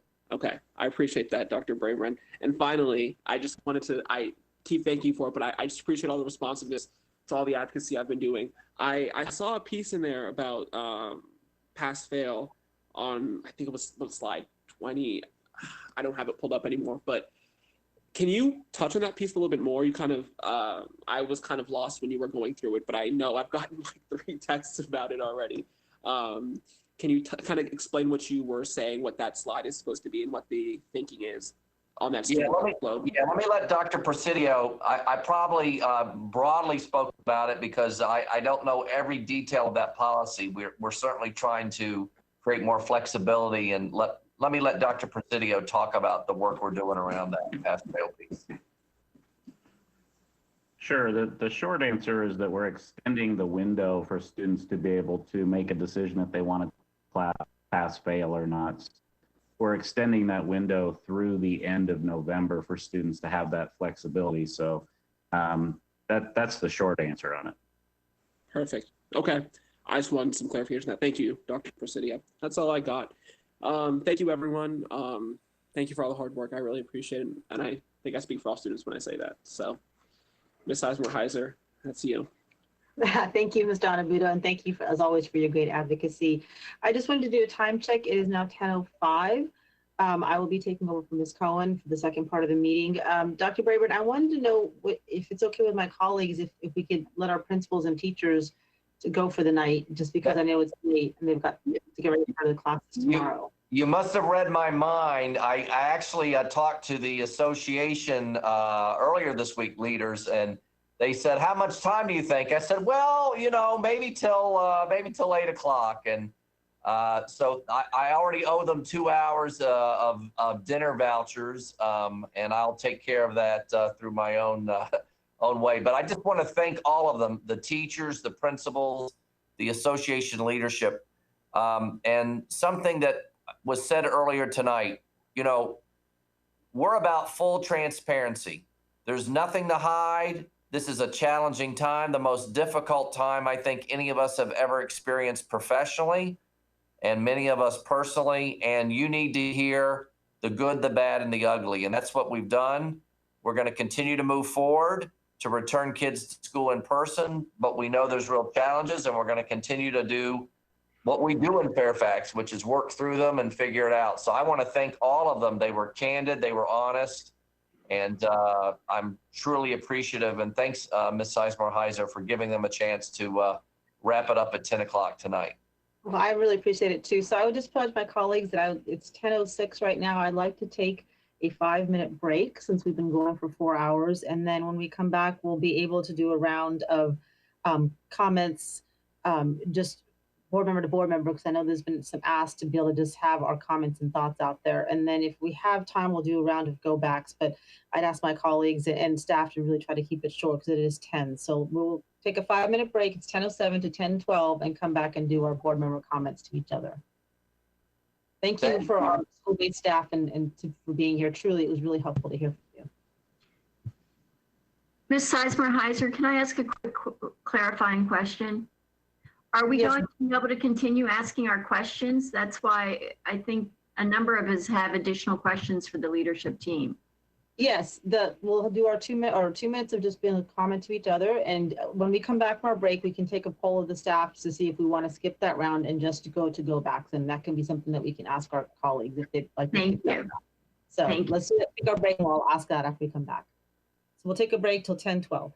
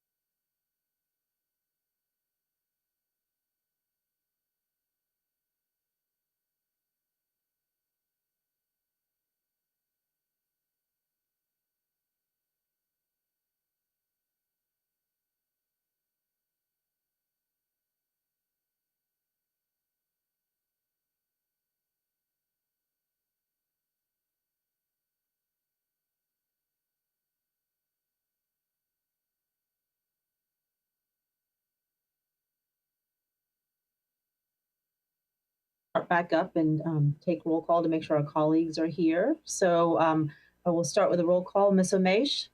Here. Thank you. Ms. Tolan? I'm here. Ms. Corbett Sanders? Here. Ms. Keys Gamara? Here. Mr. Frisch? Mr. Frisch, we can't hear you if you're trying to speak. I'll come back to Mr. Frisch. Ms. Cohen? Still here with you, partner. Ms. McLaughlin?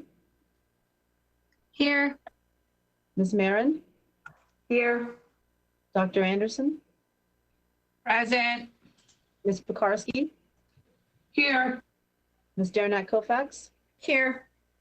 And I'll go back to Mr. Frisch. Are you here with us? Yes, thanks. Great, thank you. So I know my colleagues have a lot of questions. We had hoped to do a 2-minute round where we speak to each other, but I know our staff are here late as well. So Ms. Cohen and I thought the best way to move forward is to do our go backs first. And then if there's time, we can do our rounds where we speak to each other. So I'd like to propose that we have 90-second go backs with staff to be able to answer questions. And if I could ask our staff to try to keep their answers brief as well, that would really help with our timing. So having said that, yes, Ms. McLaughlin, do you have a question before we start our go backs? I do. I just feel it's really important to make note here that in the 4 hours, which is 240 minutes, 12 school board members used up 36 minutes. The other 3.5 hours was used by staff.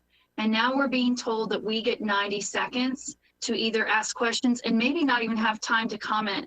So I know it's late. I think we've got a lot of issues with how we're doing this. So I would just recommend people get 2 minutes. And by then, people are probably just wanting to call it a night. You can use your 2 minutes to ask questions, or you can use 2 minutes to comment on what was here on the presentation. But it's really troubling to me to hear 90 seconds when I've sat here along with everybody else for 4 hours and we used up 36 minutes. Thank you, Ms. McLaughlin. Dr. Anderson, very briefly, and then I'm going to go and respond. Dr. Anderson? Oh, no, I'm sorry. I don't have a question. I was just raising my hand to speak. Oh, okay. I have the go back list from order from before, so I was going to go on the go back order from what we had before. Sounds good. I'll go with that. Are we? Excuse me, Ms. Sizemore-Heiser. Are you allowing us to do the 2 minutes or the 90 seconds? Because I wanted to second make it. I'm sorry. I was just going to address that piece tomorrow. So having said that, I agree with Ms. McLaughlin, and I really would urge our staff to please, I know there's a lot of details you want to answer, but if you could please try to keep your answers short so board members could have more time to really dialogue with each other, that would be really appreciated. So having said that, I will give everyone 2 minutes, and to Ms. McLaughlin's point, you can use it to ask questions or address each other, and then we will just do a check to see where we're at the end of that. So Ms. Malberg, if you could, Ms. Mejeda, time us for 2 minutes, and staff, if you could time and just try to give a little gentle reminder when time is up, that would be helpful as well. So having said that, I'm going to go off in the same go back order that we had earlier, and it was Ms. Omesh was first on that one. Thank you. Okay, going to the questions directly. If someone from staff could please outline exactly what the measures taken to ensure participation by everyone in our feedback surveys are, by staff and students. I know that we have relied on that for some of our direction.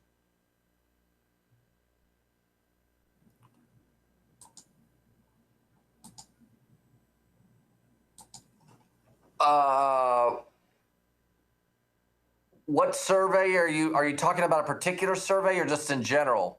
Are general surveys, Abrar? I was referring to the one that was posted, giving us feedback on how things have been going. I can find the exact title of the document. Marty, can you talk about that? I think Orsi's done that survey. Yes, Orsi has done that survey. In terms of ensuring participation, with any survey, we can never ensure participation. We certainly do.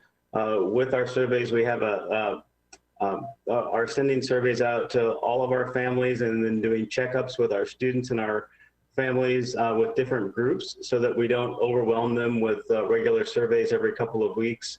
But again, we are trying to recognize survey fatigue. I'm turning my camera on here, I apologize. We are trying to recognize survey fatigue and are looking to do smaller groups and larger groups at different times. Was this available to our families in different languages? Yes, our surveys are all available to families in different languages. Okay, yeah, I just, one of the things that stood out to me, I noticed it was less than half our families participated and just about a third of our staff. Just given how important this can be in directing our thinking around everything, particularly with engagement. And I saw there was a component on mental health, which I know Ms. Marin and Ms. Duffy spoke to earlier. Just want to highlight that. And I was particularly concerned about the overwhelming majority that shared that they're not helped or don't know about the mental health resources, given how much budgetary resource we did put towards that earlier in the year. So with that understanding, based on this survey, what are our next steps?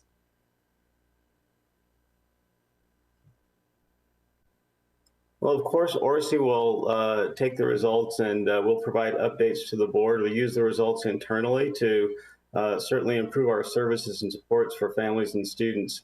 And so as we do these weekly check-ins, again, we'll share the results with the board and share those results with LT and with our principals and staff so that we can better meet the needs of our students.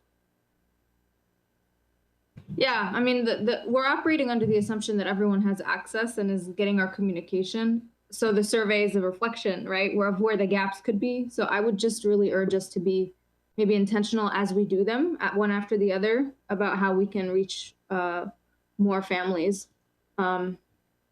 Yeah, I appreciated earlier, I appreciated the elaboration on the audit team's piece.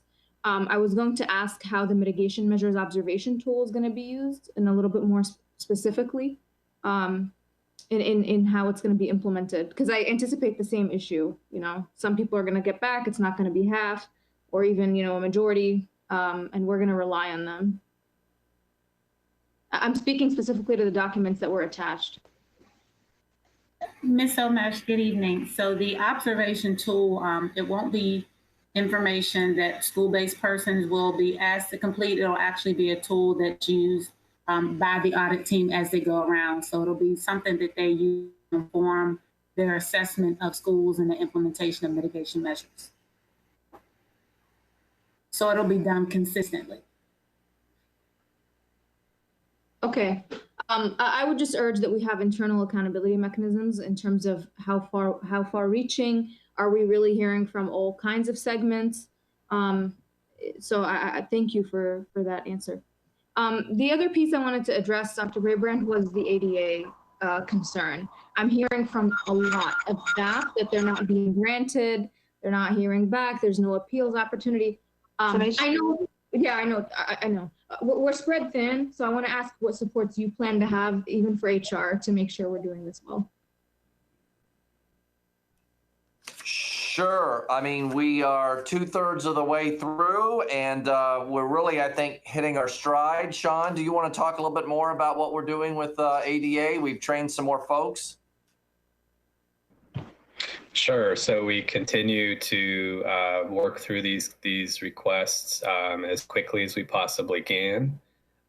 We have trained a large swath of the EER office to work through those cases with the availability of monitors. That's helping to move some of these conversations along a little bit faster. And so I think we're going to continue to work through in a much more rapid pace than we had initially. So we're getting quicker at navigating these and getting through.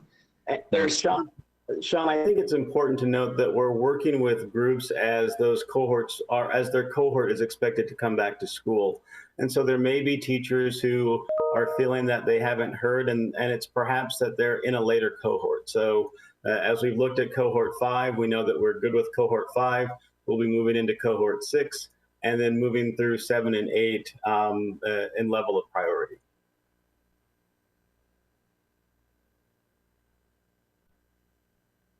Thank you. Next, we have Dr. Anderson. Thank you. I'm just turning on my microphone here. Just a couple of questions because I want to be mindful of the time.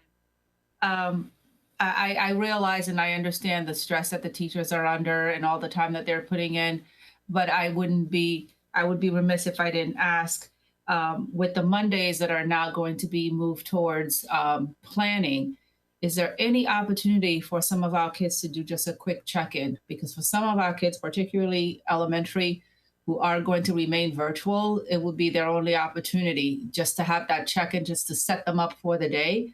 I would love some consideration to that. It doesn't have to be responded to right now unless somebody wants to speak to that. And my second question is regarding technology. There's concern that schools are going to be left on their own accord to procure the technology needed for concurrent learning. For concurrent instruction. Can someone please speak to how that's being provided and what is the responsibility of the schools in terms of making sure that teachers have what they need?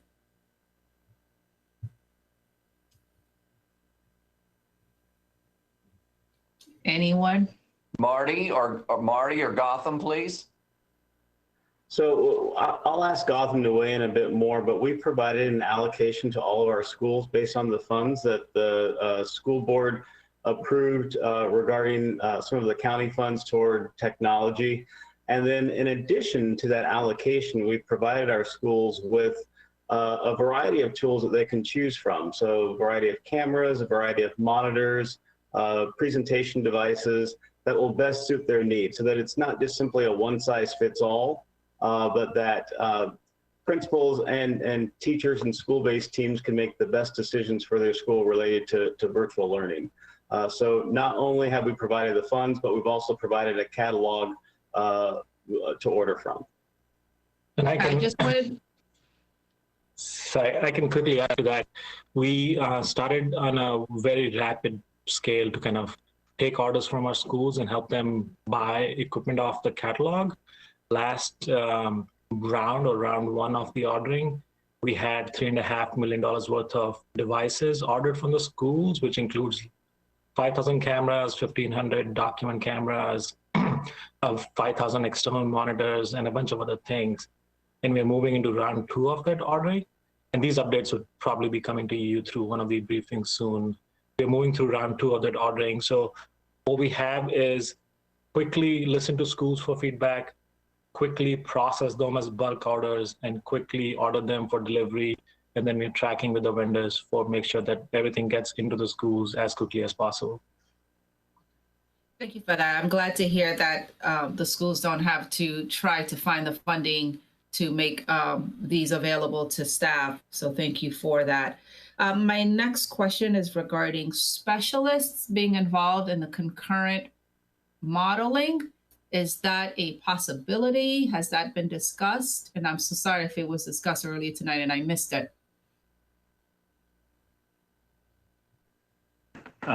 Dr. Anderson, could you maybe restate that for me a little bit? I'm not exactly sure of the question. Sure. I realize we have several pilots going on with classroom teachers. Can you speak to any pilots, any concurrent pilots that are taking place with specialists, music teachers, PE teachers? I don't know if Mr. Greenfelder is on or not. I don't know if we have any of those particular teachers in the pilot. I think Mr. Mukai might have a response on that. I can answer that real quick. Dr. Anderson, yes, we do have specialists in the pilots.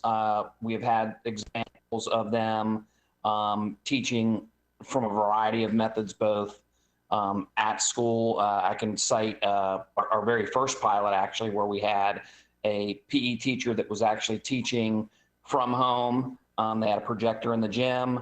The kids that were in school came down to the gym, and the teacher taught both the kids in the gym and online their PE lessons. So that is occurring, and we are gathering feedback from those folks. So I know it's also happening with the music as well. And the specialists are also being provided with the professional development being afforded to teachers, to classroom teachers?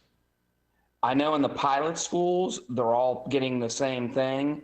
And quite honestly, there's not a tremendous amount of professional development that they're getting because we're basing the professional development off of the learning from the pilots. So I do know that we are sharing that information with our ISD colleagues. They've been very receptive. They're collecting that information and working with the different groups. So I know that's happening, but I don't have the details as to how many specific specialists at each school are working in that role, but I can certainly find that out for you. Thank you. I would appreciate that.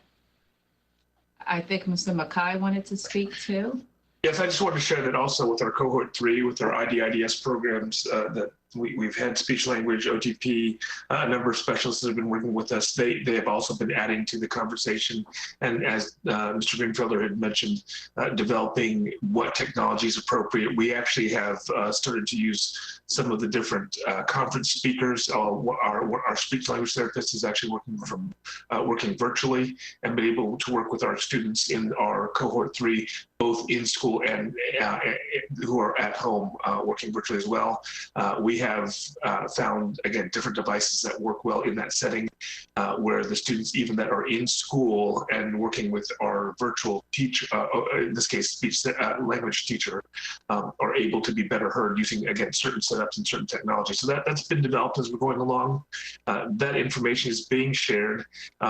Jay Pearson and Mark Greenfelder have helped support us in terms of developing. We are sharing information. I saw that Ms. Cohen had asked how some of this lessons learned are being shared out. They've helped support us. We have a digital sandbox, is what my SFIT is set up at West Springfield, where we have different technology setups that our teachers have developed, our specialists have developed, and we have openly invited other schools to come in so that they don't have to start from ground zero. Lessons can be shared. They can actually come in, test. We have right now about 8 different setups that are again simulated in our digital sandbox. The teachers, staff, technology specialists, and again other instructional specialists can come in and test different models and see what works best for their strategies. Thank you. And just very quickly, I wanted to just throw my support behind some of the ideas that were shared with the teacher earlier in terms of how to reduce some of their workload with the recess coverage, the curriculum unit planning support from Dr. Presidio's office, and also the virtual colleagues' help. I think it's important to try to mitigate whatever that we can from these folks that have elected to volunteer in this way and to help us learn about this model. Thank you all for all of this work. It's very much appreciated. I know we're making the best out of a very difficult situation. So thank you and good night. Thank you, Dr. Anderson. Next on, I think Ms. Corbett Sanders, you have your hand up, but you're also next on my list. So Yes, thank you. And I'll try to be brief because part of this, I'm going to build on the initial comments of Abrar regarding the ORC survey, because that will tee up what my frustration and concerns are. In the ORC survey, there is a question about the ability to support the intensive mental health and wellness needs of our children and how to support support from school-based mental health professionals. Our secondary students have, according to the teachers that do not believe that they have the supports in place to support our secondary students. So in that question alone, 32% disagree with having the supports for middle school and 38% for mental health supports for our high school students. We have a mental health crisis, folks. And then overall, it's 31%. Similarly, our students are feeling overwhelmed and under the current pressures. 65% of our middle school students and 60% of our high school students. It is with that in mind that this board asked you, Dr. Brabrand, to come back with recommendations about how to address the needs and bring back our students earlier in the cohorts. I understand that there are staffing issues, but there is not a single recommendation in here, and maybe I just missed it and I'm tired. So if somebody wants to point me to it, I would appreciate it. But the supports, especially for our middle school, the only thing that is in there is a recommendation starting on January 26th for after-school extracurriculars. What are we doing? What are the recommendations per the guidance of this board to address these kids? So thank you, Ms. Corbett Sanders. First, we've done several things for high school kids, as you can see, as early as next week for VHSL, athletics and activities, theater, dance, robotics. We did for as early as the end of the month, co-curricular and performing arts. We really focused on high school.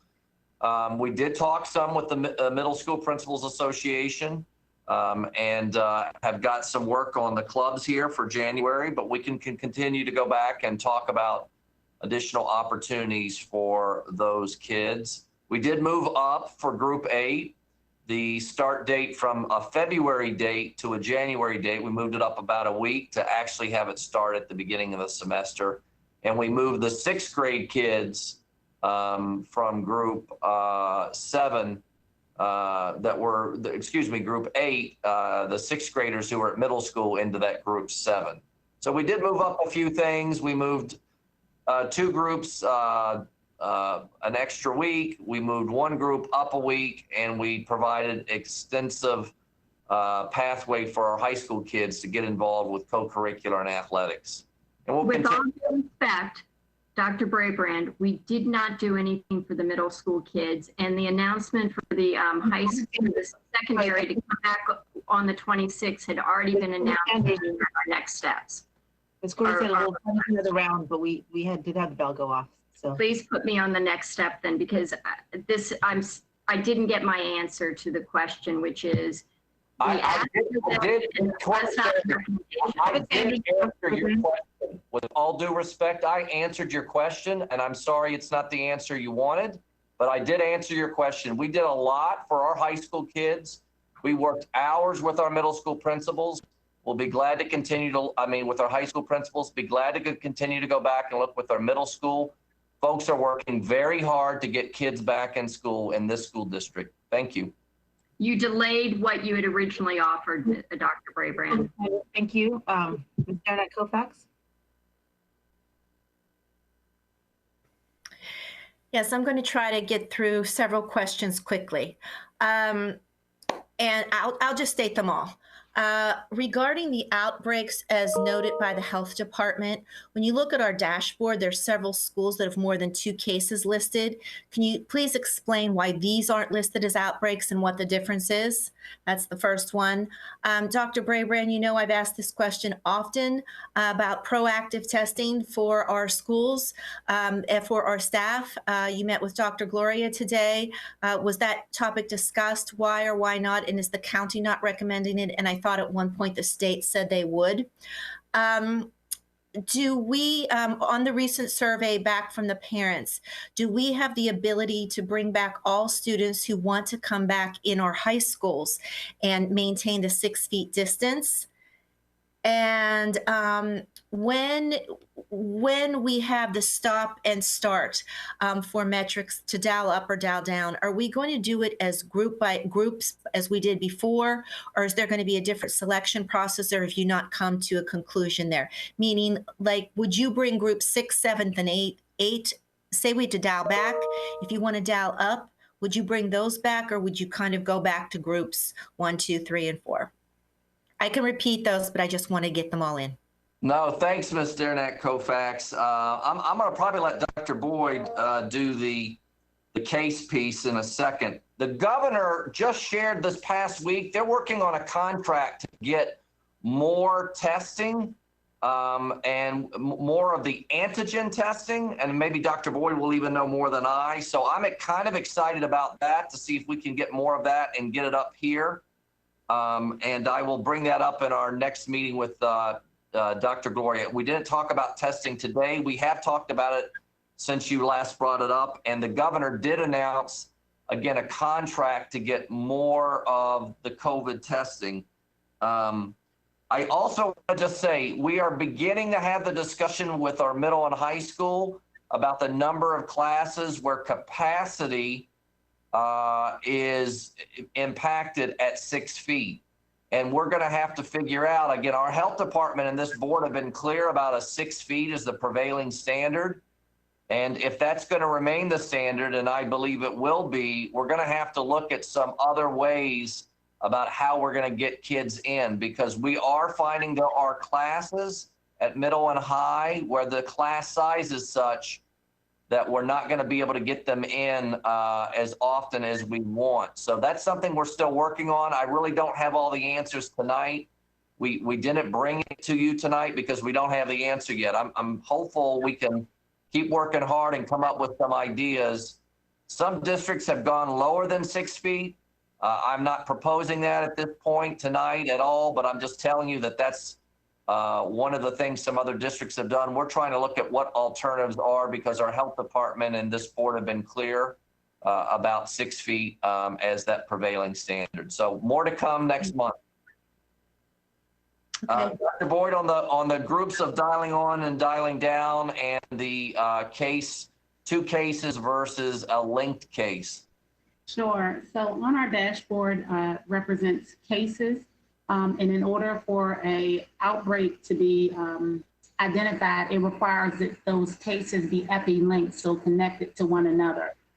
So that's a distinction there. And for our dial up, dial down, it will be, the groups will be able to be dialed back in or added back into in-person once they've met their group's identified threshold for 7 consecutive days. So likely that would be a gradual increase based on how we have our metrics as it is right now.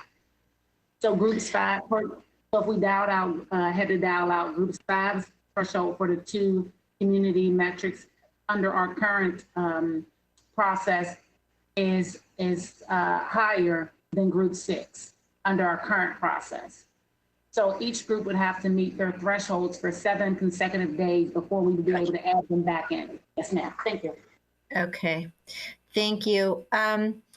And then I did have one more.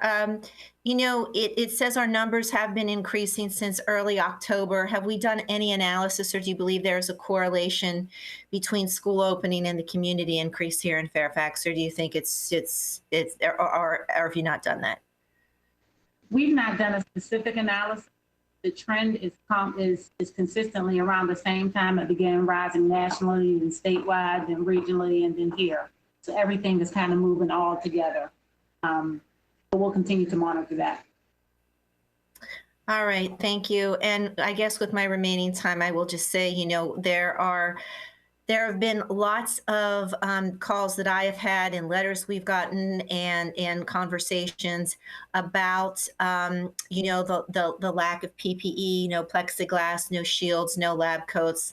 I feel that that has to be addressed. Several of my colleagues mentioned that, but I also wanted to mention that as well.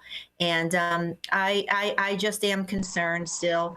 You know, we have 150,000 new coronavirus cases today. I feel in some ways I understand our need to get back, but I feel in some ways I almost feel it's like an alternate universe right now because all the data is skyrocketing and we're opening up. And I know you're trying to mitigate, but I just wanted to put that out there. It's very, very concerning to me. Thank you, Ms. Donat Kovacs. Thank you. Next, we have Ms. Tolan.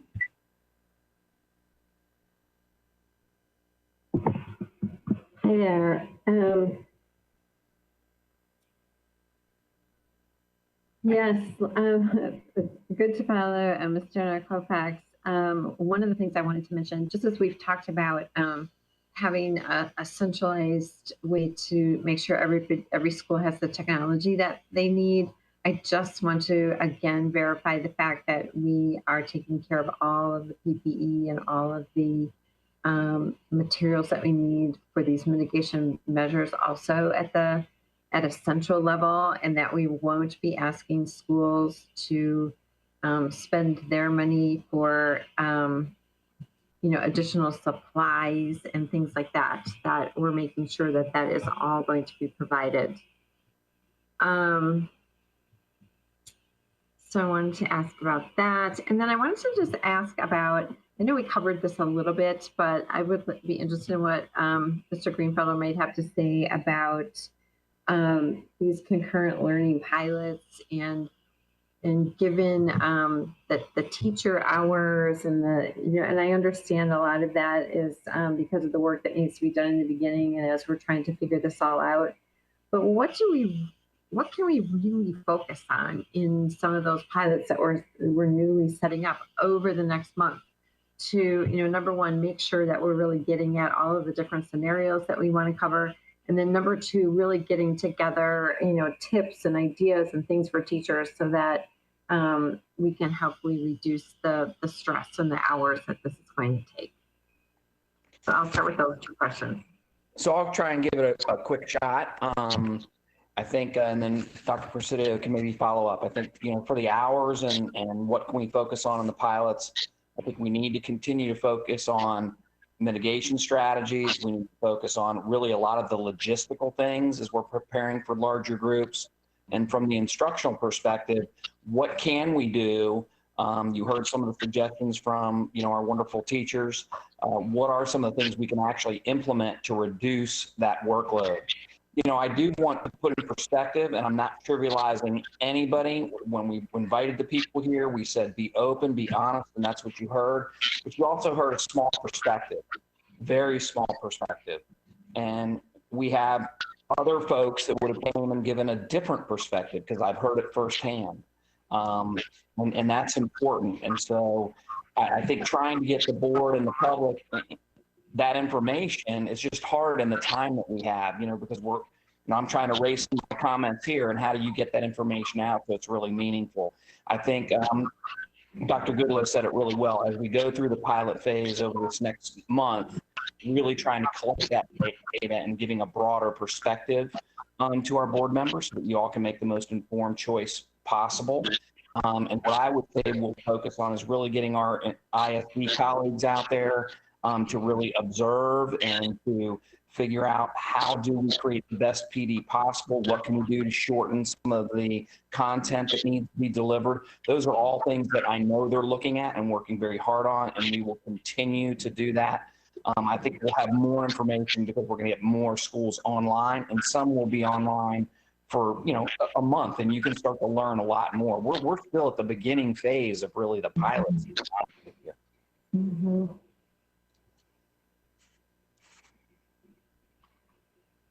Thank you. Dr. Presidio, did you want to add anything? Or? Well, I guess just particularly in the interest of the late hour, I would say, again, the professional development guidebook that we've developed is based on what we're learning in those pilots. And I think the two biggest challenges that teachers have that we've identified in our discussions with teachers is, how do you manage the classroom and how do you reduce your planning time? And, again, we're developing resources and materials in response to those needs from what we're seeing in the pilots. So the pilots are incredibly important in that regard for sure. Thank you.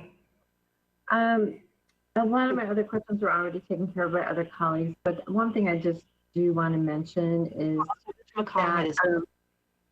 didn't know if you wanted to answer your question there. I apologize, Ms. Toll. Oh, I'm sorry. Did you want to answer the question?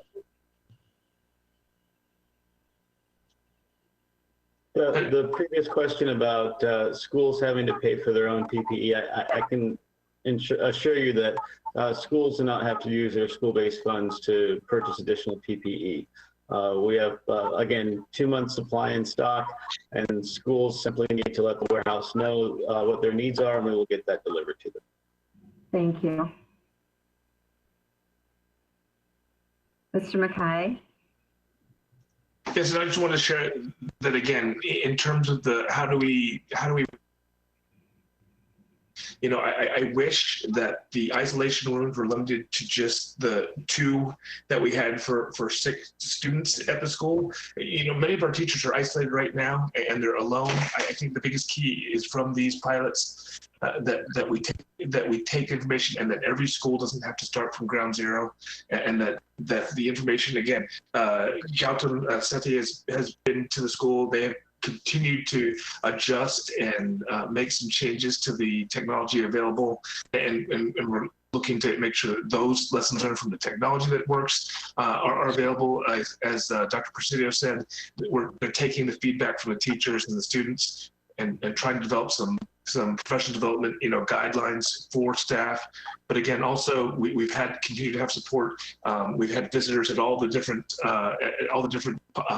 concurrent pilot sites, and we've had support from our Region Assistant Superintendent Jay Pearson and Mark Greenfelder to help us set up. Again, we have a digital sandbox. We're offering interactive tours and some virtual PD at West Springfield.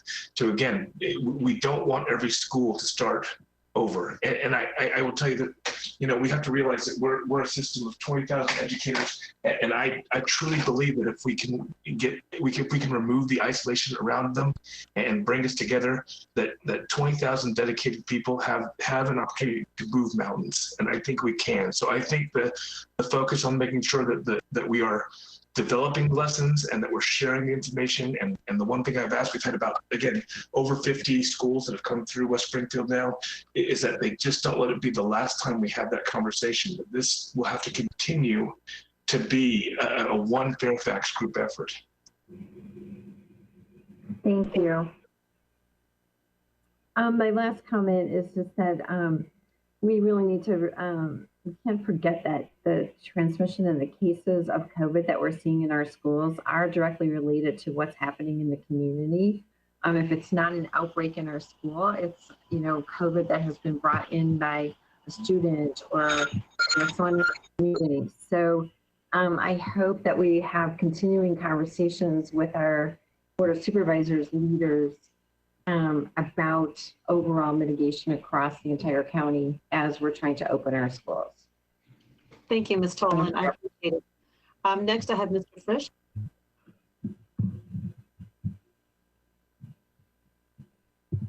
Sorry, pressing all kinds of the wrong buttons tonight. It's one of those nights.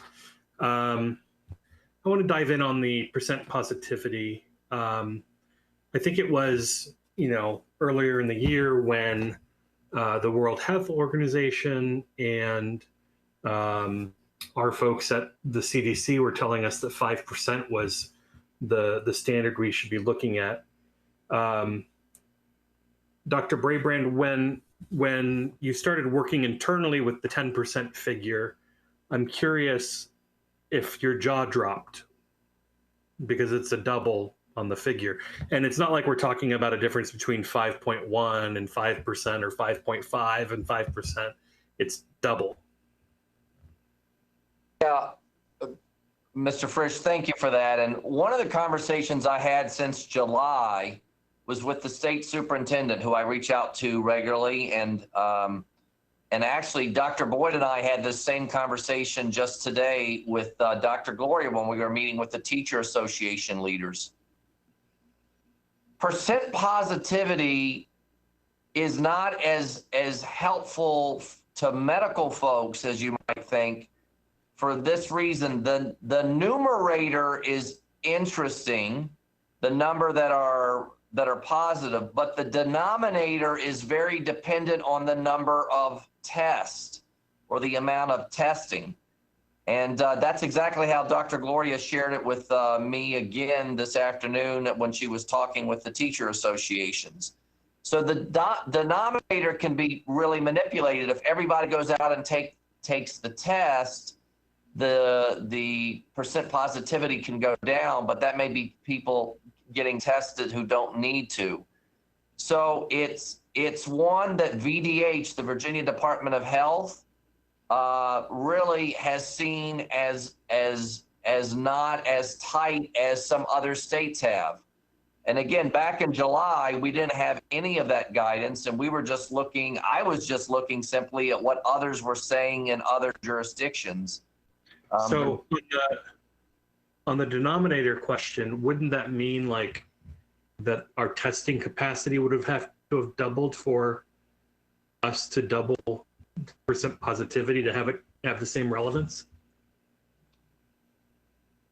Michelle, can you help me a little bit with the denominator piece? I think I've phrased it right, and the amount of testing is part of the denominator.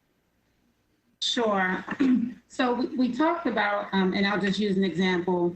When we first came into the pandemic, there was limited testing. And so, folks had to have symptoms and and things like that to be able to access tests.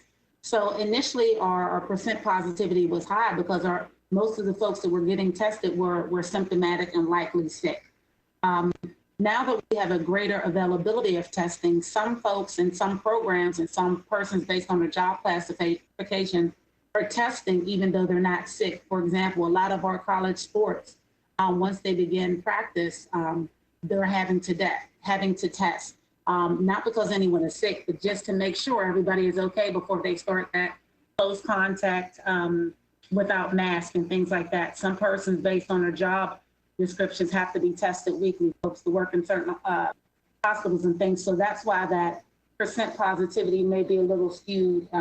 If you all remember on our screen when we looked at Montgomery County, their number of cases per 100,000 were in the highest classification on their CDC indicator, but their percent positivity was either lower or lowest there. So that's a huge discrepancy. So that tells you their denominator really, really different.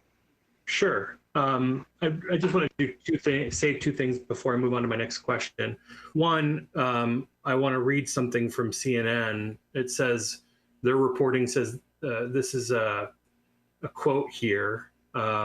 These hospitalization numbers prove that the current surge of COVID-19, this third surge, is not merely the result of an increase in screening of asymptomatic people. Rather, the cases we're detecting are a leading indicator of what many people are seriously ill. So I think the hospitalization issue is going to be there. And I think one of the reasons that we're having so many questions around this number is that we've been consistently above 5% for the last go, and now we've got a new number that's over 5%.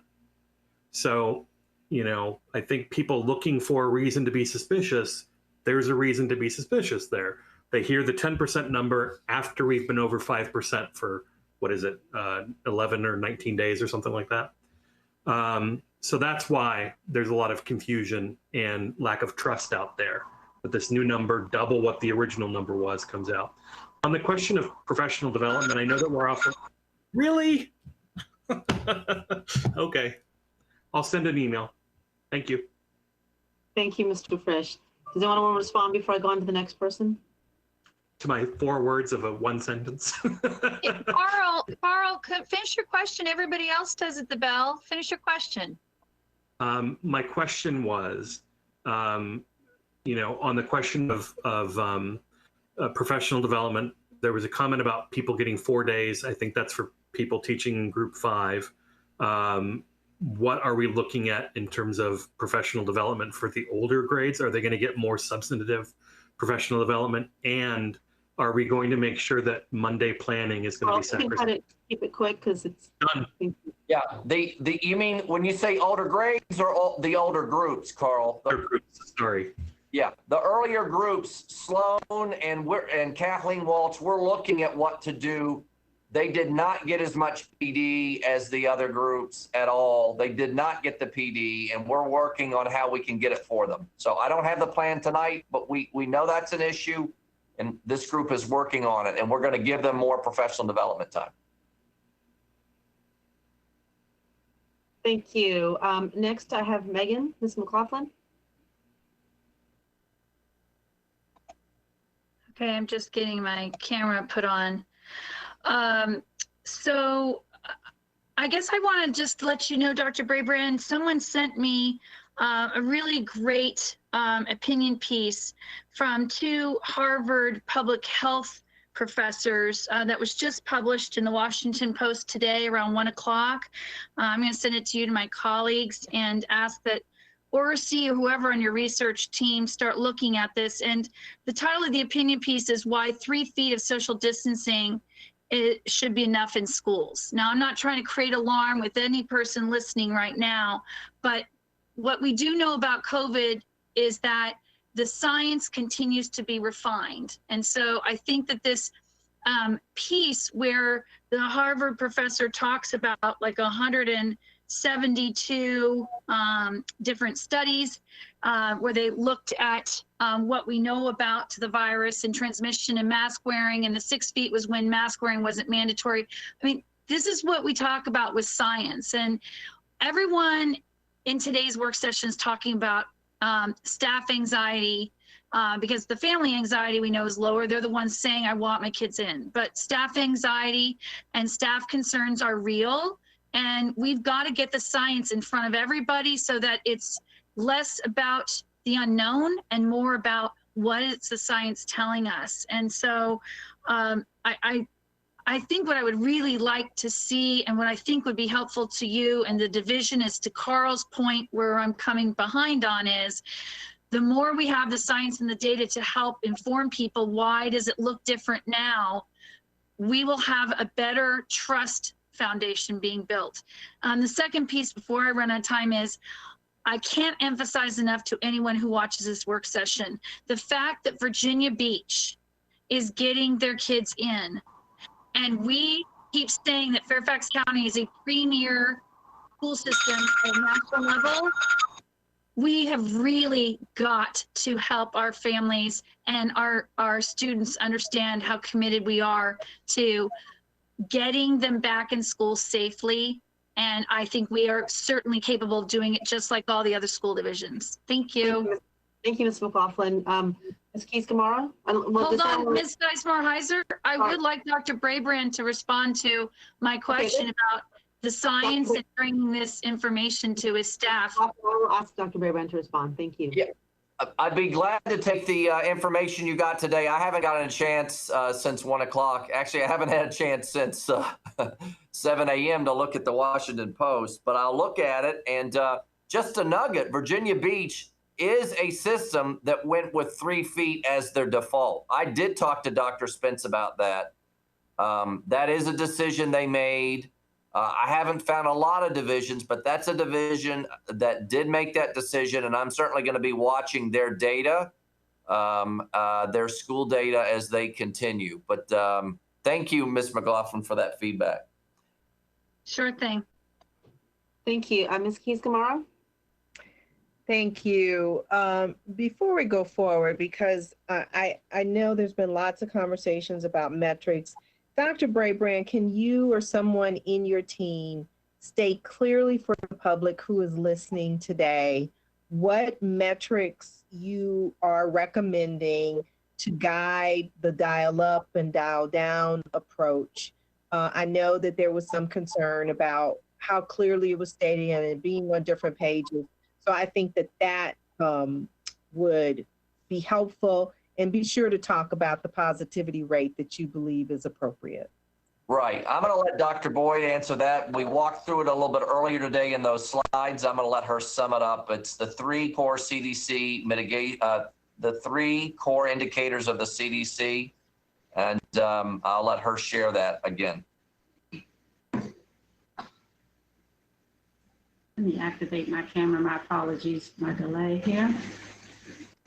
Good evening again, and I apologize if it wasn't succinct. One of the things that I think, just to clarify, is that this evening we've shared with you 2 different decision-making systems. We shared with you one that is our current system, where we're going to be using 2 of the 3 CDC core indicators, which is the number of cases per 100,000 and the percent positivity.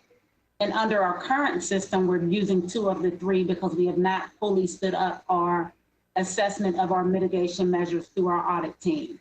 And so with those 2 core CDC indicators, again, the number of cases and percent positivity, we have identified thresholds, each group that would be phased in, groups 1 through 6, and that in order for a group to be phased in, they would have to be below or at the established thresholds for the number of cases and percent positivity for 7 consecutive days.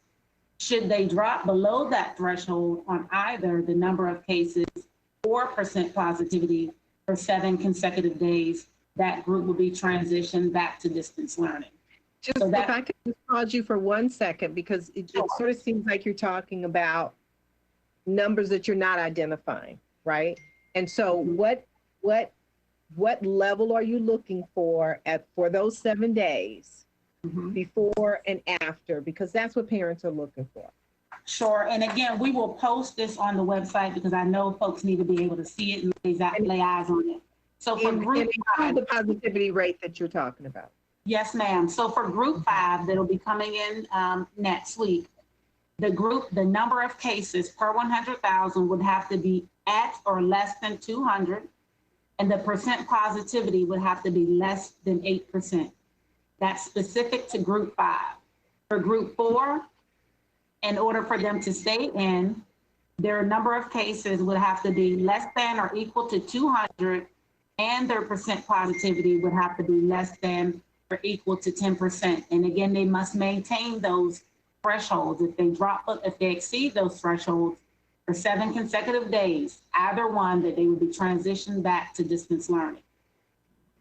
So while we try to simplify it, because we partner very closely with the health department, there is no magic number, there is no formula where we could just say, if this equals 2, then we're going to be in. If it equals 3, we're going to be out. So we try to make it as user-friendly as possible. And again, as Dr. Brabrand said, we'll try and see how we can make it even more concise to be user-friendly. But we want to make sure we provide everyone with the data. And Ms. Kistamara, moving forward, and Dr. Boyd, moving forward with the mitigation audit. Yes, and moving forward, again, our future process, once we have that audit process fully stood up, our decision-making will be based on all 3 core CDC indicators. So the number of cases, percent positivity, and the assessment of our mitigation measures. And those 3 will inform our risk schools. And we're not looking at the availability of testing or the availability of hospital beds. So the availability of hospital beds is listed as one of our secondary CDC indicators that's used to support our decision-making. But the CDC said that it's a supported metric, but it's those 3 core that should be informing our decisions. And then we look at the secondary indicators to support our decisions. So the availability of testing is not a secondary indicator. I understand. We still keep that information in mind. Thank you. So there's a great deal of alarm in the community, it's particularly with respect to the positivity rate, because initially we were talking about 5%, I believe, and now we're up to 8%. And what is the justification for that change?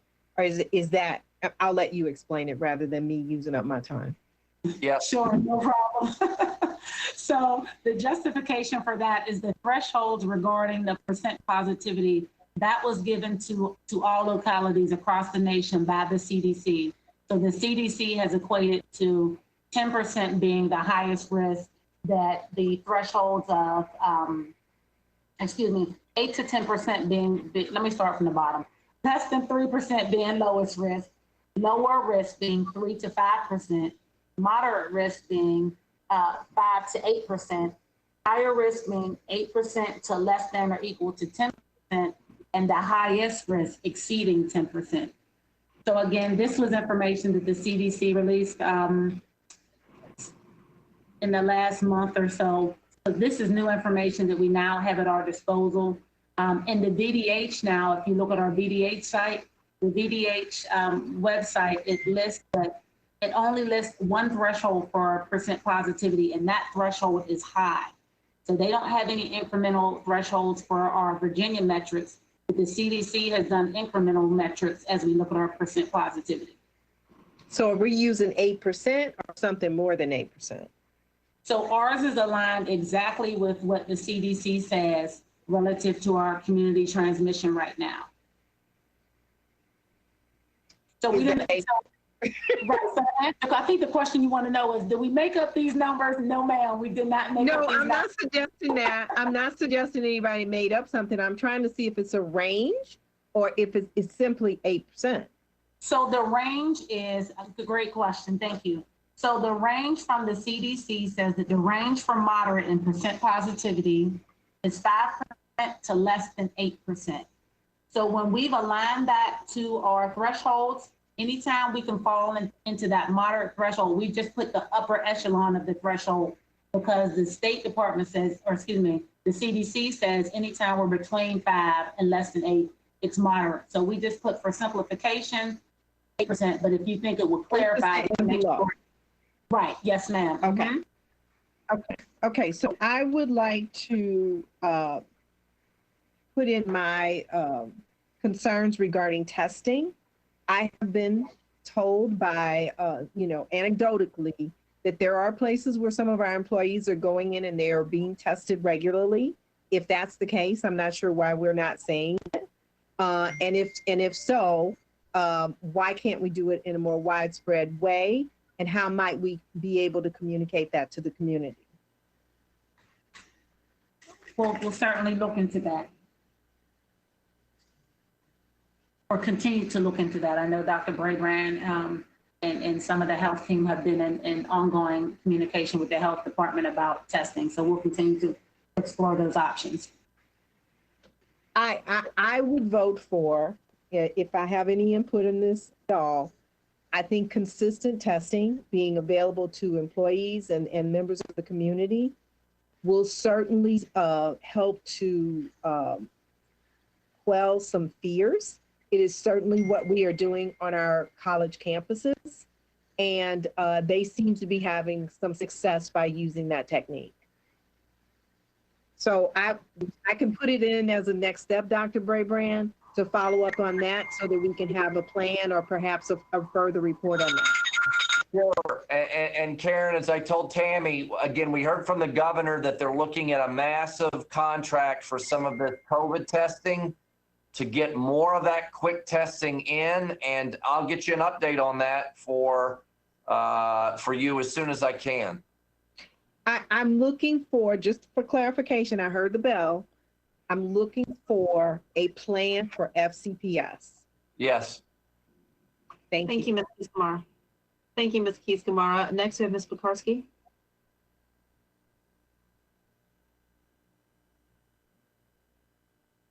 Thank you. Sorry, I missed wasn't ready. Let's see. One of the questions or the concerns that I've heard is about subs and sub pools. And, I know we talked a little bit about it in a prior meeting, Dr. Brabrand, but I'm still hearing lots of concerns. I've heard that staff was told that not too long ago, we only had about 10% of our active pool of subs from last year. Can you speak to that? Where Sure. are we with that exactly? Sure. Sure. Sean is here. Sean, you want to go ahead and share it? I think I know it off the top of my head, but you're probably better with the most accurate numbers of what the original pool was and what we've done in our survey to get our core pool for this year. Sure. So last school year, we had about 5,000 subs in our pool at any given time. This year, we're right around 3,000 subs in the pool. We've been working to train them up to support the virtual environment and also working with the pool to ensure that they're prepared to go into the face-to-face environment. Right now, we have 630 subs that have indicated a desire to work in person, and we're trying to build confidence amongst the pool to encourage more folks to do so. And we're also trying to recruit and hire more folks into the pool that are feeling comfortable with going into school buildings and supporting face-to-face. And Sean, could you share our fill rates? Sure. Our fill rates up to this point have the lowest so far this year was 97.4%. So our fill rates are really high. Most days, I'm looking from the beginning of the year, it's at 99% or higher. So we are seeing those fill rates at a very high rate at this point.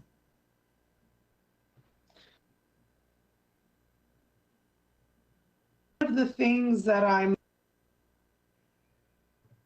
one of the things that I'm thinking about, worried about, as I look at what is going on in our community in terms of the spread, in terms of the change in positivity rate, what I'm reading, it's concerning. And I think there's concern in the community with us continuing to phase in. You know, I just read that CHOP Policy Lab told Philly to cease all virtual learning because of an imminent, just catastrophic situation stemming from the holidays. Can you speak to that and what guidance you've gotten from our local health department regarding those 2 points, going in during an uptick in cases and also what they're thinking is around the holidays, please? Dr. Boyd, you want to go ahead? Sure. So again, as we talk with our local health department, when we experience an uptick in cases, and I'm sorry that I'm sounding like a broken record, but they have really just emphasized the importance of our mitigation measures. We certainly want to continue to watch our community transmission as reflected by that, you know, the number of cases and percent positivity. But really, they said our ability to decrease our risk in schools is so heavily impacted upon the mitigation measures. So their emphasis for us has really been standing up a strong process, making sure that everyone is truly accountable for implementing mitigation measures. And that we're all not only having those audit processes, but all, as Dr. Abby shared earlier this evening, holding each other accountable. You know, it's really easy for us to get back to what's familiar, talking in schools, working together, trying to do great things for kids. But just remembering that we have to be socially distant. We have to have our mask on all the time, even if it's a close coworker that you work with for a number of years, that's just not enough. So that's what they've reiterated to us. And also, we know we've had a number of questions about what's going to happen with the holidays, with potential travel, potentially with staff, students. And one of the things is, you know, we don't necessarily know that everyone will be traveling to the same degree. As we look at the media, everyone, you know, all of our media outlets are encouraging folks to stay home. But in terms of mitigating risk, if the concern was around folks mingling during the holidays, that the only way that we would really be able to mitigate that would be to transition folks to distance learning for 14 days.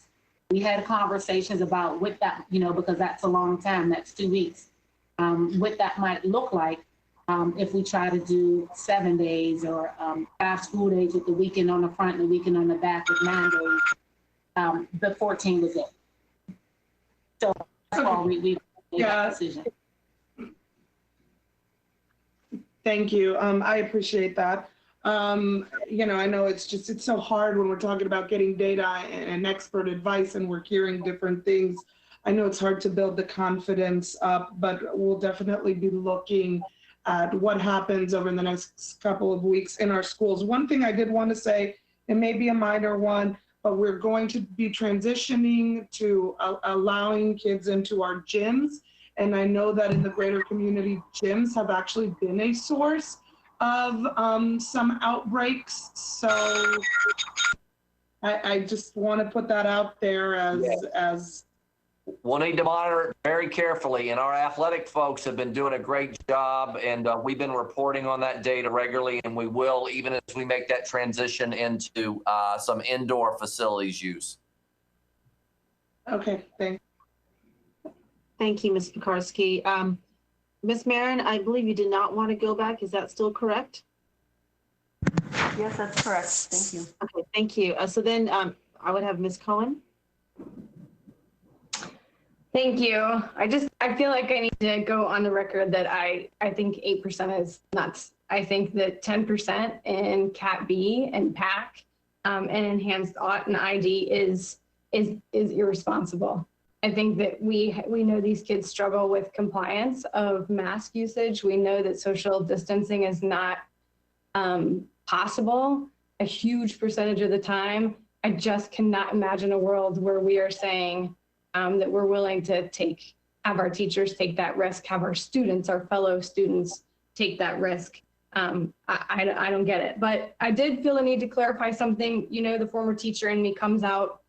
I just want to clarify that more testing does not mean a higher number. The numerator is the number of positive cases. So if the denominator gets bigger, it would be a smaller number. So I really want to clarify, there's been a national narrative of more cases, more testing means a bigger percentage.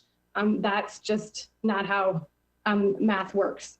And the other thing I guess I just wanted to add is I feel like one big fear for me is, I even looked, Dr. Burke said this week that percent positives rate is the statistic that she watches the closest, because it's the most sensitive indicator of how the coronavirus situation is unfolding in any particular time and place.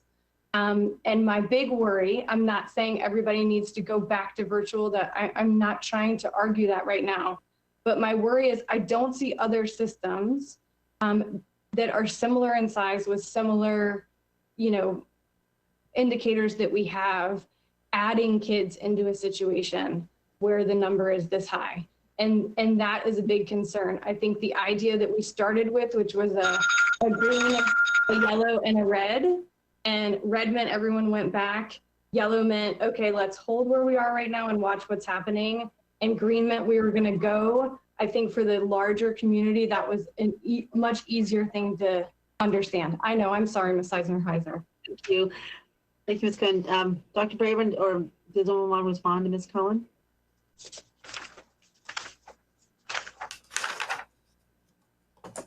I would go back to one thing that Ms. Boyd, Dr. Boyd shared, was slide 11, to really get at that piece. And, our recommendations are following the Virginia Department of Health. And I think one of the things for the board to know, this is my 2 cents to you, right? Just blunt talk at 11:20.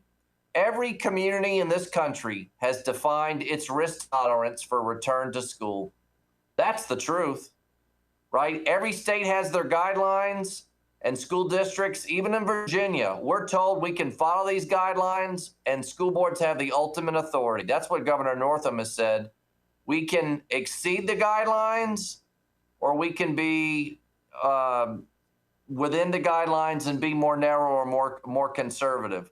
So I think that's really, in the end, we're trying to align with the state guidelines, talk to our local health department, be collaborative with you and the community, continue to look at the new information that comes out, of course, and this CDC core indicators is a newer document, not available in July. The VDH metrics were not available in July for me or other superintendents. That's what I went and asked them for. And then we just have to figure out how much in this middle of this pandemic, how we balance all of the risk to kids, risk to staff, the risk of COVID, the risk of mental health, of not being in school. And that's why this thing is so daggone complicated. And it's so stressful. Everybody wants to do right on this board. I know it. But tonight there's pushes. You didn't go fast enough. You're going too slow. I'm just trying to do the very best I can. And if you all, as a majority of the board, feel I'm headed in the wrong direction, I'm sure you'll tell me. But honestly, we get up every day and we're working 70-hour weeks like you are, all just trying to do the very best in a very hard time. And I know it's hard, and I wish I could bring a presentation with a magic wand, and I don't have it yet. Maybe Dr. Boyd will help me find one. But I understand, Ms. Cohen, the teacher in me, I'm still learning, and it's just being in this just challenging place is really a challenge. Thanks. Thank you, Dr. Braband. Thank you, Ms. Cohen. I think I'm the last one left, so I will take just a brief turn, and then we as a board can decide whether we need another round or if we're good for tonight, want to talk to each other. So I'm just gonna say, first, I just want to clarify, because there's been some confusion. I was not trying to suggest that kids who have medical exemptions aren't allowed to be in school. I want to make sure that they that we have enough safety measures to protect everybody in those situations. So I want to follow up with what Ms. Tolan said. I've said this before. I think we as a society, as a community, have to all do our parts to mitigate COVID if we want our schools open. And I wish we did a little more what Europe is doing, which is shut down other things first before we shut down schools. So we prioritize our students' education.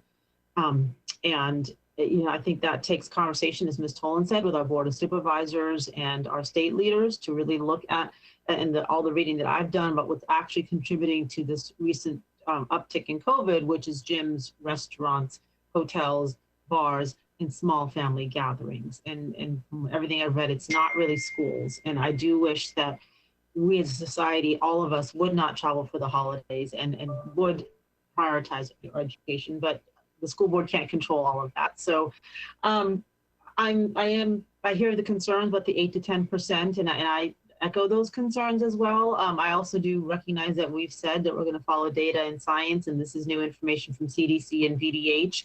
So I find it difficult to go against that, but I also do have concerns because everything I've read is 5%.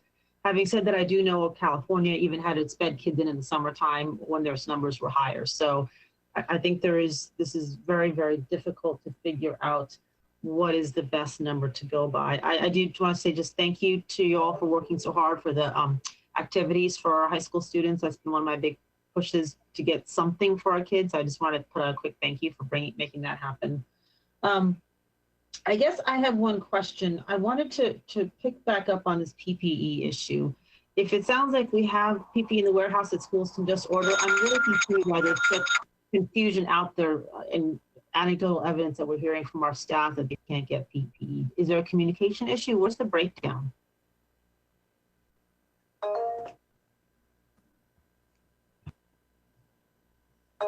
So quite frankly, Ms. Sizemore-Heiser, that's a question for me as well. So we'll be working with our offices to make sure that they are with our schools to make sure that they understand the PPE that's been delivered to them. Again, I shared earlier that we have information in so many places and that many of us are on information overload. I think that in a majority of our schools, we have our principals are working to provide that PPE for staff. As you heard tonight, we have principals that have developed PPE rooms. We have staff who clearly know and understand where that is.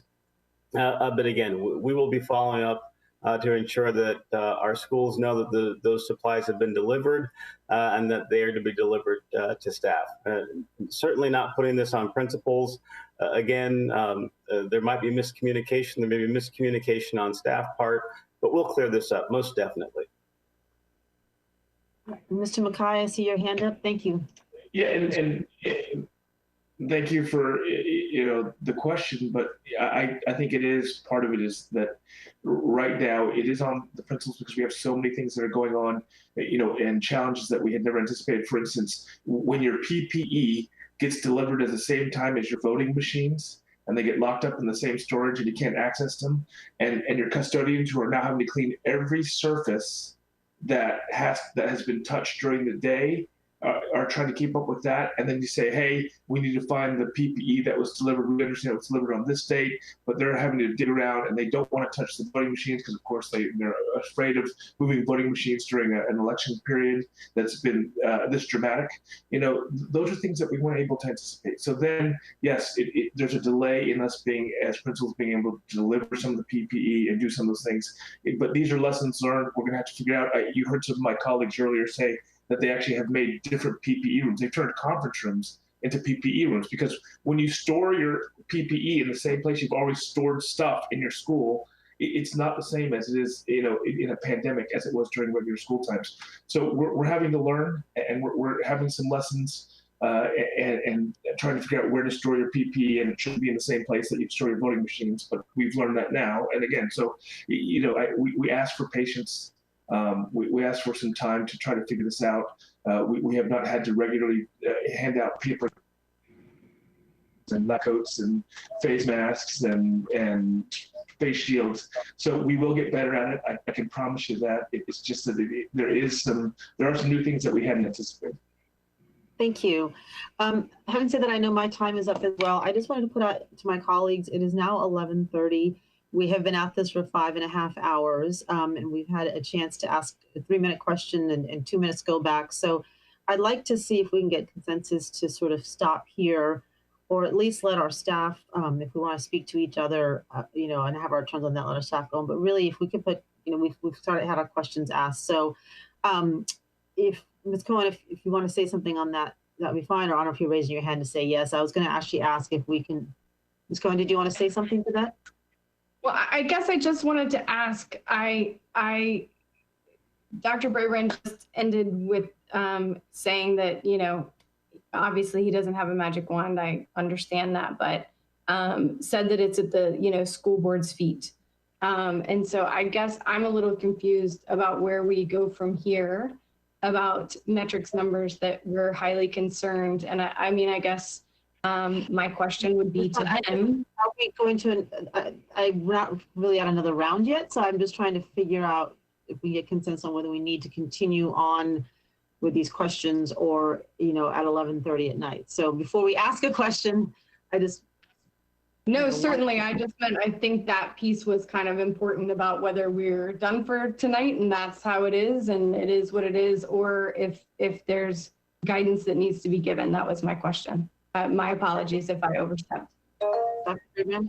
I just want to clarify, I began and I ended our presentation. I brought this update to you as informational only. I'm not expecting anything from the board tonight. I did just bring it for information. And I just want to clarify that.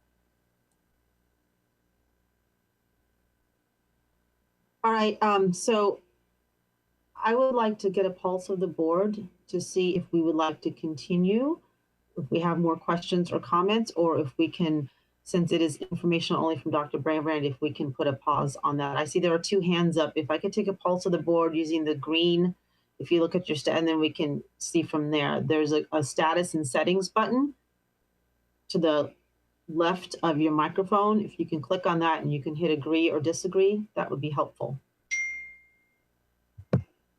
What exactly is the question, Ms. Eismerheiser? Agree to what? Whether we're going to continue or stop for the night. So if you agree, we agree. Yes, Ms. Barrett, if we agree to stop for the night, if you hit the agree button. If you do not want to stop for the night, then you hit the red disagree button. Rachna, this is Ms. McLaughlin. Can I be recognized on this before we vote? I would like to really just get a vote in first if we can, because the problem is that you're not really giving options here. It's, are we just done for the night? Which means what? I'm with Ms. Mayer and it's too late to do anything more. But I am concerned that this is a board that oversees the superintendent. He said just moments ago, he takes direction from the board. So if we stop talking tonight at 11:30, which we should, we may need to revisit this, and you need to give us that option, which is to come back to this topic at a later date. That needs to be. We do have monthly updates on return to school, but I'm happy to, if we as a board want to come back to the topic, we still do have next steps that we need to fill out on our sheet. So my thought was to stop the discussion and fill out the next steps, which we have the link in the chat. But, I just want to get a pulse whether the board would like to continue the conversation, or if we're ready to pause the conversation and go to next steps, is what I'm trying to get at. So, And Ms. Sizemore-Heiser, continue is green. No, continue is red. Continue is red and green is pause the conversation, go to next steps. So if I can just get a pulse of the board, if we want to agree to go to next steps, hit green. If you would disagree, hit red.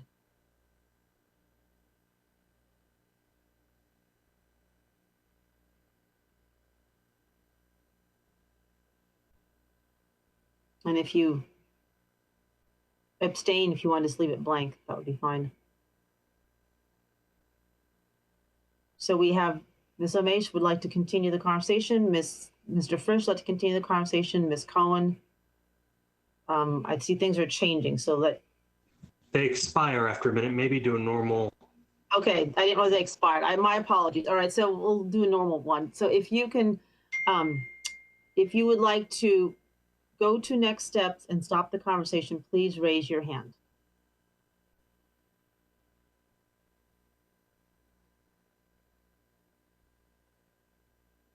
And so this is to stop the conversation and go to next steps.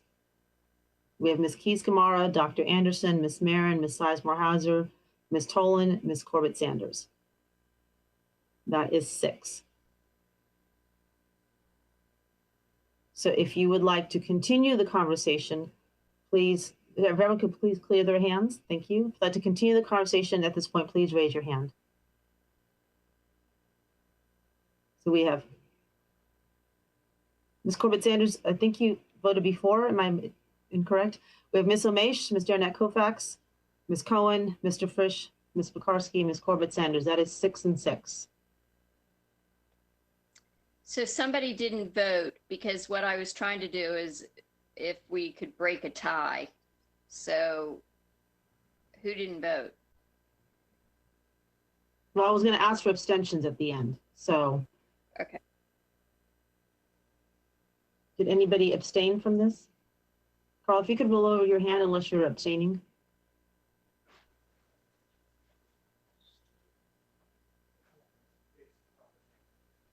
All right, so we are at 6 and 6 in terms of continuing or going to next steps. We do not have consensus to pause this conversation. We are tied. Ms. Keys-Gamarra, did you have something to say? Well, if we're 6 and 6, does that mean Ms. Albright, what that meant? I was just going to suggest if people feel strongly about expressing themselves, I'm happy to be quiet and let them do that. All right, I will take a comment from Ms. Marin very briefly, Ms. Derenak Kofax, and then if we need to continue, we can continue. But on the topic of continuing or stopping, please. Did you recognize me? Sorry. Ms. Marin. Yeah, I just want to say 2 things. One is that we continue again to perpetuate this model of stress and working under duress that our very teachers were talking about, and I don't support it. And for that reason, I'm going to need to get off of the computer because I'm not able to do my best work. Thank you. So, Ms. Derenak Kofax, did you vote to continue the conversation? I did. Can I speak to that? Yes. I do not think it is a good at 11:34 at night to continue the conversation, but I too am wanting, perhaps I feel that there is a concern amongst some of us about the metrics. I'm not sure when that next meeting could be. I know we will continue with a group on Monday, but perhaps we need another conversation on this because as I understood it, this was not a vote to be taken tonight. It was just for information, but I think I would like to, I feel there were many questions unanswered and I feel that at least by some of us on the board want to continue this conversation. I don't think we should continue this conversation to 1 a.m. So I would respectfully ask the chair and vice chair if perhaps, again, and I hesitate to ask this, but we did talk about priorities and return to school was one of our top priorities. So if we are going to schedule additional meetings, it should be on this. All right, so I don't want to spend, as Ms. Pekarsky said, a long time talking about whether we should continue talking or not. So I will ask Dr. Anderson briefly to say if we can reschedule this. If not, we'll just continue and I'll ask them for 1 minute each. Dr. Anderson? Yes, I'm sorry, I was just turning on my mic.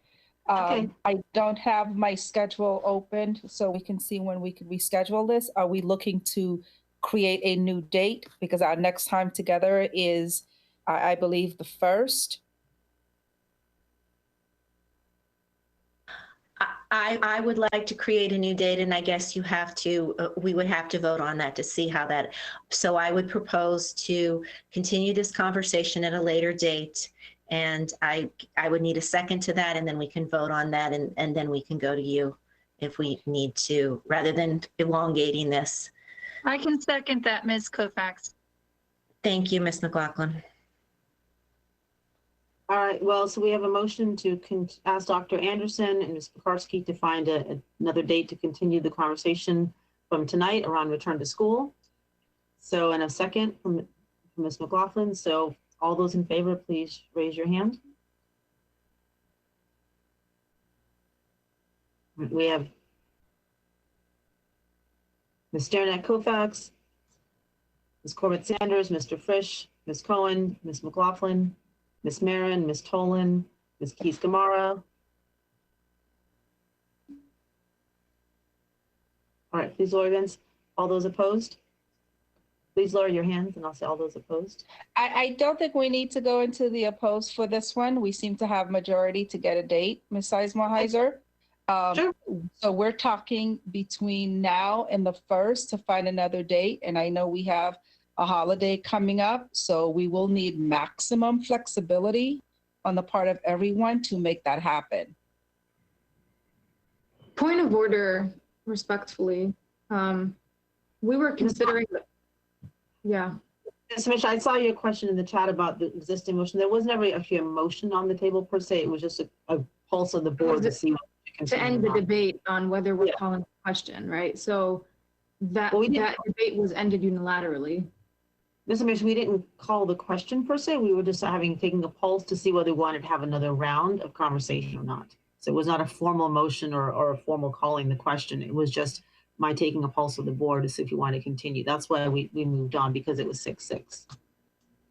No, I understand, but it would have required a call of question for us to move on. We had people waiting to speak to that, right? I mean, I don't want to belabor the point. I don't know that that was proper, and I think we're moving forward in a way that, I don't know, didn't honor the fact that we didn't get a majority, but that's fine. I see that the overwhelming majority wants to move on, so. All right, so thank you. So we have in the chat, I believe we have a next steps document. If we're going to continue this conversation, can we get a consensus to do the next steps after we continue this conversation, or do it via email as we've done before? But I'm just going to find out whether we need to do the next steps tonight if we're not done having the conversation. Mr. Frisch?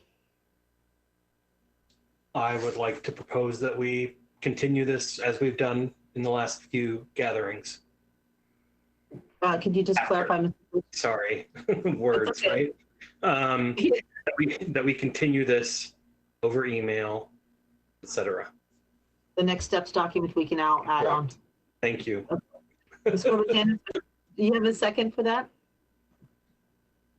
No, I actually have a clarification, because for the public, which cannot see the document where people have added next steps, I do think that it is very important for them to hear, at a minimum, what those next steps are and how they've been listed. Just so, if there is, after we've read them out, an opportunity for the superintendent to say, can I just finish? Well, we had a motion on the table, so I wanted to. You didn't have a second for it. So I wanted to see if you had a second first, and then we can have a conversation about the motion. So, respectfully, yours would be a conversation about the motion, but first we need to see if we have a second first. So if you could just hold that thought, we can see if we have a second. Dr. Anderson, do you have your hand up, or are you seconding the motion? I am happy to second the motion and to say that the document can be posted if the clerk can pull it up. All right, so now that we have a second to the motion, Ms. Corbett Sanders, to your point about the public can see it. So if the clerk can pull up the document, it sounds like if we're going to work on the document now, then this motion, we need to vote on the motion first. All I'm suggesting is that we actually read out the language, because not everybody is capable of reading it on the screen. And if we can vocalize it, then that will address some of the concerns about transparency. Ms. Corbett Sanders, she already said it'll get posted. It's going to be posted. Ms. McLaughlin, Ms. Keys-Gamarra had her hand up, and then we need to vote on the motion first before we continue. So Ms. Keys-Gamarra? No, I'm fine. I am happy to have it posted. I just wanted to support moving things along. I'm good. Thank you. All right. So before we continue, if we could take a vote on the motion on the table is to do our next steps document via email, and it has by Mr. Frisch, second by Ms. Dr. Anderson. If I could take a vote on that motion first, that would be helpful. So all those in favor of doing our next steps, filling out the document, doing it via email as we've done before, please raise your hand. Ms. Sizemore-Heiser, in all fairness, not giving us what the full choice is. We're going to do it over email by date. No, but the clarity is by what date are we providing the input back, and then it's being posted to the public. That's the motion. It's the motion is what we normally do it within 24 hours, Ms. Mulberg. Is that correct? As Mr. Frisch's motion was as we've done it before. Ms. Mulberg, can you clarify? Yes, that's more or less accurate. And then she clarified that it also will automatically get posted, which allayed the concern that Ms. Corbett Sanders said. So we might all 12 get right behind it based on what Ms. Mulberg said. Yeah, I do understand. I'd like to take the, so let me clarify. The motion on the table for Mr. Frisch was to do the next steps via email within the next 24 hours, and it'll be posted by Ms. Mulberg, so there'll be transparency for our public. That is the motion on the table. So if we could take a vote on that motion, that would be great. Can I speak to it? I think you already did, Ms. Corbett Sanders. No, I actually wasn't finished speaking when you said you wanted to get a second. So if I could speak to it briefly, I'd appreciate it. Sure, go ahead. So if we proceed along these lines, my one concern is that we have repeatedly put next steps and follow-on motions to move this forward, and then we don't actually get things responded to in a timely manner. And so I would like to know how we can assure that what is being recommended, what is being supported by this board, what is being asked for by this board will actually be fulfilled. Thank you. I'm not sure how that's a concern about having it done via email and posted as opposed to a follow-up implementation, but would anyone else like to speak to this motion before, or anyone want to call the question? If you could lower your hands for right now, and then if anyone else wants to speak, and then we can, if anyone wants to call the question. Ms. McLaughlin? Oh, my apologies. I was just ready to vote. All right, so does anybody want to call the question? Mr. Frisch? I'll call the question. All right, so if we could take a vote on the motion to do the next steps via email in the next 24 hours and then have our clerk post it online, that would be great. Please raise your hand if you are in favor. So I have Ms. Sizemore-Heiser, Mr. Frisch, Dr. Anderson, Ms. Derenak Kofax, Ms. Cohen, Ms. McLaughlin, Ms. Tolan, Ms. Omesh, Ms. Pekarsky, Ms. Keys-Gamarra. So that is 11. You could lower, I don't think we need to take a vote to for no's and abstentions. So that motion passes. Having said that, where we're at right now is Dr. Anderson, Ms. Pekarsky will try to find a time to continue this meeting, and we will do next steps via email in the next 24 hours. So please send your next step, fill out your next steps on the document, then Ms. Mulberg will post it. So having said that, this meeting is adjourned. Thank you. Good night. Thank you, Ms. Sizemore-Heiser. Thank you, everybody. Thank you, Ms. Cohen, for your great work earlier on. Thank you, everybody. Thank you to our staff. Thanks for late. Good night.